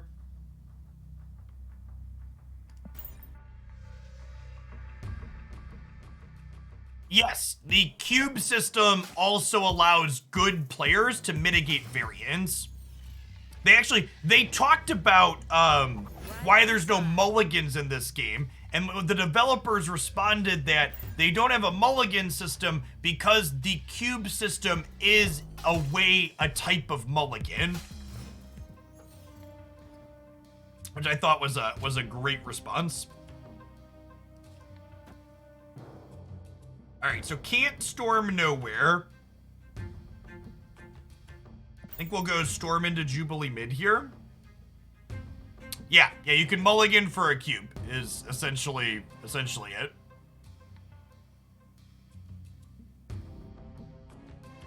I think that's a great perspective to have. Well, see, depending on how this goes, this might be a Doc Ock into nowhere for just like 10 power for 5 mana. Just one giant stat stick, please.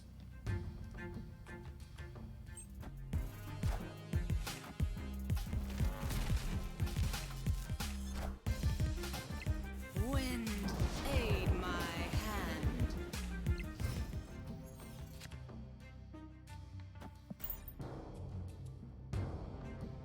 Now, they do have 5 mana this turn, so they could have a big play into the flooding that beats Chavez, potentially. But I think we still go for it. We could potentially Magneto Electro out of here, so if they flip up something that's close, we could potentially break the tie with Magneto moving something.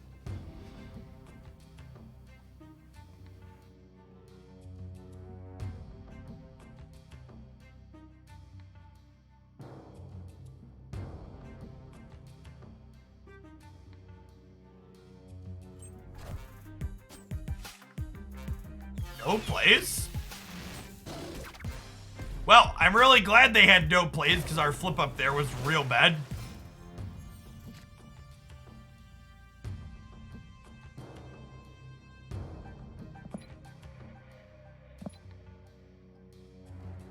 What do we think of Doc Ock here to then line up a Shang-Chi for next turn? I think Doc Ock into Shang-Chi probably wins the Master Building. I think it's like they're a pretty go big deck, right?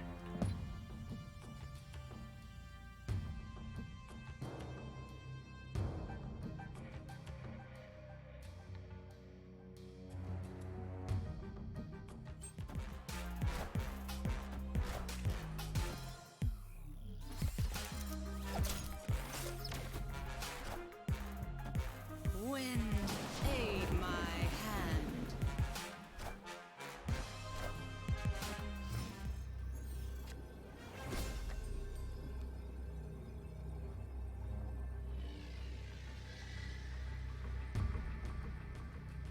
Man, Vision was a uniquely bad card for us to Doc Ock out.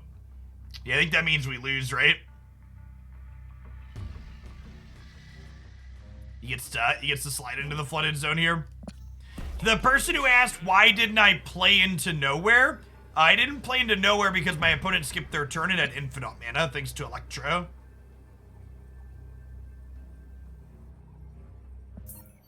Definitely backing out for 1 cube here. It's the best guess as to when they will launch. I bet we'll see a full open beta shortly after they launch whatever their Nexus events thing is going to be. The devs have been hinting at that being the final piece of the in-game economy as far as card acquisition is concerned. So I assume before they just open it up to the full masses, they want the economy to be complete. When will that happen? I have no idea.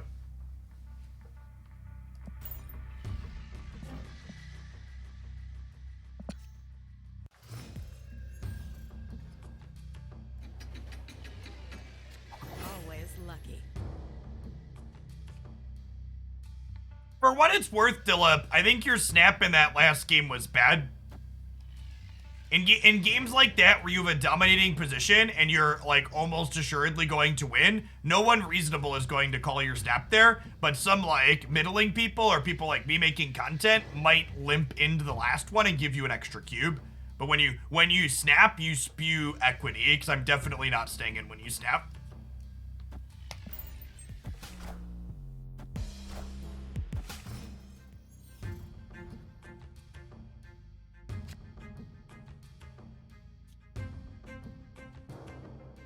Okay, so we're definitely waving here. The question is, are we magnetoing or Doc-ocking on next turn?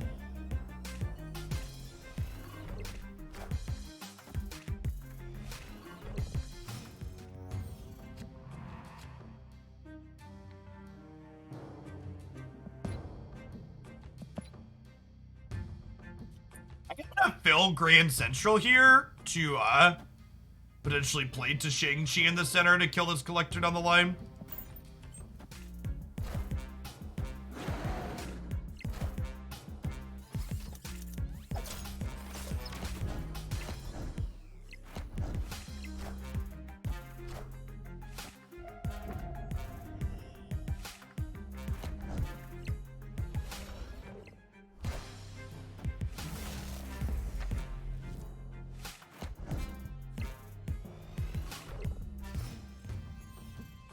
Clear for takeoff.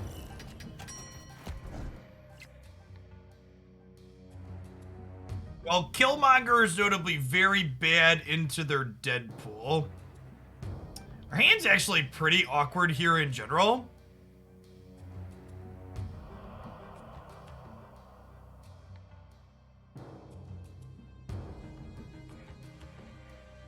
I guess I could Juggernaut here to just like full punt the Stark Tower, because we're not winning the Stark Tower, right?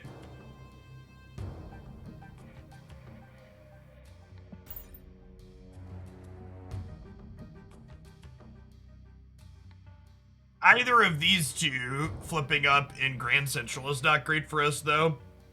We have a 50% chance of being pretty sad here in the center. I have a 50% chance of being relatively happy, though, too, so, you know. RNGesus take the wheel.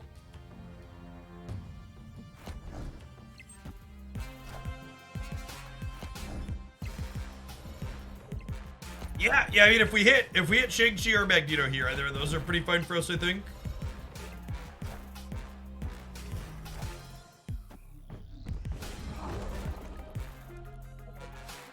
Stark Tower is gone. All systems go. We cannot win that one.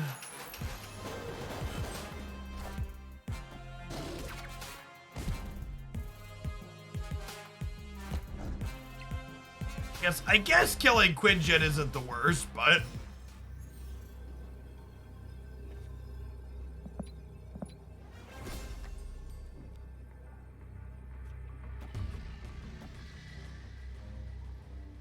we have a real shot here, huh? We think we have a real shot with the 12 and the Kill Collector mid. Again, Hellcow filling our curve at the end here, looking pretty good. I don't know that I'm snapping.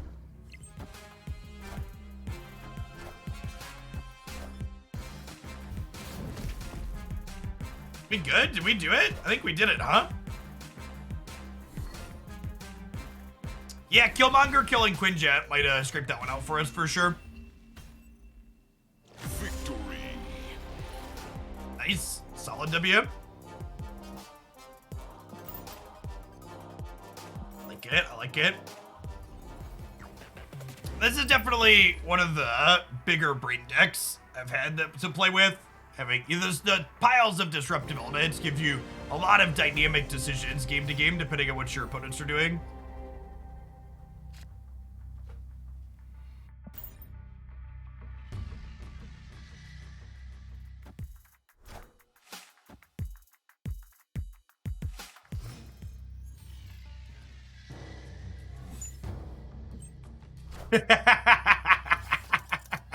Okay. Okay. All right. Sure. What are the odds? Thank you, RN Jesus. Victory. Uh.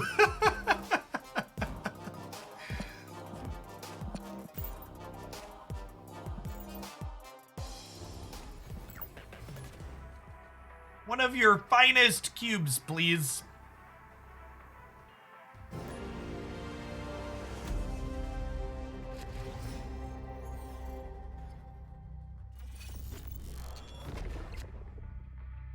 Yeah, some days you're the pigeon, other days you're the statue.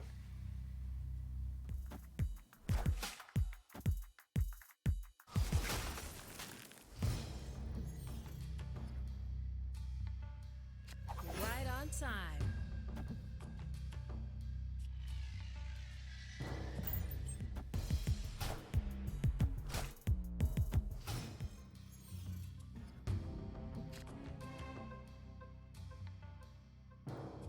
Huh. No storm in sight. Fighting over the path they have Collector in is usually not a good choice. And this is again gonna be another spot where this Doc Ock is wonderful. So we get to Doc Ock into the center path here, meaning their Angela's only gonna get to get powered up once, so they can only play one card this turn.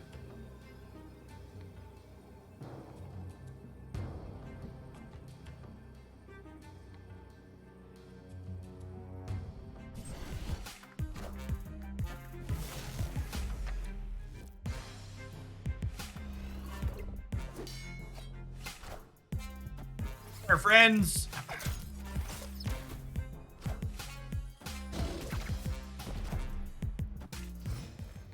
Playing Killmonger in their Iceman deck. A bold strategy. Okay, so I think we Juggernaut left to kick whatever they might play here over into the path with the Collector, and then we add Chavez here to be 16 power on the last turn.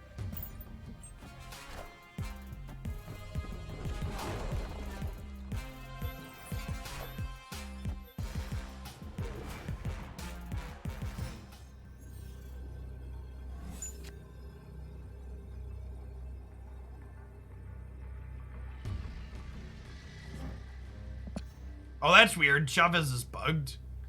I have priority here, which means they could Shang-Chi me.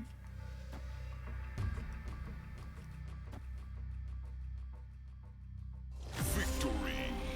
Doesn't matter. Alright, good stuff. The snap into the Doc Ock flipping up was wonderful.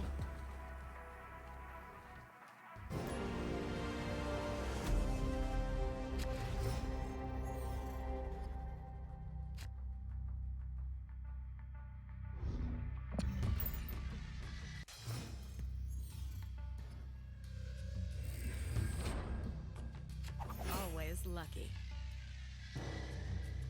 Is lucky. Solid way to be in life.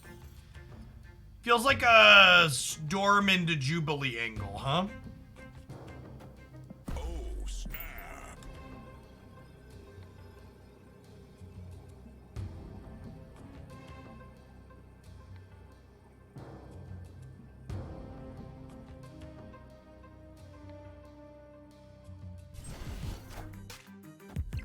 Wind, aid my hand.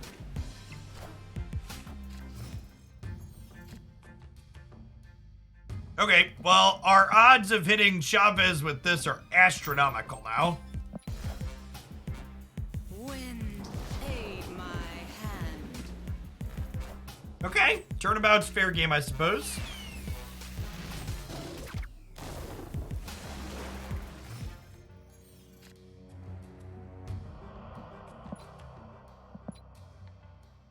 I think we Doc Ock the Icebox, and then we could potentially Shang-Chi here next turn if they get a bunch of big ins, and if they don't get a bunch of big ins, Magneto should win it. Guess I'm gonna plan.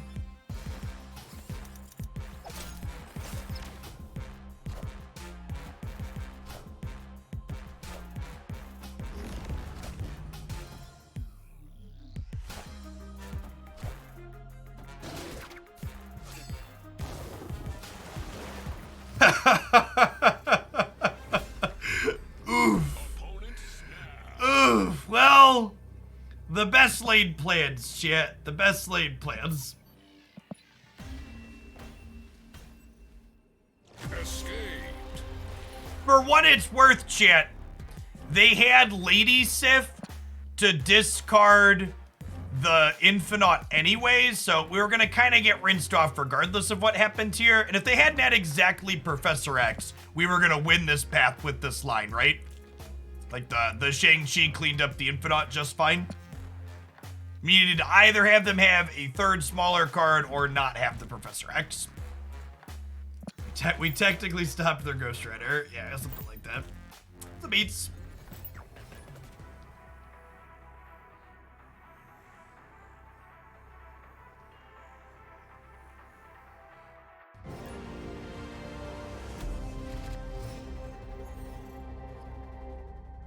Thanks for the follows, by the way. Welcome to folks who maybe had a bunch of new people drop by today. If you're new to my stuff, welcome. My name is Jeff Hoagland. I stream full-time here on Twitch/make content. Been absolutely loving Marvel Snap since I got into their closed beta about a month ago.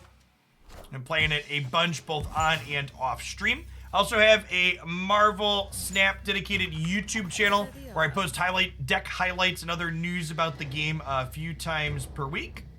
Definitely don't want to play Domino into cloning that, so my hand will be full and won't get to draw next turn.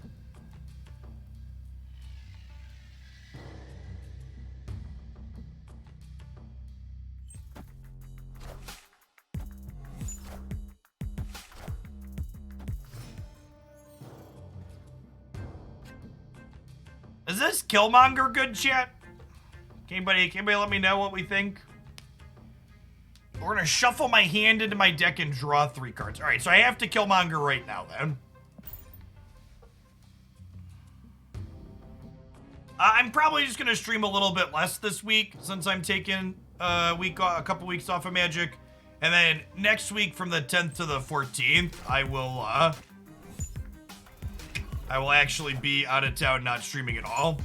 I could snap them. Yeah, it probably wouldn't have been unreasonable.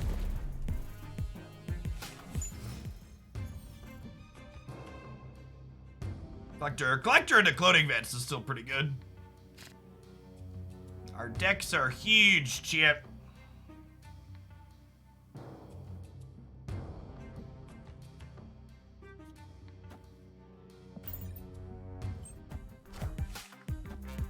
Wind, aid my hand.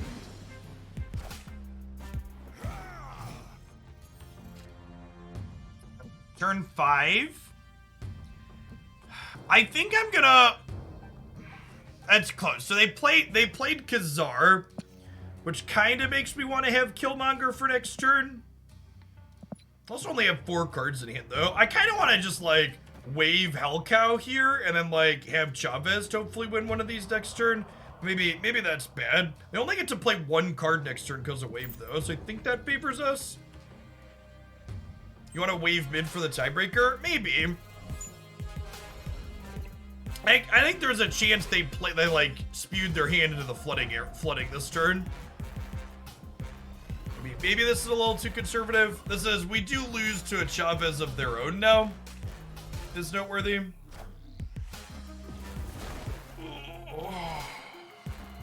Yeah, I actually had Shang-Chi Monday.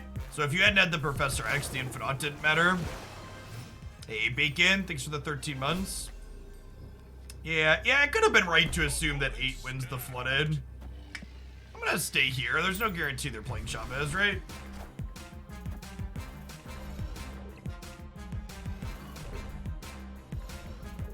I mean, Chavez is a card that could realistically just go into anything because it just makes your deck more consistent. Victory. It was, in fact, a bot. Saw the monochrome at the very end.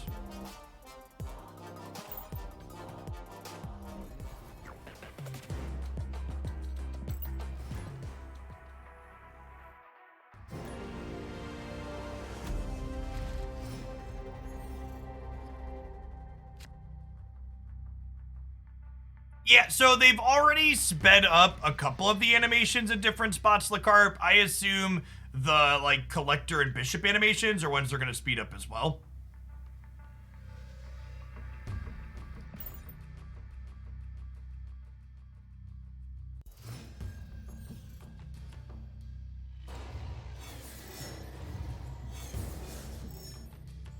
Right on time.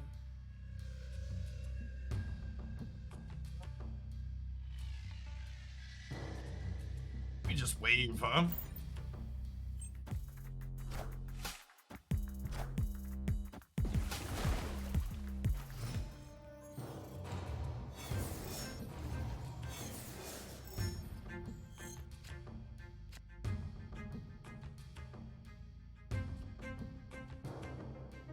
I'll take a second Magneto for later.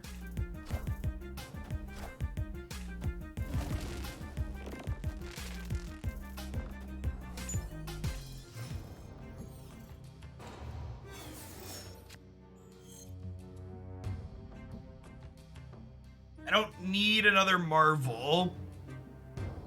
Or do I? I guess I could Marvel and then Marvel again next turn, so I'm only gonna have 5 resources, because Starlight Citadel is gonna shuffle these. Yeah, I think I'm right, actually. I think we're gonna Marvel, and then we'll Marvel again on 5, and then we'll Magneto again on 6.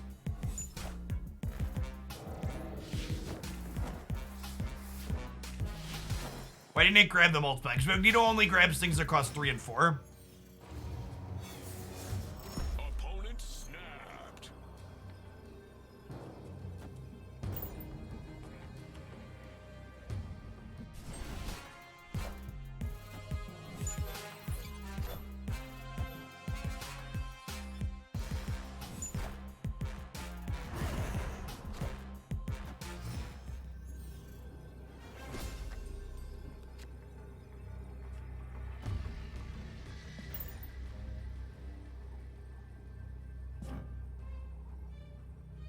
That's a sweet cloak variant.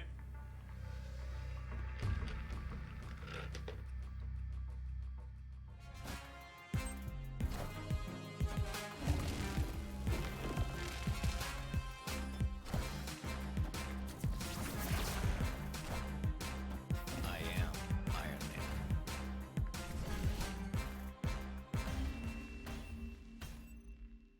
Victory.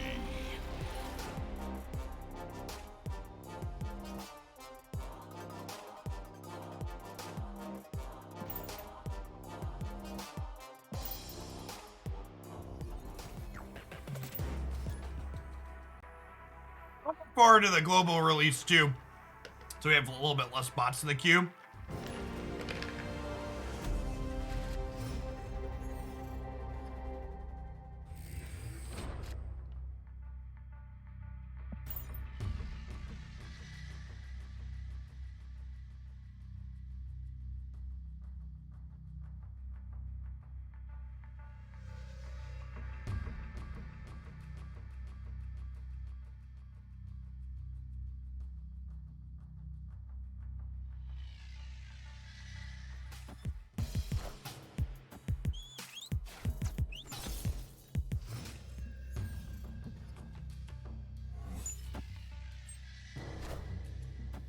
Wind, aid my hand. Always lucky.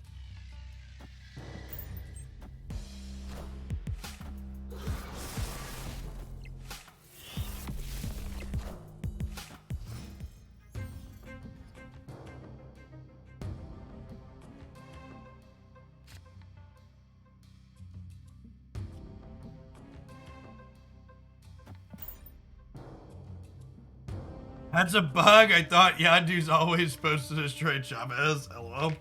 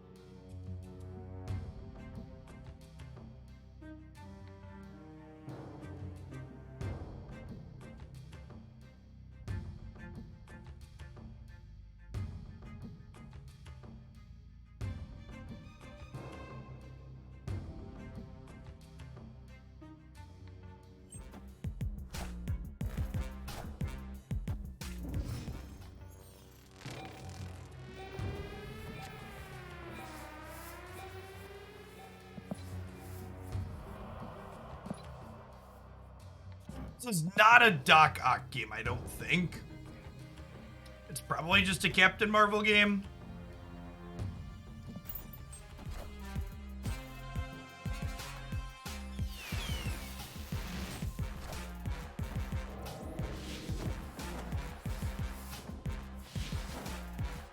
Okay, so Jubilee, Captain Marvel wins mid. And the question is, does Chavez win right? I think so in most situations. Oh, they're also a Chavez deck, and then I lose the tiebreaker. Rip.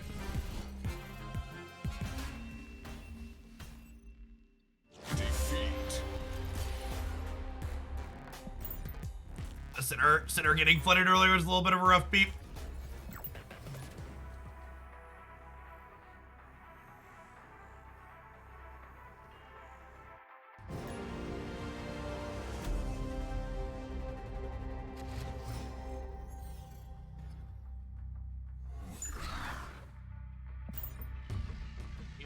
Domino into Wave into Magneto here. Potentially a Jubilee on 5. What are the odds?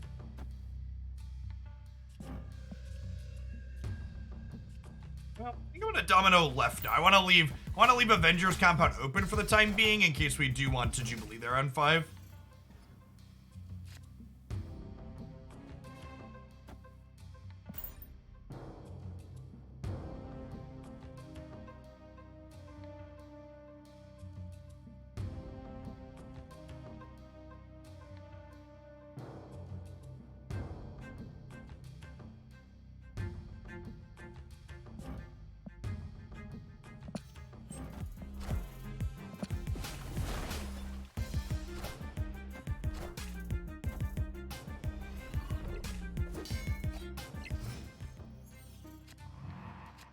Okay, so I think I probably want to leave the left open so that way I can Shang-Chi the Collector potentially.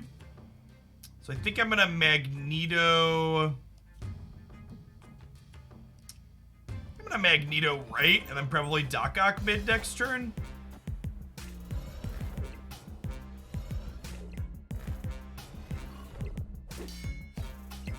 That's true. I could have locked him out of a turn 5 play. Clear for takeoff. It's an interesting thought.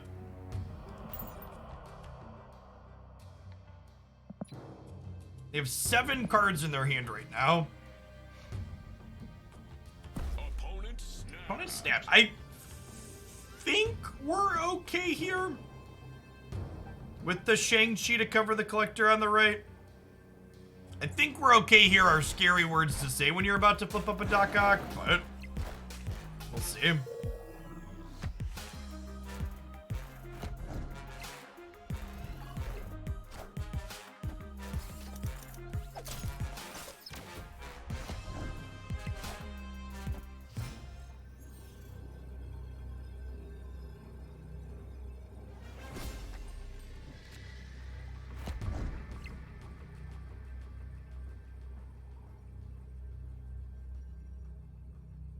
So we know they have another Devil Dino.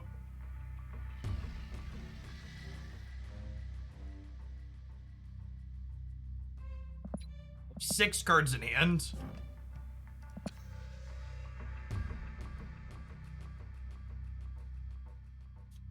I get Shang-Chi left, Hellcow right.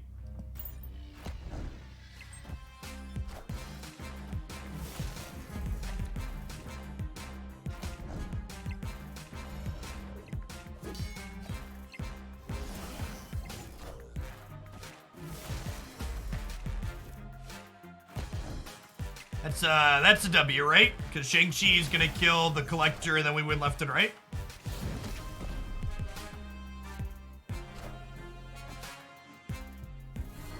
Hellcow, again, just being super good at filling our curve here.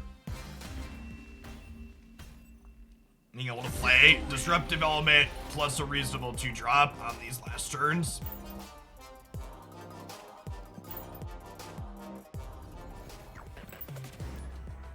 There is a Marvel character called Hellcow. I've definitely learned a lot of more niche, let's call them, characters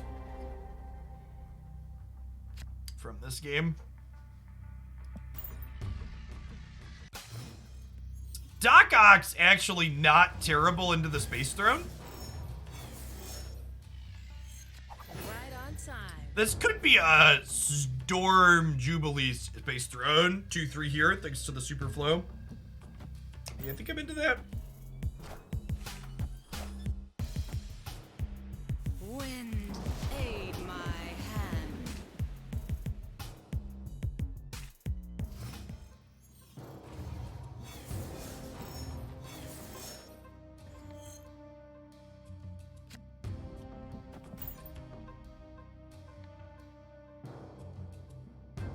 So we'll Jubilee here. The last turn we can play into the flooded area. Hopefully find your gal pal. I also accept Magneto. Magneto is also an acceptable. Well, that's rude.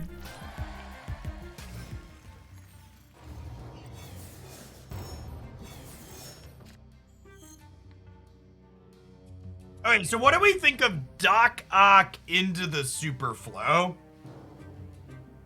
Just to wipe out everybody's extra resources. We could write to Brick Angela, that's true, but it fills it for Stark Tower. But I guess they probably have a lot of ones, which means Killmonger can clean up after the fact. I don't hate that.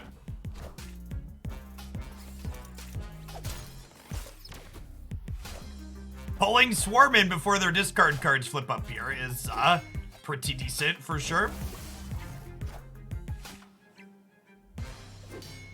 Glade, you get nothing. Good day, sir.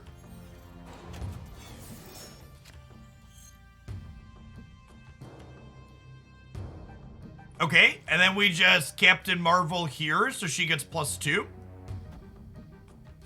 And then we can Killmonger plus fill in Mojo World with Hellcow next turn. Oh, snap.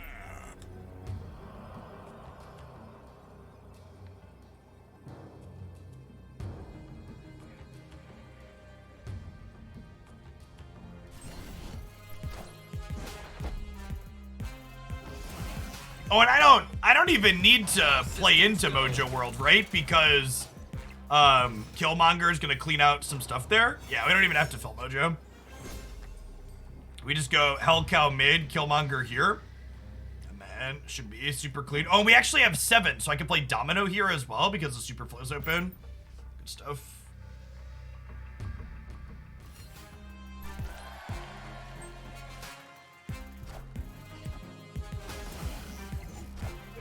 Friends.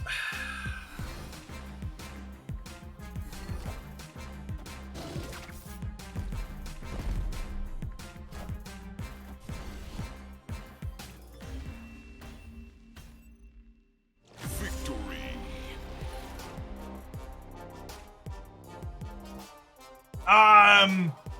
Captain Marvel should have flown center to give us the triple here, right? Because then we'd be 17 and 15.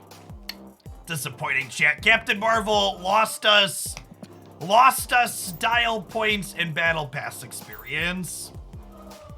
What a disappointment.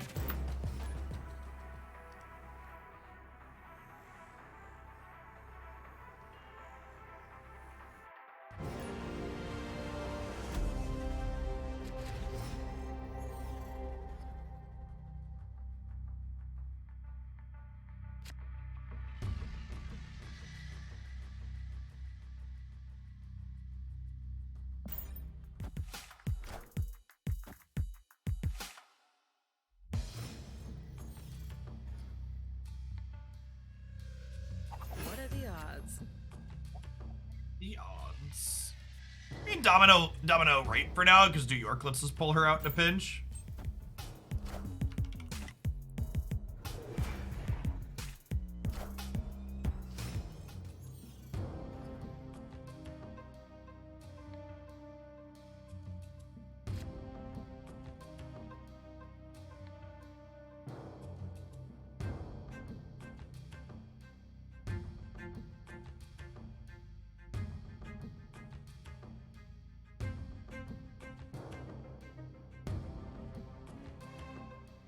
want to storm into Jubilee on Avengers Compound?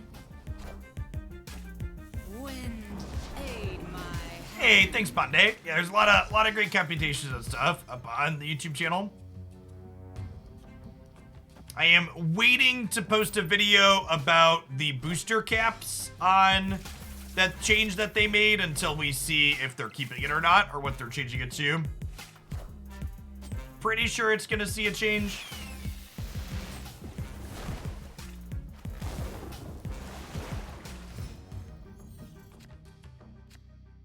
Opponent snapped.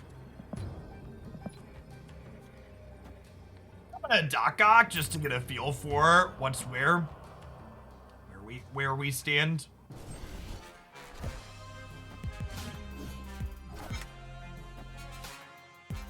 Well, this happening after Nakia is not great. I am Iron Man.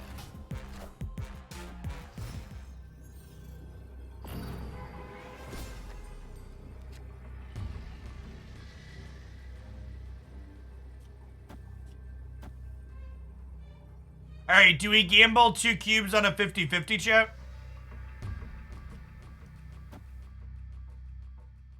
Oh, I need to leave 5 power mid because of Baxter. We could do this, right? And then if they slide Iron Man over, this is still only 1224, and I'm above that.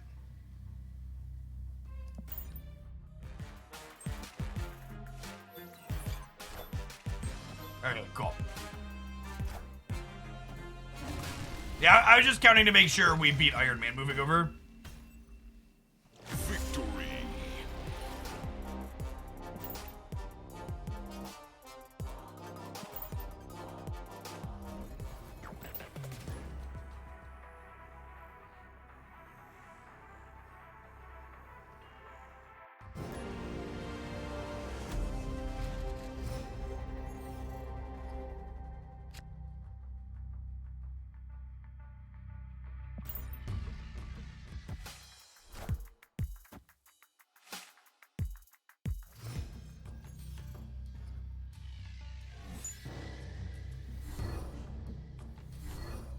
Hellcow getting discarded seems flavorful.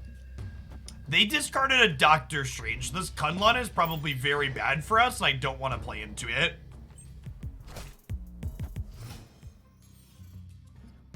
Five drops are harder to play than 6 drops. This is true. Just the facts.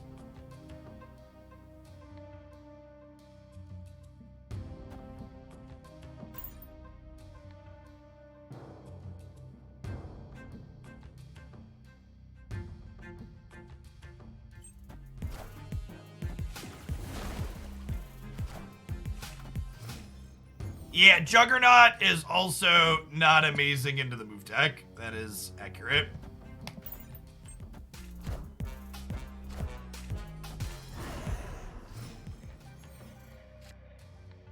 Okay, well, if I'm punting Kunlun anyways, I might as well move all of these here for tiebreakers, and then this gets Captain Marvel up to 8. So that way she can jump to somewhere else to be more helpful elsewhere, right? Yeah.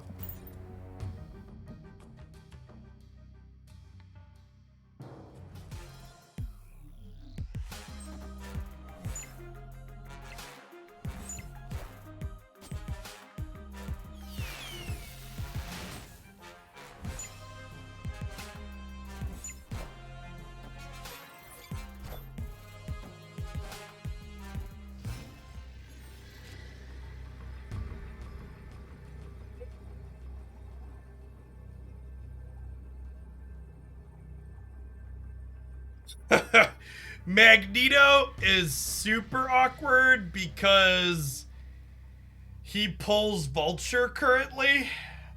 I guess I could technically Magneto to the left, right? Wait, Magneto left wins left, right? And then I probably win one of these two.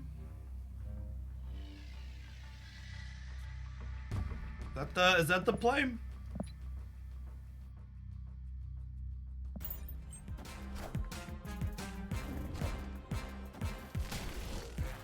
Just like playing Chavez in their move deck? Sure. Victory.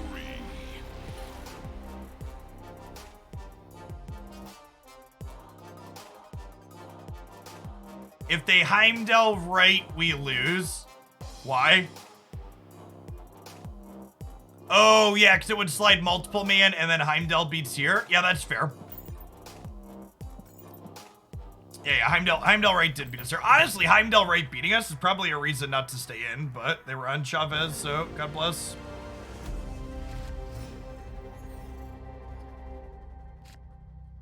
Oh, that's right. Their Iron Fist actually locked them out of that line. That's a good call.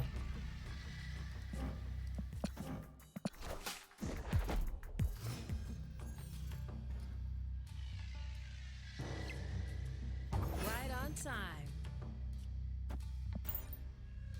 Doc Ock's actually pretty funny into Atlantis too, because there's times where he can win 15 power into whatever he sucks in. Iron Fist already been used. No, it was the last card they played on the previous turn, XOR. So it's not accurate.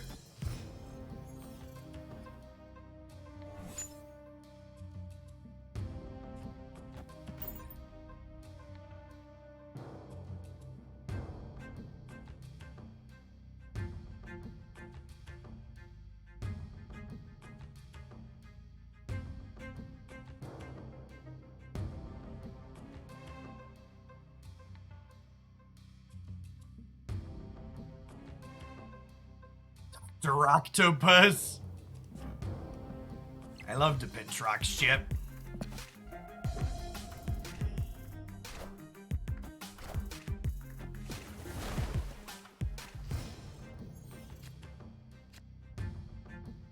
Good old rock. Nothing beats rock chip.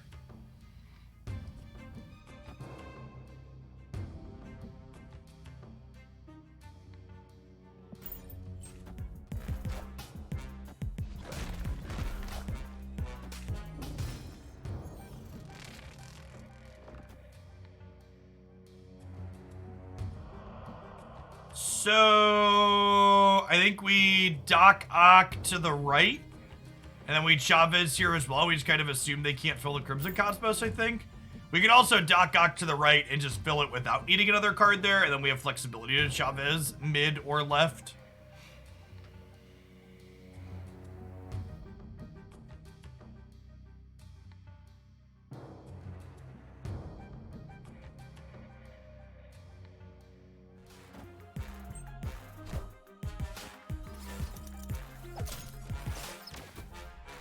Good old rock. Nothing beats rock chip.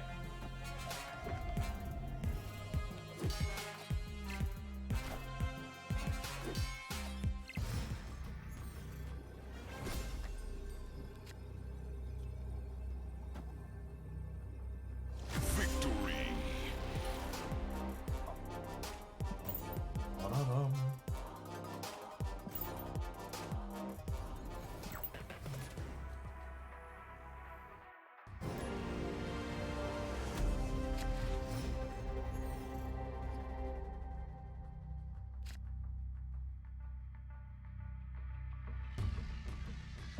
Plays on one. Why are we Chavez big? Because it won the lane, because it was in Atlantis. Got +5. What are the odds?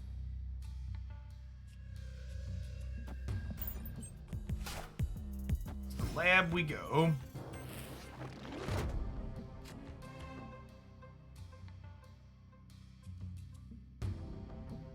Heh.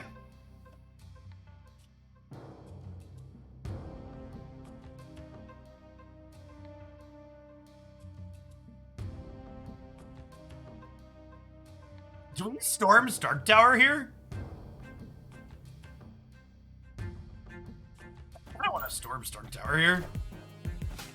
Wind, aid my hand.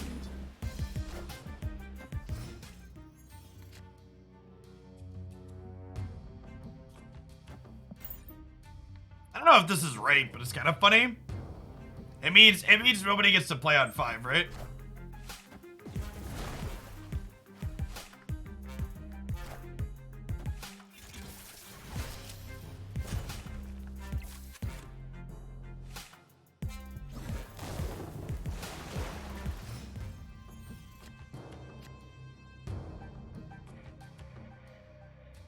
But I guess we lose now, right?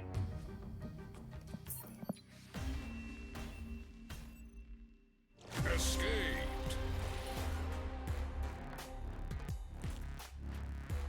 Oh, the Killmonger meant that we won, right? I'm bad. I'm bad and dumb shit. Killmonger wins left. We don't necessarily win middle though, right? If they have a big turn 6 play. You're right. I didn't need to concede there. The what's it called going on the 1-drop and Killmonger was still alive. That's a good show. That one does not impact anything.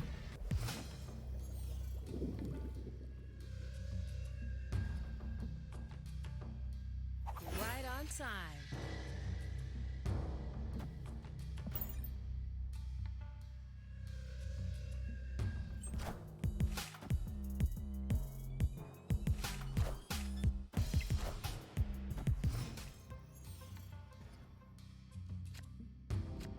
My cards are cheaper. Love it.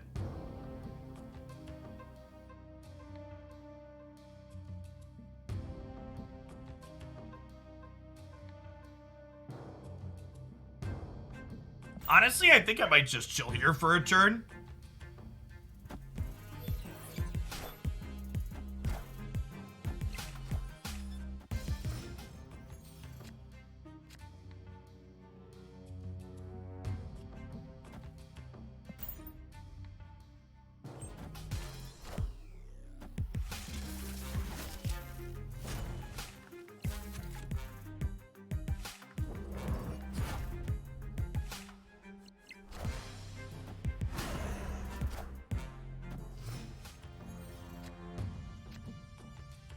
Okay, do we just assume they're moving Vulture with Cloak and Shang-Chi here proactively then? I think is the line. And then we'll Killmonger to clean up a bunch of their ones. Then next year we can like Magneto plus Hellcow.